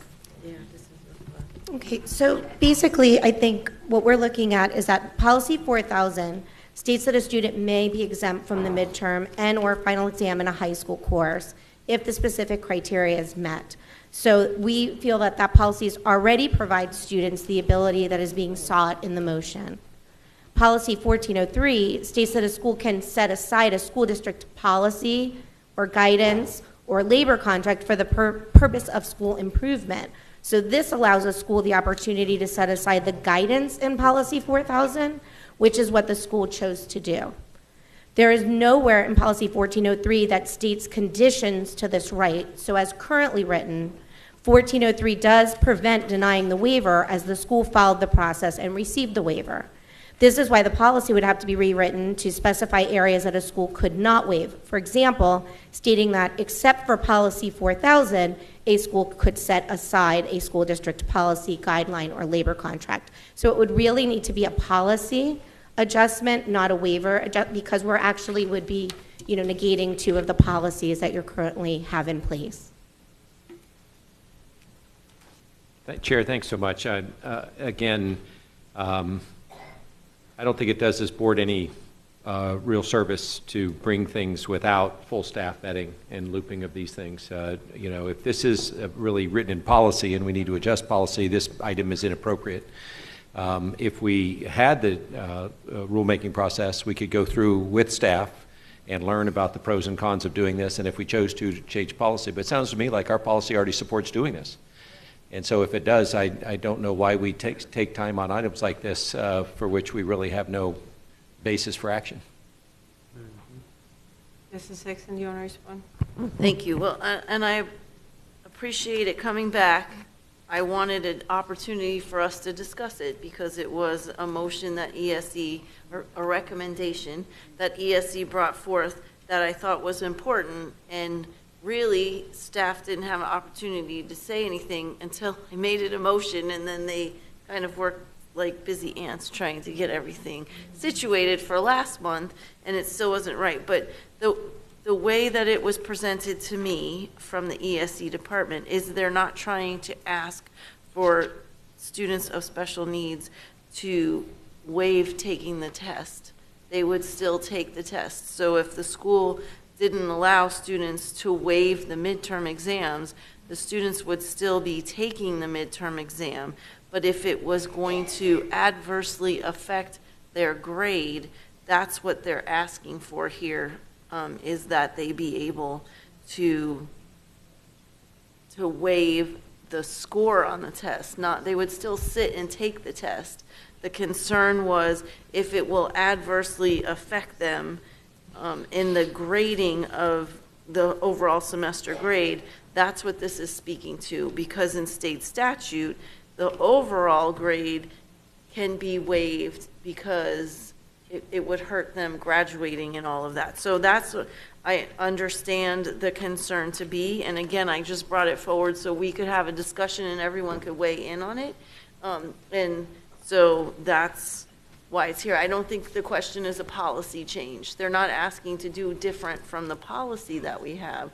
They're asking to say they'll sit for the exam. They're not asking to waive the exam. They're asking about the score once they've taken the exam. And I think that's why it was going round and round and round. It's no one's asking for a policy change. We don't. That's not what the suggestion was here. So I just wanted to be clear on that. Dr. Blackburn? Go ahead, Ms. Hollingsworth. Good afternoon again, Ms. Hollingsworth. And I agree. I believe the intention's all, very positive. I think the question and concern is that the statute is for that end of course exam in regards to the grade and the graduation requirement being in question for that student. So that's when the IEP committee convenes to determine if this is, a direct harm to the student for graduation and the end of course exam.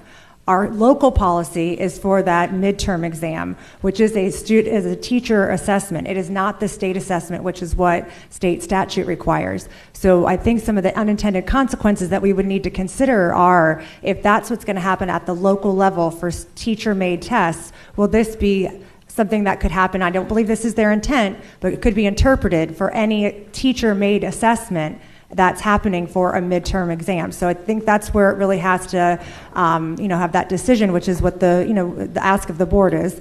And then for real, it's not part of an IEP committee for that midterm exam, so that's why it can't be an IEP committee at that point. So that's where it really looks like it should be, if needed to be, in the direction of the board, maybe adjustment of language and policy, but through the rulemaking process. But Okay, any other comments? Leonardi? Yeah, just really quickly. Just to address two comments that were made. If our policy currently supports doing this, it does not appear that that's happening in practice, which I think there is a disconnect here. So I think that's the purpose of us addressing this item in this motion. And just to address something that was just said, the motion does not say any teacher-made exam. It's very specific, actually, about midterm exam scores in end-of-course subjects. So I think it's worth having this discussion. Thank you. Any other board member? Dr. Holness? Yeah, I just wanted to find out how many schools are actually, I think it was one school, correct, Dr. Hepburn, that has the midterm? It's 5 schools, correct? Currently, it's 2, and next year it will be 6, because as the school advisory council goes through the process, this is something through policy 1403 they can elect to do if the SAC chooses and votes on it. Okay, so, my real concern is that we have our ESC students in some schools, like these 5 schools that are, have additional obligations in terms of getting through a course. And obviously this midterm, even though it's teacher created, it's meant to prepare for the EOC exam. So there's a fine line here, and I understand the state statute is pertaining to the EOC final exam, but this midterm is in preparation for that final. And looking at these 5 schools having a different measure for ESC students, it's concerning to me, and I'm not sure if state statute prevail as opposed to board policy. But there's certainly a disconnect here that I'm not very comfortable with. Thank you. Any other comments? Ms. Pham? Yes. Oh, I'm sorry. Mr. Olson. Go ahead, Ms. Pham. Go ahead. Oh, I was going to say there is a real, to me, simple solution to this. We can, the board can vote, and if we get, I'm not certain if it's a majority or it has to be unanimous. We can check into that, but we can send up a question to them, and they will provide a clarifying information and respond to us and tell us exactly their interpretation. So it puts us, instead of, we're ahead of the horse instead of the horse ahead of us, so we don't get in the position like we did with the charter schools. We know exactly what the expectations are, and we don't misstep. So I would like to make a motion to send this question up to the Board of Education and get it's called a summary judgment or a clarifying opinion from them. Any takers? On what topic, Ms. Pham? What are you saying? I'm sorry? What is the request? To send our question up, we write out the question, and we send it up to the Department of Education, and they will provide a clarifying opinion, so we don't take a misstep. They'll say, no, you cannot take away the right for them to have a waiver if they want the right, or this doesn't impact, the statute doesn't impact the midterm, so that at least we'll know where we stand that way, and we're not looking at being spanked later for taking a misstep. We know we did exactly what we were supposed to do, and we found out the information, so we can take the right steps in advance. Is there a second? I don't mind doing it. However, if I could, Madam Chair, could I also respond and have the floor, if you don't mind? Is there a second? Maybe. It's a maybe. Well, we need a second before we can move forward. Is there a second? Well, second. Let me just have the Moved by conversation. Pham, second by Alston. Public comment?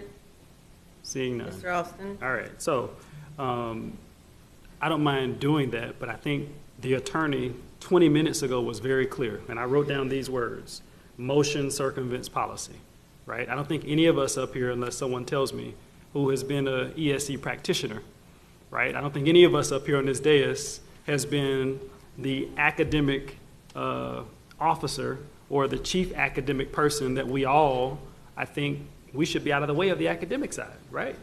Now, clearly, some of us have expertise, and we all defer to each other, I think, in certain areas, but I don't know if this is one where any of us has that level of expertise. Mr. Superintendent, right? This is in your ballpark.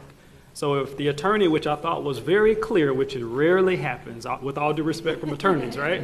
You can rarely pin them down, so thank you, right? You were very clear early on. I said, well, why are we still having this conversation for 30 minutes? So, Madam Chair, with all due respect, I think we passed a policy before, and it's 444. So I don't know if we still are, this is just a point of order.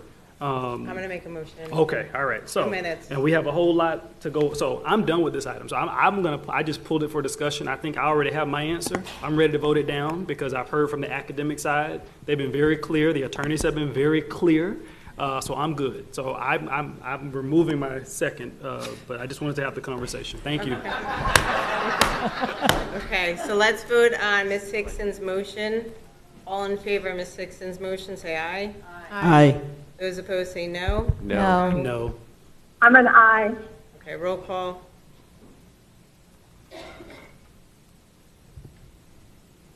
Roll call on the motion for item BB1. That's why I made the motion. I know. Skepticism. Mrs. Leonardi? Yes. Mrs. Rupert? Yes. Dr. Zeman? No. Mrs. Alhadeff? No. Mr. Alston? No. Mrs. Pham? No. Mr. Fogelholy? No. Mrs. Hickson? Yes. Dr. Holness? Yes. Okay, the motion fails 5-4. Okay, I need to make a motion to extend the meeting by 1 hour. Per policy, we are now at the 8 hours of our meeting. Second. Moved by Aldaff, second by Leonardi. Public comment, board member comment. Dr. Holness. Madam Chair, I appreciate your motion. I did inquire from staff the remaining items on what is really important and urgent to get through today, and that was BB2. I believe the other items could wait for next week's workshop. An hour is quite some time above the 8 hours, so I would prefer to have us get through BB2 and postpone the remaining items. Any other comment, Mr. Alston? Yeah, so an hour, I think, I'm good with an hour. I think we can actually get through the business because I also have another item that has to come back, Dr. Holness, which I can't tell you because I'll do it from the dais. So anyway, I'm good. Thank you. All in favor of the motion, say aye. Aye. Those opposed, say no. No. One dissenting vote, Dr. Holness. Motion passes. We go to 5:45. Hopefully finish sooner. Yes. Mr. Alston, would you like to go? Yes. I'd like to, thank you, Madam Chair. I'd like to bring back for consideration 0038 to the floor. Second. Moved by Alston, second by Aldaff. Public comment, board member comment. Mr. Yes, Alston? thank you. So what's coming around, board members, exhibit, one of the exhibits was not included, so we just want to put this, make sure it's included with the final package between the district and what we've already voted on with us and the contractor. So with that, I'd like to move the item with the attachment that was omitted. Okay, and it just gets. And to- the prior action, yeah. Right, Yeah. to the exhibit Just A. adding this back in. Yeah, give the board a minute to look it over. Oh, yeah. Does everybody have the exhibit A? Yeah. Yes. Please provide that to the media and onto the agenda. Any board member comments on exhibit A? Just a quick one, Chair. What's the difference? This was just excluded because there was already a staffing table in the item. Mr. Cooney? Yes, sir, that's correct. In the microphone. Dr. Zeman, yes, that's correct. It was already part of the item in the background executive summary. Yes. But it was not physically attached as Exhibit A to the amendment. Check. Thank Same you. information. Any other comments? Seeing none, all in favor of the item, what is the item number? 0038. 0038, including Exhibit A as amended, say aye. Aye. Aye. Those opposed, say no. Item passes unanimously. I have a motion and a second on BB2. So move. Moved by Zeman, second by Hickson. Public comment? Board comment? This, Ms. Rupert?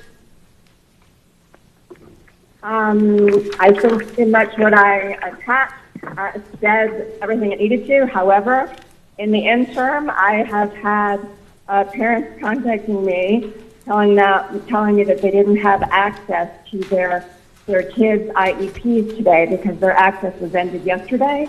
And also today, ESE specialists, that was their last day, and they cannot access their extended school year students' IEPs today. Dr. Hepburn? So, yeah.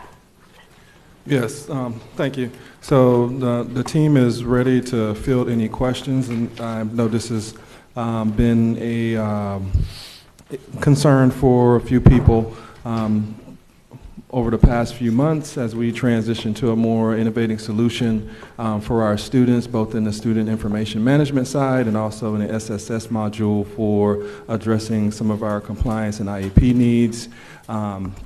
And also, I want to remind the public and the board that the team has dedicated thousands upon thousands of man hours in development, collaborating with our ESC team to make any customized changes to address the needs in Broward County Public Schools. As we know, with any large-scale initiative, those things are also ongoing during the actual go-live and implementation to continue to further make iterations that suit our needs and our kids' needs.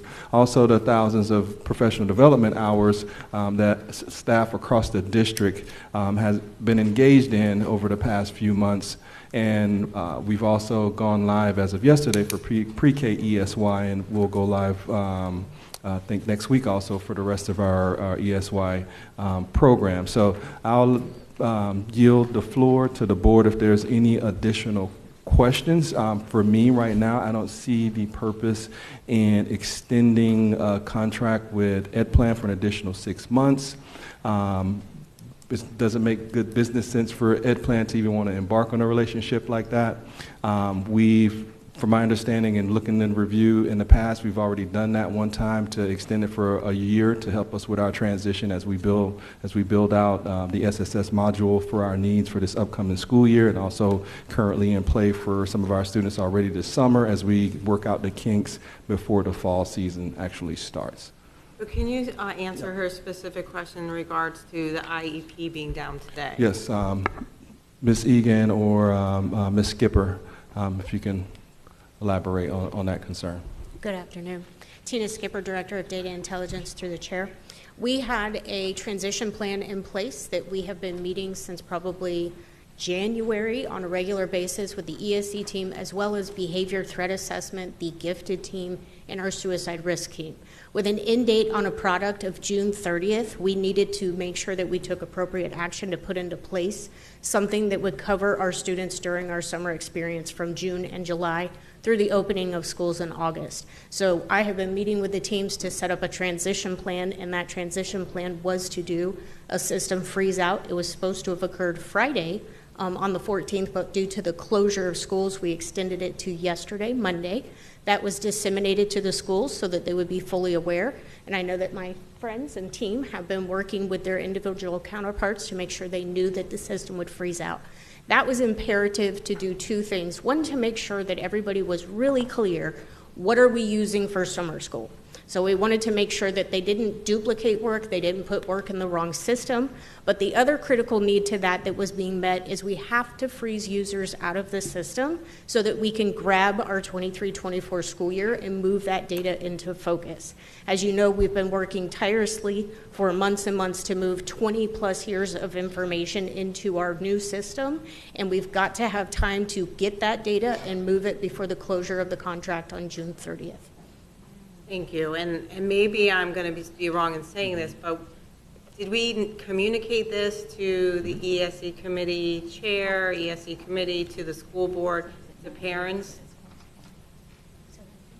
9 days. It's closed. No. No, I mean 9 days. Rupert? Diane Egan through Go the ahead, Ms. chair.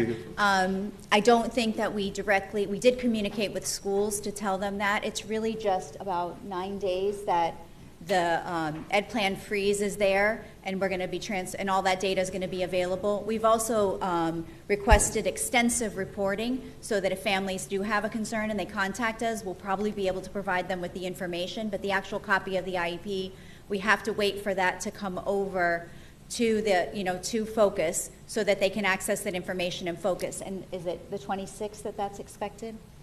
So with our original transition plan freezing on the 14th, we had an agreed date with the vendor PCG for a delivery of June 26th. They are working very hard to try and continue to meet that date, but because of the extension and them losing a weekend, we need to project that we could potentially have to bump that several days. So they're working on packaging the data. They were in communication this morning. I don't have a final answer on whether they feel like the 26th is still attainable at this time. Okay, so Dr. I'm going to interrupt Hepburn. again, and I'm sorry.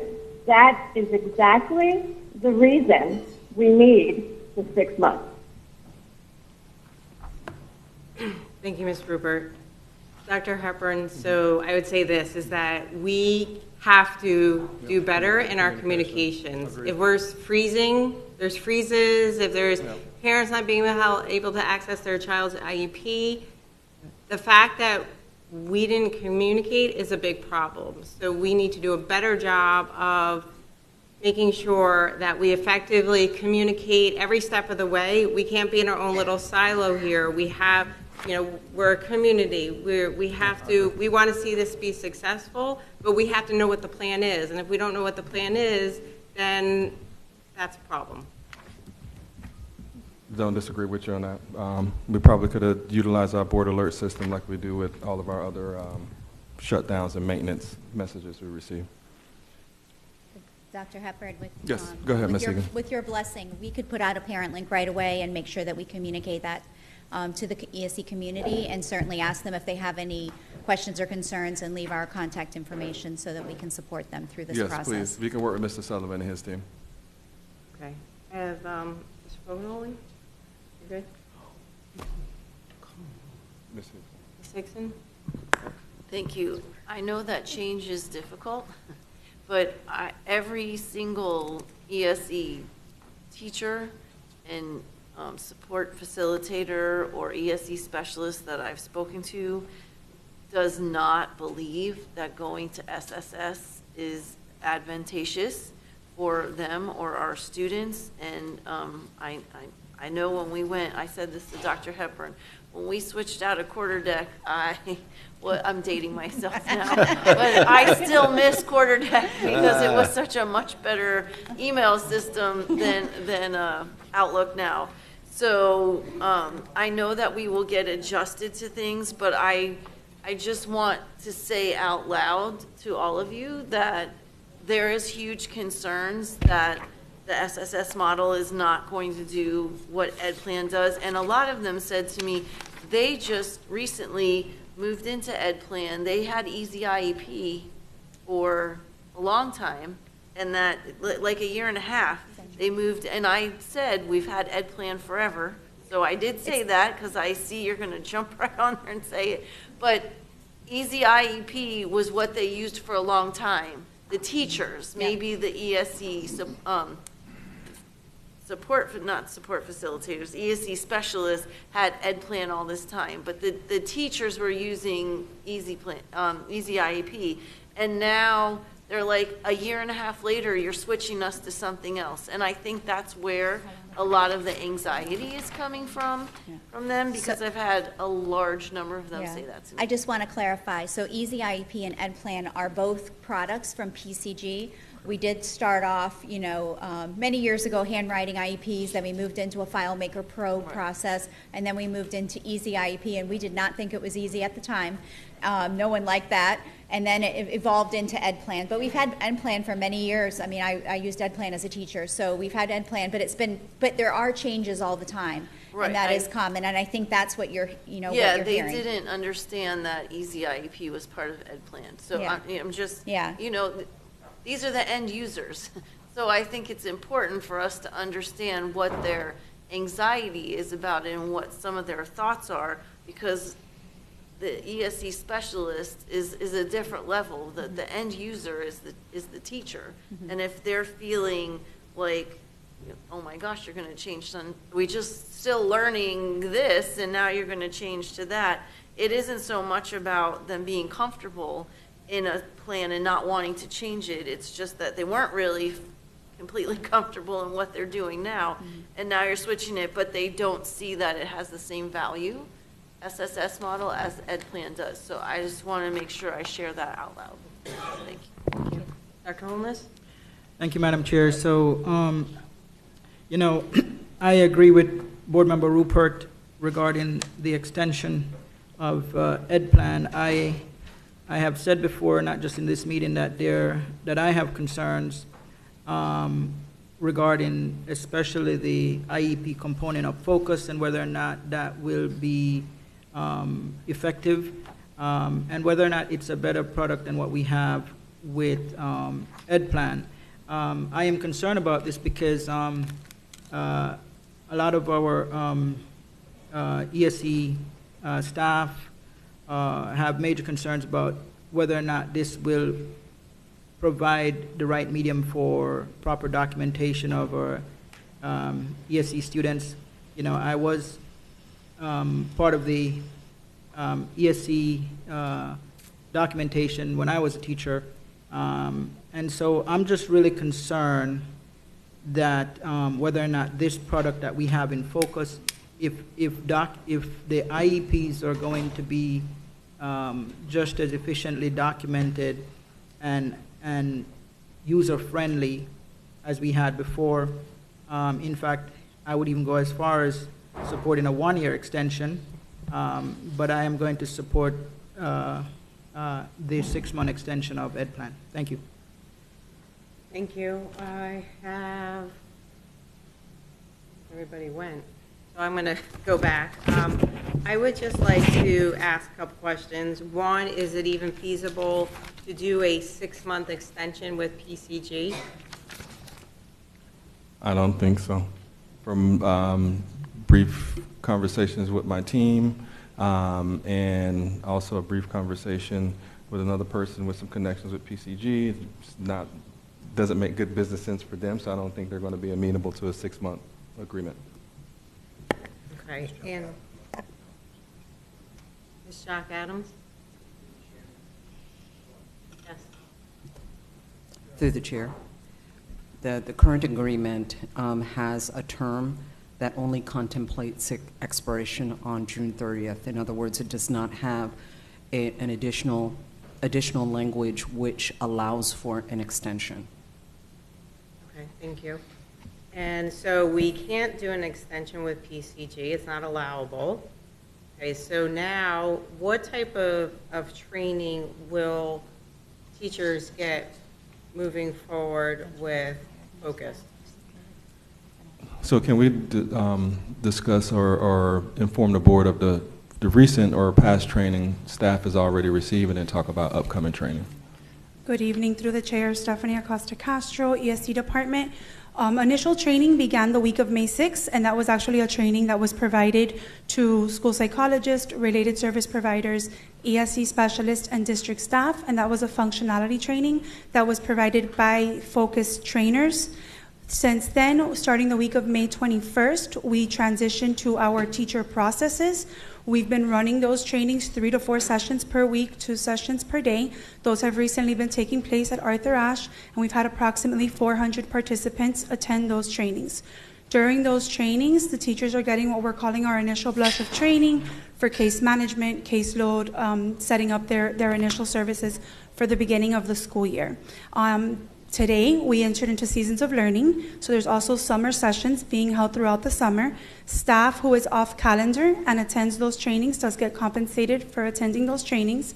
And then with the additional positions that we were able to secure for the 24-25 academic year, we have 6 allocations, 5 currently filled, where we will be providing training all throughout the year. Our thought process is we're going to have 2 trainers per region, and then the teachers will not have to come all the way to Arthur Ashe to get the training. We want to work with community partners, high schools, to be able to offer that training for them, and then they'll have a combination of trainer-led trainings as well as opportunities for them to come in and actually get direct support in developing their plans, in developing their drafts, and ensuring that they have everything they need in place prior to sitting in front of the parent when they have to have those meetings.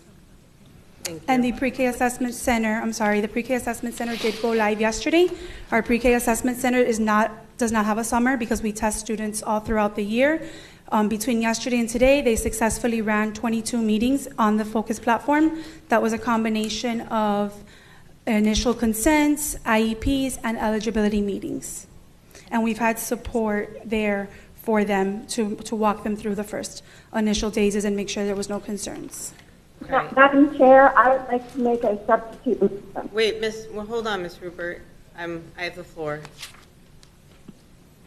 So the Ed Plan system was $2.9 million per year, and Focus is $1.6 million annually for the next 14 years.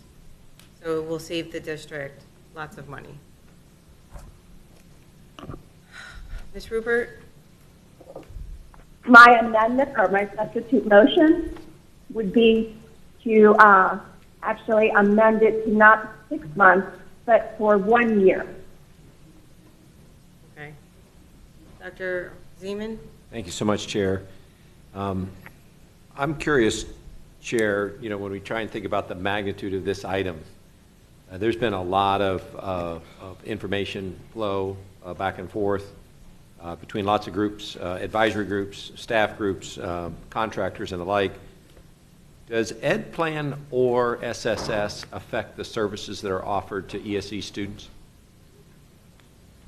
Dr. Hepburn? I would just say ESC team because there's a lot of you lined up right there.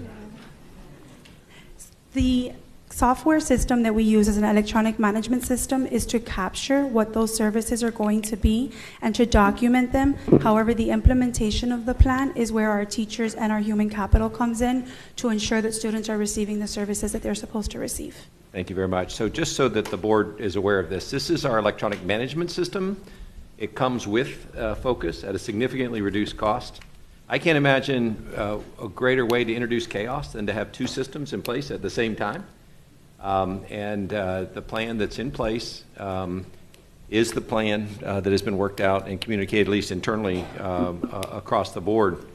I think every software transition is difficult, though. Well, Ms. Hickson's talked about going from one email system to another. We just converted my whole company over to cloud. You want to know about chaos? Try and tell everyone they still have all the software, but now they have to operate it on a cloud. And on Monday, when we turned over, nobody could work for 6 weeks because they had to learn the new systems, and it takes a long time. But the cloud is significantly better than enterprise-based software systems. And a single integrated student information system with all the components built into it, including IEPs, gives everybody here who's trying to do data-informed decision-making an amazing ability to look across IEPs, student information, academic success, teacher placements, and all that in order to come up with real analyses in real time. So when you think about serving the superintendent on any of these staff positions, you're a big fan of Focus or any other single integrated student information system because all that stuff is just all in one system. On balance, I think given that this doesn't affect the services that are provided to our ESE students, it is the management system. I think it's time to take that risk, save the money, and move on with one system. I also, just from a business perspective, PCG extension at this point, they could hold us over a barrel for any price. So if we walk into them and say, hey, we want 6 or 12 months more, today is June 18th, last I checked. It still is while we're here. And we would need something turned over on July 1st. I think it would undo all the work that we did. And I think we have to, I just think we have to move on. I know that there is a risk, and SSS isn't a one-for-one replacement for Ed Plan. It's a different system, but it's another electronic management system to support our special needs students, and it's going to work out fine in the end. We just have to go through the transition and make sure that our amazing ESE professionals have all the support that they can get. Thank you, Chair. Thank you. Wait, what happened to my motion? We're still talking about Ms. Rupert. No one seconded the motion. Okay, I have something else to add. Go ahead, Ms. Rupert. Okay. I'm now hearing from social workers that they haven't even had any training whatsoever, and they won't get to it before the beginning of the school year because they're going to be stuck in basic. So what we've been trying to sound the alarm at, I mean, it's like the canary in the mine. I don't know if I could say it any clearer. It's not a good fit. I mean, I understand, making sure that you can get it right, but it's been an 18-month thing, and they're still not giving the information to our end users to get them ready for our students. And I can't clearly say that enough. Please listen to your social workers. Please listen to your ESE specialists. please listen to your ESE parents. Those are our end users. Beg. Ms. Skipper, I'm sorry. Go ahead. Can you talk about training for social workers? The social workers will actually remain in their current system of record, which is BASIS. It's an in-house application that is supported by the Broward IT department. There were some hours that were lost with the standing up of the SSS module. And I would like to continue to reiterate that the SSS module will service more than just our IEPs. It will also encompass our EPs. It will be our behavior threat assessment. It will be our suicide risk assessment, our MTSS platform, and eventually probably our bullying and harassment platform. So it is all inclusive inside of one system. Setting up all of that with an end date on a current vendor of June 30th meant that we had to cut some places. And unfortunately, our social workers were one of them that had to be cut. The intricacies that are inside of our current homegrown application, because we have very gifted people inside of our current IT department, we could not replicate that in the timeline that we had to spin up an SSS Go Live that went live yesterday. So that was communicated with the heads over social workers. They were in support of the decision to not move haphazardly into the system, but to pause for a year. We have provided a direct link inside of Focus so they can actually jump straight into their current application that they already know how to use, because that is their current system, from Focus. And we will pull their data back into the system to give them, just as Dr. Zeman talked about, the ability to join or merge their data with everything else inside of the system for analytical purposes, so that they can see a student holistically from within the SIS. Anything else? Ms. Pham? Dr. Hepburn, I don't see that there's a choice here. They've already merged, they said 20 years of data. If I'm hearing you right, they're ready to go in just less than 2 weeks. And we don't even know where we stand with EdPlan. We don't know that they would come in and be a hero and try to rescue us or do anything to fix any kind of situation or anything that's broken for us. Tell me if there is any alternative or balance here, or do we just need to green light this? Because we need to know where exactly the district stands on this and how confident they are. Dr. Hepburn. As I said before, I've been communicating with the team on a weekly basis. I've read the report that many of the board members received. I've even made my own phone calls based on the report, did my own research based on that report, just to make sure, I'm not overlooking any concerns that are coming our way. And the IT team, the ESC team has been giving me updates. I understand that a agreement was made with PCG before to extend to allow what they've done for us to go live this upcoming fall and this summer to get this software, this program up and running for a full-fledged go live in the fall. So I'm in the same realm of you that we're ready to go. I don't see the need to continue to extend, because we extend one more time, we're going to continue to extend. We need to go ahead and make this change, use this comprehensive solution that's going to be a benefit to all of our students, not just our ESC students with the SSS module, but all of our students when it comes to utilizing Focus, the student information management system as well. Okay, ready to vote? Yes. And just, Ms. Rupert, you did not get a second on your 1-year extension, so the requested. Dan? Second. Okay, Ms. Rupert, are you making a motion? Yes, to extend it, to give authorization to the superintendent to reach out and with PCG, so they would extend it for 1 year. Is there a second? Second. Public comment? Board comment? I have a question. Charleston? So I just want to confirm once again from council, I don't have the contract in front of me, and I won't even focus on where we have been just in the last 2 years with the PCG conversation and audits that I know that this board has looked at talked about, but I haven't forgot about them. So, council, I thought you were very clear that there is no mechanism for the board today to do any extension. Did I misunderstand you? Ms. Jacquez Adams.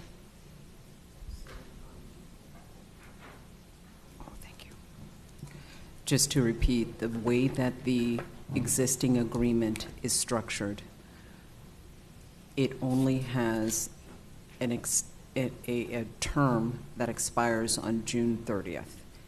It has no language which allows for the option to extend it within this current agreement. So does the board does the board in its ability, can we from the dais just direct the superintendent to contract with any firm? So with this type of procurement, depending upon the scope, there is an exemption to formal solicitation for computer software. So if the scope is restricted to items that are within the exemption, then they can negotiate with PCG for a new agreement with the scope that is desired. That is an option. So in other words, if the scope that is contemplated is less than what the scope is right now, like there are 5 items, for example, on the existing agreement, and they only need 2 items on, the desire was 2 items to be extended, my suggestion would be to enter into a new agreement with whatever scope is desired. I'm not sure what the parameters of the scope is, but that is an option if it falls under the exemption. If the scope contemplated does not fall under an exemption, then it needs to be formally solicited. So who makes the determination of an exemption? Is that legal? Is it procurement? And depending on the answer, or whatever, regardless of the answer, does legal or procurement support an exemption for the board to do today from the dais? So procurement determines exemption, and when the agreement is crafted, our office looks at it and supports that based upon the facts and circumstances within the contract. All right, Mr. Superintendent, do you have someone from procurement present? Because I believe they're the chief procurement officer, not the school board. Do you have someone from procurement that can help us? And through the chair, one more point is that it needs to be clear to procurement what the scope is, because facts are important. They can't make a determination without the appropriate facts, and the facts here are the scope. Mr. Superintendent? Yep. Mr. Smith. Mr. Smith, as you're coming forward as I'm assuming you're filling in as the chief procurement officer. You've heard the board discussion. Do you support an exemption today for the school board to do this? Brian Smith, Director of the Business Support Center. Designee Jennifer Andreu, Executive Director of Operations. In this particular instance, yes, an exemption would be available if that's the decision of the board. Okay. Any other comments, questions? Ready to vote? The motion is the requested action that you're voting on is to direct the superintendent to negotiate a 1-year extension to the ed plan contract. Roll call. Through the chair. Through the chair. Did you was it a 1-year agreement? Yes. You mentioned exemption, extension. Agreement. Excuse me.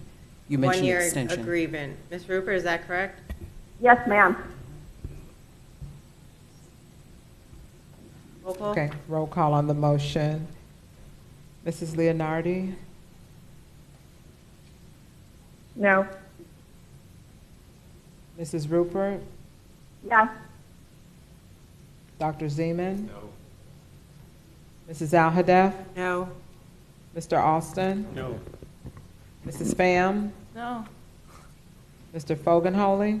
No. Mrs. Hickson? I would have considered 6 months, but not a year, so no. Dr. Holness? Yes. The motion fails 7-2. Okay. Motion fails. I have a motion second on DD1. Dr. Zeman? That was a move. That was just an amendment? She changed her motion. Good, right? We have to do the item. All right. All in favor of BB2 as amended, say, or, no. No, it just, Item itself. Thornhill, There's no. right. Well, she made a substitute motion, I thought, so it actually kills it. You gotta go actually. It kills it. Yeah, that was a substitute kills it. motion, so we're done. She's done. We have a motion second on DD1. Moved by Hickson, second by Fogarty. Public comment or comment? Ms. Hickson? What is the motion? Amended motion she just made now? She No, made it was for a year, not substitute 6 motion. months. Done. Yeah, I don't. I'm sorry. I just need a little help, I guess. Traditionally, and under Robert's rules, if you have a substitute motion, it could be voted down, but that just means the substitute's not as good as the original motion, No. right? You still have to vote on the original motion. No, she substituted it. A substitute is a substitute for what's on the table, and that didn't pass, which means the substitute is not as good as the original. It's one against the other. That's why it's called a substitute. So Madam Chair. you guys could figure it out. I'm sorry, Madam Chair, we've debated this before, which is why I've said we shouldn't do substitute motion. It's more of a hostile I'll leave it up motion. to our acting parliamentarian. Well, So in he's an already abundance of caution, we'll vote on the requested action for BB2, which is to direct the superintendent to negotiate a 6-month extension to the ed plan contract. Welcome to the Broward School Board. All in favor, say aye. aye. Aye. Those opposed, say no. No. No. Item fails. We have motion second on DD1. So moved. Second. Moved by Zeman, second by Hickson. Public comment. Hickson. Thank you. On page 2028, it's a page 2 of the executive summary, where it says process improvement recommendations. So I agree 100% with the first one, the delivery methods and content of the student orientation and so forth. But my next point is the second bullet. The policy requires that the orientation to students in the school community is provided annually. I'd like to make a suggestion on that, is that it is done early in the year, because when you just say annually, you could be giving that orientation in January or February, which kind of defeats the purpose of why you're giving them an orientation. So I don't know if, I just want to suggest or recommend that we do it as early in the year as possible. Through the chair. Dr. Hepburn. Mr. Lozano? So through state statute and our work in Broward County Public Schools, as part of statute, all students need to be informed of Fortify Florida within the first 5 days of school. So as part of that video, we're adding a grade level specific for K-2, 3 to 5 in secondary on see something, say something, threat awareness, and threat reporting. So our goal moving into this year is to inform all students within the first 5 days school is in session on threat awareness and threat reporting. The state also put together, the Office of Safe Schools, a uniform training for all school-based staff that all districts will use. So we are going to orient our principals and chairs prior to the start of school, and during planning week, our goal is to have all school-based staff oriented on threat awareness and threat reporting during planning week prior to the first day of school. Thank you. And I'll just say, we got an email from a parent who, they were familiar with Fortify Florida, but this was concerned about other people not knowing what it was, and they had a good experience and were able to resolve an issue through that. But she did reach out to us and say, we have to do a better job of letting our students and staff know that Fortify Florida exists. So I appreciate that we're going to do something very big in the first 5 days, because it clearly is needed. So thank you. Any other comments? Seeing none, all in favor of DD1, say aye. Aye. Aye. Those opposed, say no. DD1 passes unanimously. At this time, we have our 5 o'clock public speaker, Belinda Leone. I saw that. That's the exact one, right? It looks like it. Yeah. Oh, no, it's not. I'm not. Good evening, Madam Chair, school board members, Mr. Superintendent. I am Dr. Belinda Leon from the Women of Tomorrow program. I'm their program director.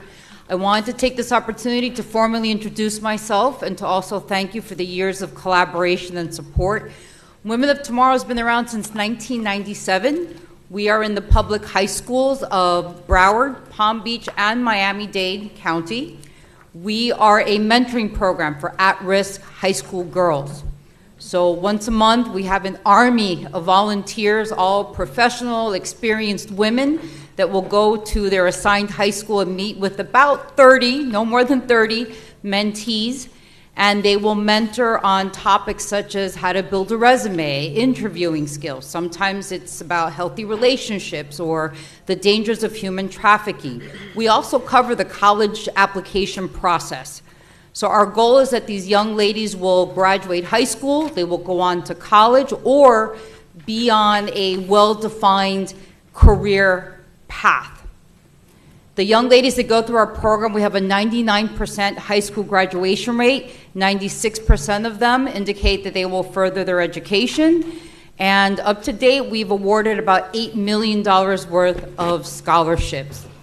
Right now, we're working with all the South Florida colleges, FAU, Palm Beach State College, Nova, Broward College, Miami-Dade College, FIU, St. Thomas, Barry, and Florida Memorial to create different programs and activities so that they can understand how to further their education, but to also explore different career paths. I brought with me a one-pager that I'd like to leave with all of you that's got a little bit more information on the organization, and it has the list of the Broward high schools where we are active and also the ones that we're working to become active. My goal as program directors to be 100% in Broward County. I look forward to working with all of you to make sure that your high schools have a Women of Tomorrow on campus. And again, thank you for your support and thank you for the time tonight. Thank you. We have a motion and second on DD3. So moved. Second. Moved by Seaman, second by Hickson. Public comment, board comment. Mr. Fognoli? Oh, no, Chair, I'm good. Sure, thank you. Any other comments? Seeing none, all in favor, say aye. Aye. Aye. Those opposed, say no. DD3 passes unanimously. May I have a motion second on DD6? So moved. Moved by Seaman, second by Hickson. Public comment. Mr. Alston? Yep.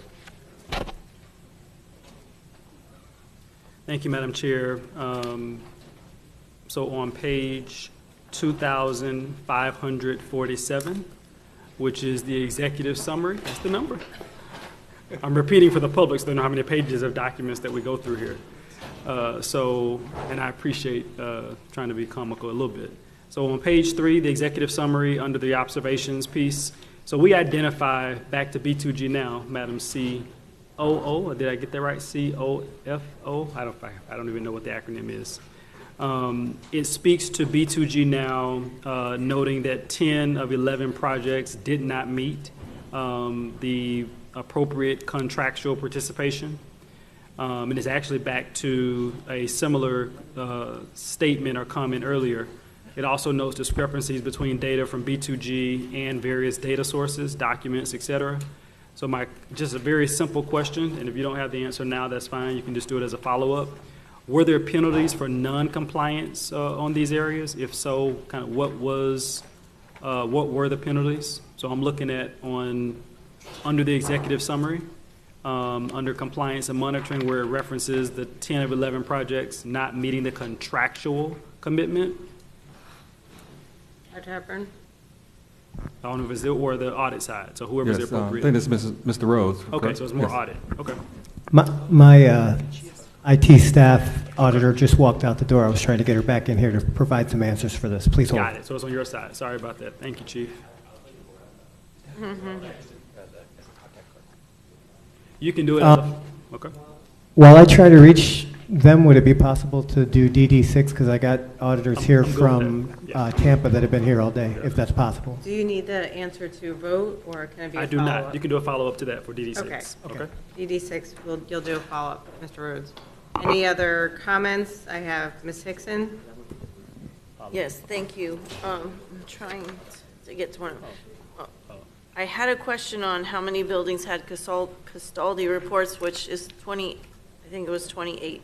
So my question to Dr. Hepburn is, are those custody reports part of the criteria for school closures? Dr. Hepburn?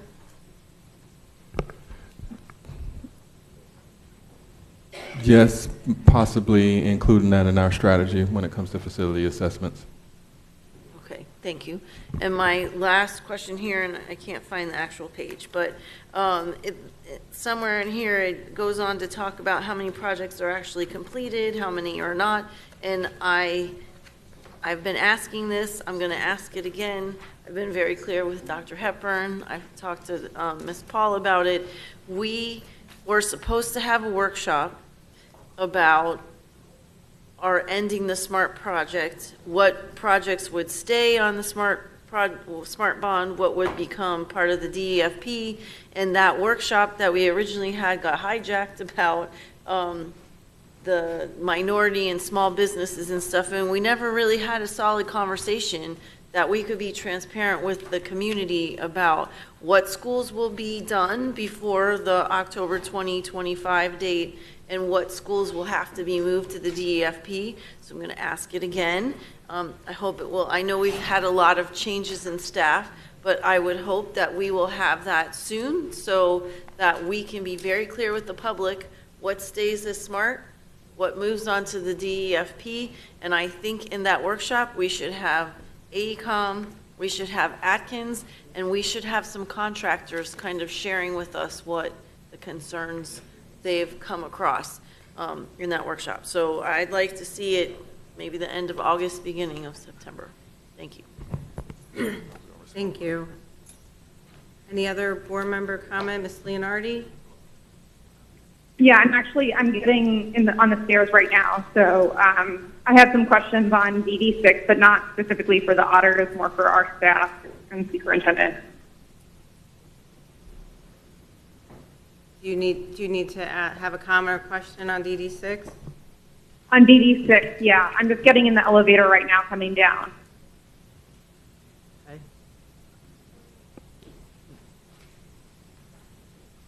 Any other board member comment on DD6?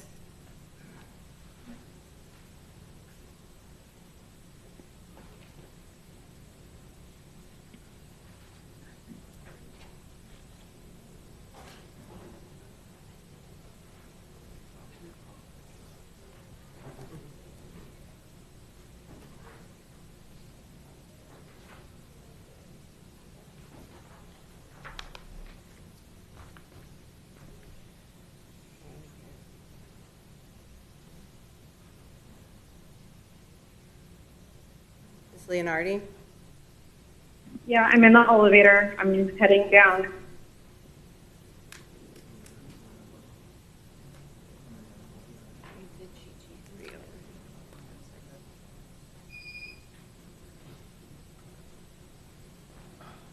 What are we waiting on?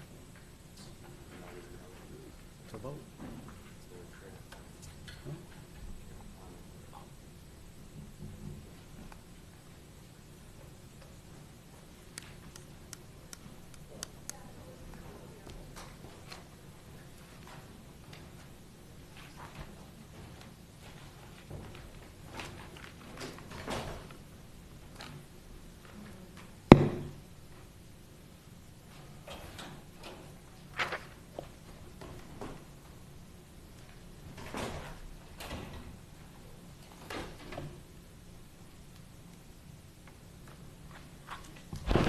All right, so the questions I had were, in comments, were particularly to the recommendations and our response to the recommendations.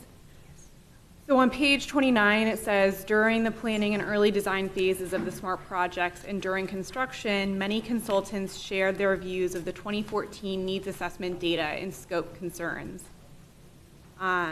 These lessons learned were taken into consideration while preparing the current RFP. So I guess my concern is it's been 10 years, and if we got this feedback early on in the program, why haven't we really, why has it taken 10 years? You know, why haven't we seen significant improvements? It doesn't really feel like we've learned lessons. So I don't know if someone can speak to that. Dr. Hepburn? So I just want to clarify the question. Lessons learned in the facilities assessment from 10 years ago and the current RFP that's out. And we're saying that the current RFP that's out is reflecting the procurement process or the RFP of the past? No, so I'm more talking about the program in general, right? Like, so we identified some problems in the past early on, and obviously this predates you. Yep. But I guess the larger question to the system is, why didn't we improve in the last 10 years? I can't.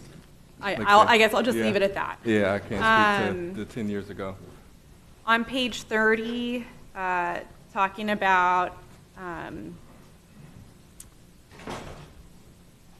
just get that right page. The custodian analysis. You know, Stranahan High School really stands out. Buildings 2 through 16, renovated, not replaced. I think it really speaks to how Stranahan has historically been treated. It's really disturbing.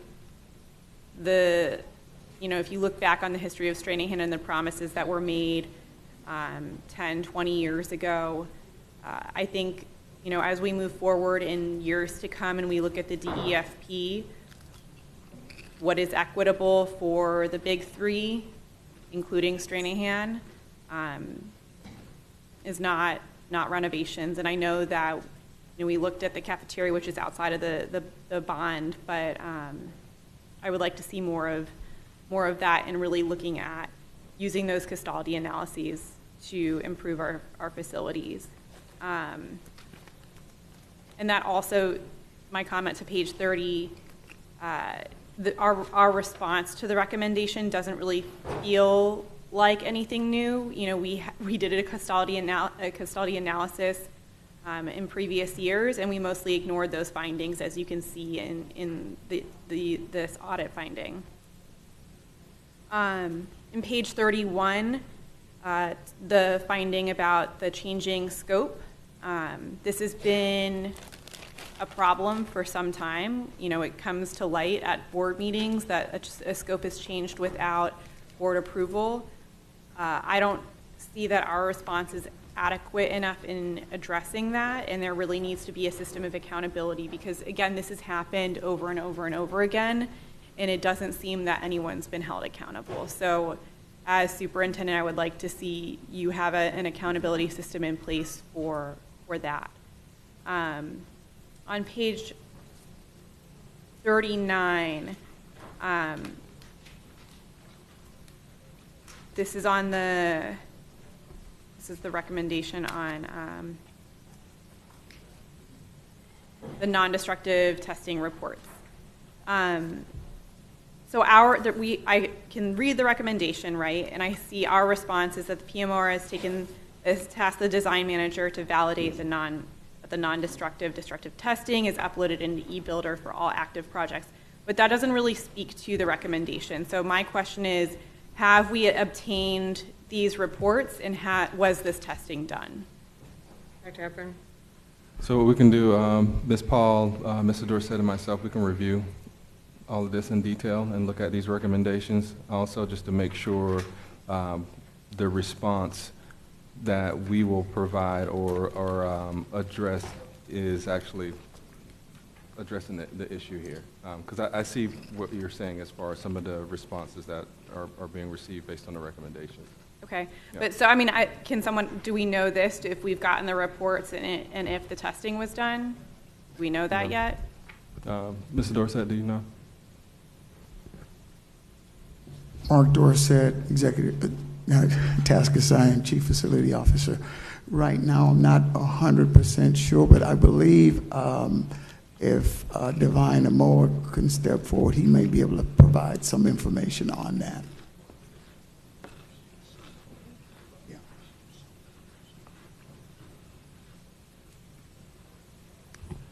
Divine Amoa, Director, Pre-Construction. Yeah, we did receive some of the testers, but not for all of them. Okay, so I guess my question would be, what is our recourse for that? You can continue. Well, our recourse is to go back to the contractor and see those things that they never provided to us. Now, if we can back charge them, or they should give us credit for what they should have done. Okay, are we in the process of doing that, or? That I will not be able to tell until I speak to the program manager. Okay. I guess I'm just, so I guess I'm wondering, like, again, what accountability system do we have here? This is, we have a clear recommendation here. Our response, I think, is incomplete because apparently we do have some of these reports, but not all of them. There is apparently some recourse that we could take, but there is no plan to take that recourse. So I'm just really concerned that we have not, we're not being very disciplined in our approach here. We'll follow up. Yes. Thank you. Thank you. Any other comments? Seeing none, all in favor of DD6, say aye. Aye. Those opposed, say no. DD6 passes unanimously. May I have a motion and second on FF1? So moved. Moved by Zeman, second by Hickson. No public comment. Board comment. Zeman.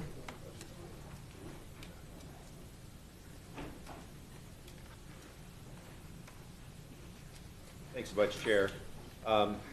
My question is really about AREBA and success factors coming out of capital funding. I just want to make sure, Chair, that this is an appropriate use of capital funds. Dr. Hepburn? Mr. Shim, can you elaborate? Yes. Can you hear me? Omar Shim, Director of Capital Budget. Yes, this is an appropriate use of capital funds. Capital funds can be used for the implementation of enterprise resource software, but not the ongoing costs. Terrific. Thanks so much, Chair. All in favor of FF1, say aye. Aye. Aye. Those opposed, say no. FF1 passes unanimously. May I have a motion second on JJ8? Moved. Moved by Zeman, second by Hickson. No public comment. Ms. Hickson? Thank you. Just glad to see a credit. And I'm just going to give my numbers. So consultant omissions was $98,985. Consultant error was $55,893 for a total of $154,000, which sounds great, but keep in mind there were only a few change orders that encompassed all of that money. So just doing my monthly thing. Thank you. All in favor of JJ8, say aye. Aye. Aye. Those opposed, say no. JJ8 passes unanimously. May I have a motion and second on JJ14? So moved. Moved by Zeman, second by Hickson. Public comment? Seeing none. Mrs. Alda. I have a motion. I'm going to pass it out. So this is sale of land. Oh, we have it. At Coral Springs High School. And my motion is I move that all proceeds from the sale of this land be allocated exclusively to the Coral Springs High School budget for capital purposes. Second. Moved by Alda, second by Fogenholy. Public comment. Board member comment. Ms. Dixon? Just a quick question, I guess to legal, or the capital budget, I'm not sure who would answer it, are we allowed to specify where money from a sale is going? Dr. Hepburn. Mr. Shim or legal, either or. Yeah, there's nothing prohibiting the board from allocating those funds the way that, can you hear me okay? Talk louder, please. Okay. Omar Shim, Director of Capital Budget. There is nothing prohibiting the board from directing where these revenues go. The sale of land basically is similar to millage funding.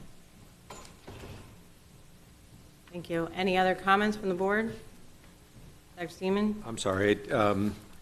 This is land we bought in 1957, right? 1959? And it's just land that we have never used since that time. Can you, why, so in my own kind of logic, we're Broward County Schools, and we have a piece of land, and it's connected to a school but never used.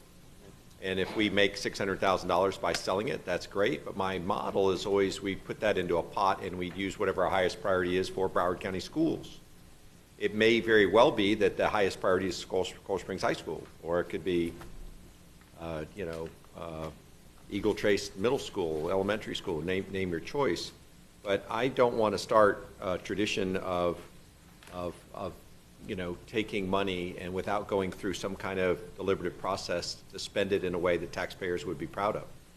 So I don't want to do this. It just does. I really think that we need to take all of our money, as scarce as it is, especially on the capital side, and go spend it somewhere where we really need it. This also doesn't allow us to do equity-based decision-making. It just kind of takes it and keeps it local. But that might not be where our greatest needs are. Any other board member comment? Ms. Pham? Yeah, my sentiments are with Dr. Zeman. We have a lot of acreage right now. Well, the school district has a lot of acreage in Southwest Ranches that has probably a very extremely high value. So if we're going to do that and set the precedent, well, wherever the land happens to be, that's the person that wins the bounty, then Southwest Ranches is going to be very, very happy. So, thank you. Madam Chair. Mr. Austin? Thank you. And actually, speaking of Southwest Ranches, I think I heard you. There are no schools there. I think I was the first person that's been there in years anyway, but not to make that a different point. I also recall when the item for Southwest Ranches came to the board, the discussion and the vote count from the board, and the word or words that really created some heartburn for some up here. So I appreciate the spirit of what you did. So I'm not necessarily opposed to it. My question is, one, have we done this before, A? Two, if we haven't, is the intent going forward, because we now know that there's going to be lots of land sales, as the superintendent has already identified to the board. So is the intent for there to be competing items or competing priorities? Or is it just, a one first or one, first come, first serve from the board, Mr. Superintendent? So I don't mind this being the first, so I'm not opposed to that, if that's the answer. I just want to know process-wise. 1 second before we need to have a motion to extend our meeting. 15 minutes, so moved. Second. Okay, all in favor, say aye. Aye. Yep, we got 3 items, yep. Dr. Hepburn? So I would say that is a board decision as far as if we're going to prioritize the proceeds from sales of surplus property. I'm going to work at the behest of the board's decision on what priorities that the board corporate votes on as far as priorities that they deem fit as far as the use of those proceeds for certain properties. So. I'm smiling because I expected you to say that. Mm-hmm. Well, I don't know, can someone answer the first part of the question? Is it the first? Is this the first? Anyone know the answer? Dr. Hepburn? Is it permissible? Is it the first? Go ahead, Mr. Akabuso. Chris Akabuso, Director of Facility Planning Real Estate. I just came in. If you can repeat the question, please. So there's a motion, there's a motion on the floor from the chair to allocate from JJ 14 the proceeds just to one individual school. Mm-hmm. I'm just wondering, is this the first time we're doing this as a district, allocating to one school? My understanding, this is the first. Okay. Because we checked with the Capital Budget Department. And it is permissible, correct? Yes, All it's right. unrestricted because it's capital funds. Got it. Okay. So I'll just close. Does anyone else have anything to say? I'll just close and just say that Coral Springs High School needs a lot, as met all of our schools, I know, but cafeteria issues, field issues, And we talked the other day about extending our, turf to our fields. They need turf. So this money would be used towards these purposes and, for the principal at that school to work with staff to figure out the best use of this funding for Coral Springs High School. Susan? Thank you. I don't mind it for this item, but I'm also concerned about a precedent. If we're selling property for $26 million, I have a concern that we would say $26 million is going to a specific area. So I appreciate the number's not large and the school needs that, but the question came, what is the board going to do? So I would say that we don't look at this as a precedent, but have to look at everything that we do, because we're going to sell some property for some big money. And I don't think that we should be directing those large buckets to one specific place, because we do have lots of schools across the district. And that place where we sell it may not have the needs of a school more east. So, thank you. Dr. Holmes? Thank you, Madam Chair. So I do appreciate the spirit of what we're doing, and I do agree that, we should not make this a trend. But I just wanted, if staff could speak to the needs of Coral Springs High School. This is $600,000. And what are the facility needs that are there? So it will better inform me to vote on this item. But certainly if I do vote to support it, which I likely will, is that it's not a trend that we set with other properties that we're selling all across the district. So, Dr. Hepburn. Mr. Dorsett? Through the chair, there's definite need there at Coral Springs High School. I know there are some situations in the cafeteria that need to be addressed, and there's no funding for that right now. If we're looking at installing turf at all of our high schools, that money can offset some of that funding in that area, what we don't use in the cafeteria. The difference with this particular piece of property is it was purchased back in 1959, like we said, but the only thing that divides it is Sample Road. So you have Coral Springs High School on one side, you have Sample Road, and then there's a sliver of property there that really is just sitting there right now. So it was purchased with the school, and I think that the funding, the proceeds would definitely benefit that school if the board decides to do that. Okay, and the ACOM projects are all completed for Coral Springs High? Repeat the question, please, Doctor. The ACOM allocations for Coral Springs High, that's completed? It did not address the issue in the cafeteria, as the principal had mentioned. Okay, got it. Thank you. Any other questions or comments? Roll call on the motion. Roll call on the motion. Mrs. Rupert? Dr. Zeman? No. Mrs. Leonardi? Yes. Dr. Holness? Yes. Mrs. Hickson? Yes. Mr. Foganholy? No.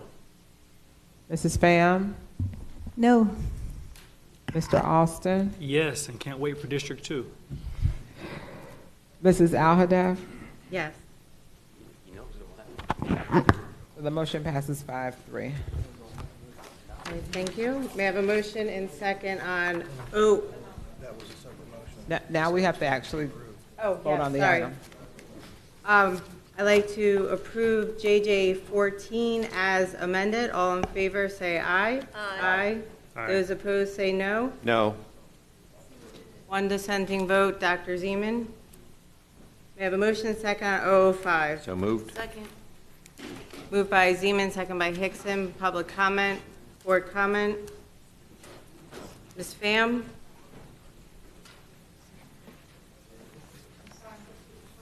005. Buying identification card software, 150,000. I was just wondering, has anyone looked into whether we could do this ourselves and save some money? Dr. Hepburn?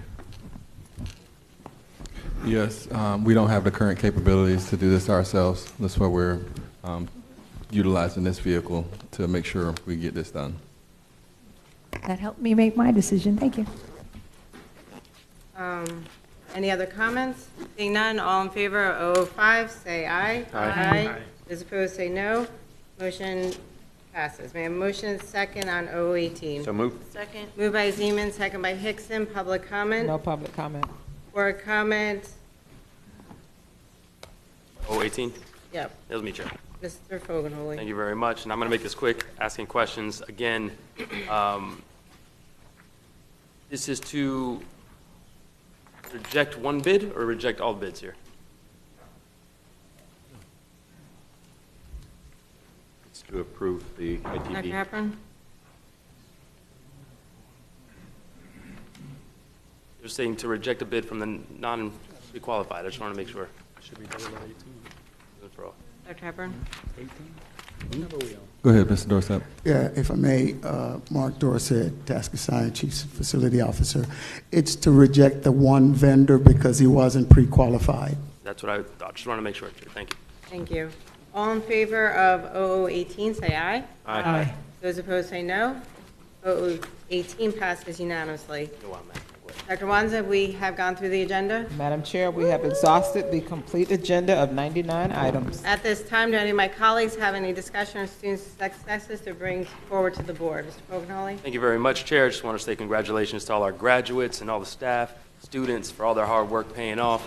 And also, I wanted to say happy Juneteenth, and then tomorrow we will be celebrating in Hollywood Addicts Middle School, and we will be hosting Tommy Davidson for a comedy special, and that's going to be down in Hollywood. So I'd invite everybody there just to check out tickets online and join us. Thank you very much. Dr. Holness? Thank you. First, congratulations to the senior graduates of the class of 2024. I also want to give special recognition to two outstanding individuals, Angelica Calvin and Jimmy Fables from Lauderhill 6 through 12 for their remarkable accomplishment in receiving the Agnes Wade and Isaac Doctor Scholarship. Thanks to Senator Osgood for providing students with this opportunity, and Dr. Reardon and his team for their commitment to children. Also, in honor of Caribbean Heritage Month, I am delighted to share that I will be joining Larkdale Elementary students on a field trip to the Island Space Caribbean Museum on Thursday. During this visit, we will explore the rich arts, culture, and history that exemplify the Caribbean region. Thank you. Mrs. Hickson? Thank you. I'm trying to find all the details. So we have a teacher from Lloyd Estates Elementary that is a Fulbright teacher, and she is going to be doing some traveling in the summer. Oh, here, I'm grateful to say this summer I was chosen for the teacher field study tours of Costa Rica and Germany by the NEA and TOP through the Department of State. So she'll be doing some environmental conservation projects, and in Germany she'll be looking at technology solutions and sustainable development. And this is an all expense paid trip, and we're looking forward to her coming back and sharing all that she learns. So thank you so much. Thank you. Ms. Pham? Thank you. Thank you. Thank you. I want to congratulate Gabriel Bonarove, a senior from Nova High School, being recognized and honored as a distinguished cadet during a special celebration at the Pass and Review ceremony on May 24th, 2024 in Pompano Beach High School. I think we passed our date. Gabriel also received a scholarship and was evaluated on his academic performance and demonstrated leadership, community service, school involvement, and JROTC participation. So, Gabriel, I will see you on Thursday in the morning, but also from our communications department, Broward County Public Schools offers the largest JROTC program in the world, with opportunities in every high school and several middle schools.